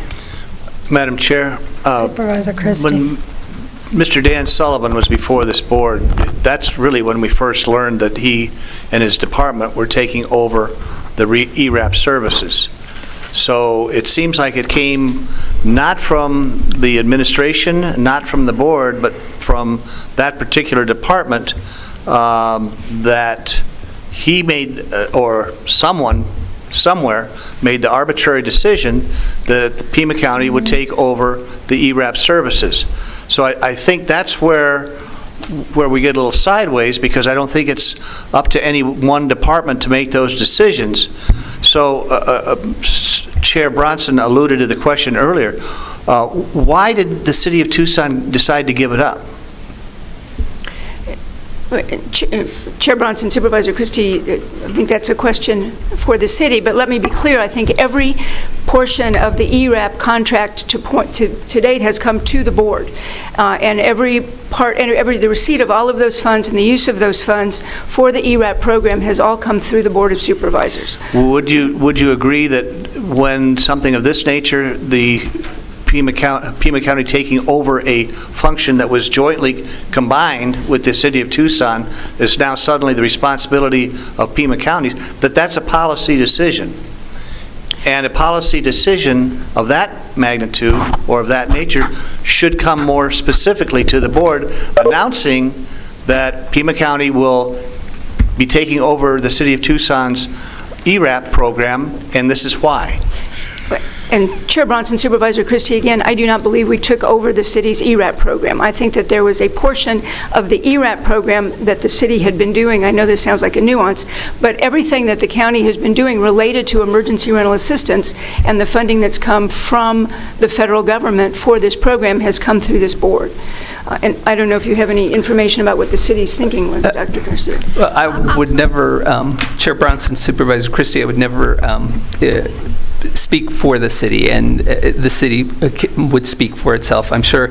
What I would add is that in that memo that you referenced, Supervisor Christie, we detail approximately 14 different communications that we have sent to the Board of Supervisors, updating them at every point in terms of where we are in terms of our eviction assistance work. We have always made it very clear that these are federal dollars, and that, in fact, that when these federal dollars are exhausted, so is our ability to meet this unmet need within our community. So So I believe that we have brought this to the attention of the board. Perhaps it should have been done so more articulately, but every single time those contracts have come to the board for action, including today as part of the consent agenda. I believe we have 2 subcontracts associated with ERAP, but each time those contracts have come to the board for questions, for commentary, and for clarification. Do we have, Madam Chair, do we have any idea who knew when the City of Tucson, when Pima County was taking on the City of Tucson cases, and when? And I guess that, just to piggyback on that, because I think Supervisor Christie is making a point that I'm concerned about. We basically took over everything, and it seems to me this is a rather enormous task, whether it's federal dollars or not, and somehow we weren't really aware of it, we being the board, weren't really aware that the county was now doing everything, and that's a huge change, I think, and I think we should have been made aware. But it's better, and you're right, you're absolutely right. We approve contracts, but we didn't, I don't think we understood, or at least I didn't, from a policy perspective, what that meant. So, I'm just making a comment, but. Madam Chair, to Dr. Garcia's point, I would just agree with your observation that if that was indeed the case, that this board was notified, and you yourself suggested that it may not have been done as articulately as it should have been, I would agree with that. Madam Chair. Supervisor Scott. Thank you. Dr. Garcia, I know that in Mr. Sullivan's memorandum, he mentioned that we have applied for an additional $15 million in ERAP funds that was originally going to be distributed by the state. Do we know if we've been granted those additional funds? And if you anticipate that we will be, what impact will that have on the program? Chair Bronson, Supervisor Scott, at this time I can't tell you off the top of my head whether we have received notification. I don't believe we have received any notification that is formal from the Department of Treasury that would signify that award. What we have been doing, however, for the last 3 months, and which we have memorialized not just in this last memo but in the last few memos, has been building up capacity within the department by increasing staffing and increasing resources, as well as increasing the capacity by our subcontractors to be able to process these applications. So that is the preparatory work that has been done to this date. The existing resources that we have in hand would take us until November to expend, till the end of October, beginning of November to expend. So we have sufficient work and sufficient resources to take us for this period of time. Additional resources, obviously staff would be freed up to do that additional work should those additional resources materialize, and that we would anticipate being implemented in that post-November timeframe. And as Mr. Sullivan said in his memorandum, if we get those additional funds, we're going to go well into 2023. Right. Would you anticipate the necessity of any other personnel changes within the department or working with other subcontractors like the 2 that we approved today? So you will continue to, Chair Bronson, Supervisor Scott, you will continue to see the department bring forth contracts with subcontractors where the county enters into a direct relationship with these subcontractors who will help amplify our ability to get these resources into the hands of landlords and families. So, so the 2 contracts that you saw today are a preview. You can anticipate 4 more in the next couple of board meetings. And then just to go back to some of the concerns brought forth by both of my colleagues, I I think the two significant decisions by the city were, number one, they chose not to apply for any additional ERAP funds, and number two, they ended their relationship with the Community Investment Corporation. And I do agree that the ramifications of that in terms of the backlog of cases that Mr. Sullivan referred to, not only in his presentation to us, but in his memorandum, that I think was the biggest surprise, at least for me. And just to, again, piggyback, as I looked at the heat map that Sullivan sent out to Jan, or to Ms. Lesher, the heat map shows the resources are being used mostly in the city of Tucson, these resources. What kind of outreach is being done to let people in rural areas know that rental assistance is available? Because the folks, or many in District 3, have had no idea. So what are we doing to let the rural areas know that rental assistance is available? Chair Bronson, as I'm sure you would be aware, if we were to create a heat map just of population, it would be concentrated in the same areas, and therefore it is appropriate for the assistance to be going to the locations where people live. I'm not arguing that. What I am arguing is counties were designed to serve rural areas, and I am not seeing that happening with this particular program. That's all. Madam Chair. Supervisor Scott. One other quick question, Dr. Garcia, and I've discussed this with you and Ms. Lesher, but just wanted to ask if it's something that we might look into in the future. There was city staffers who said that if there was ever any additional assistance or support that Mr. Sullivan and his colleagues needed, especially if we were granted those additional ERAP funds, in terms of making sure those funds got to particularly applicants within the city, that they'd be willing to provide any logistical support needed. Do we know, A, if we would ever ask for that from the city, and B, what that would entail? Chair Bronson, Supervisor Scott, our Community Workforce Development Department has very strong and collaborative ties with the housing team over at the City of Tucson. There is fairly continuous dialogue across there. Currently, that team over at the City of Tucson is not staffed to do this kind of work, and that's part of the reason they had subcontracted it out to another agency to do. So what we have done is we have essentially developed those, or in the process of developing those same contractual relationships with their subcontractors who would do that work for that, with those resources. Thank you, Madam Chair. Thank you, Dr. Garcia. Thank you.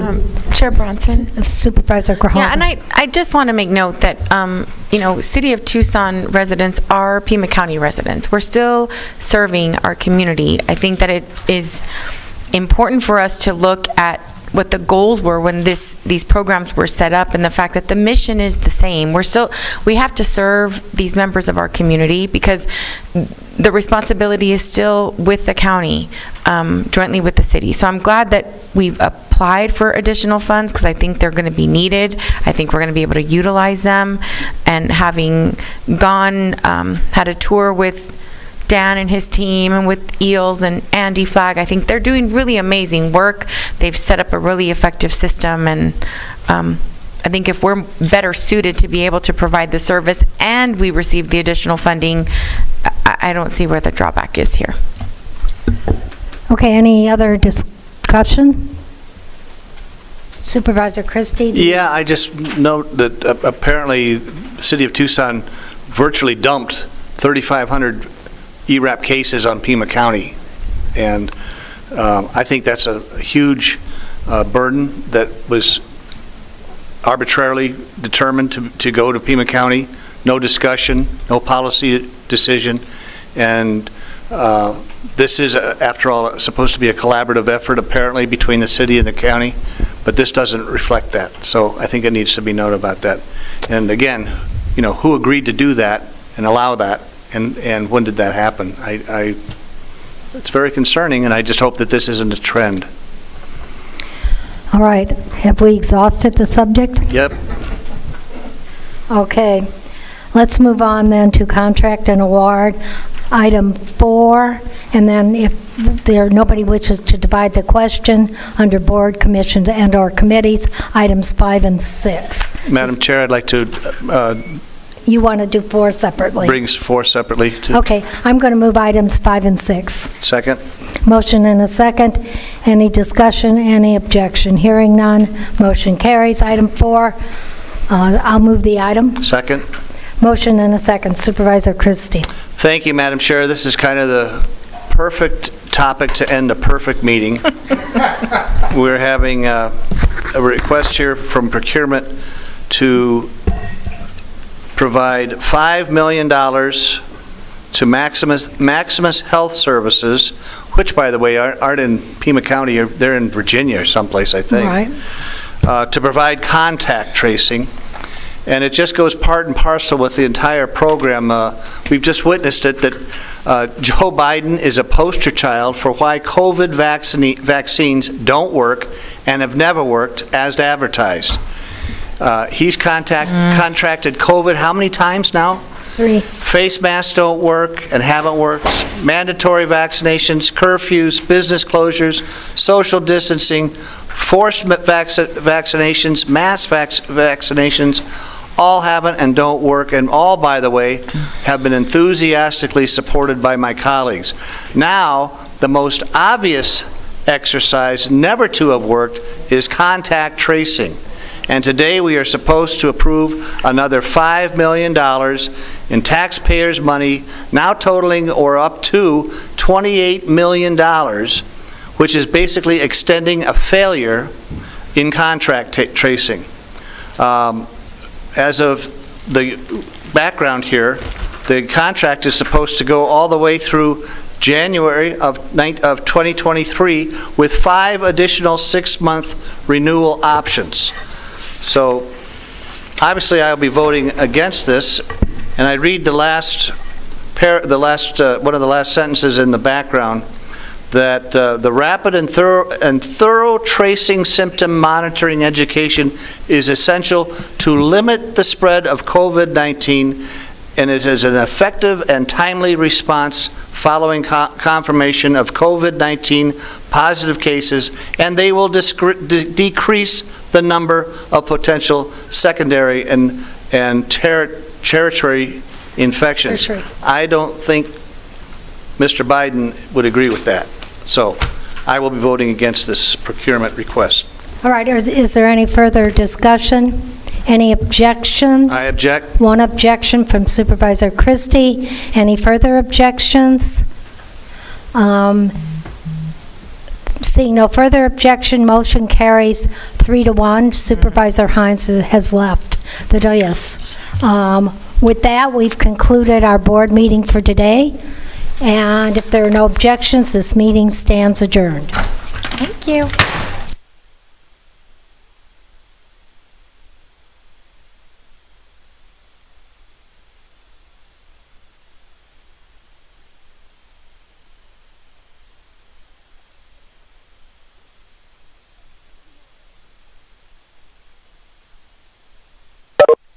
Thanks for using WebEx.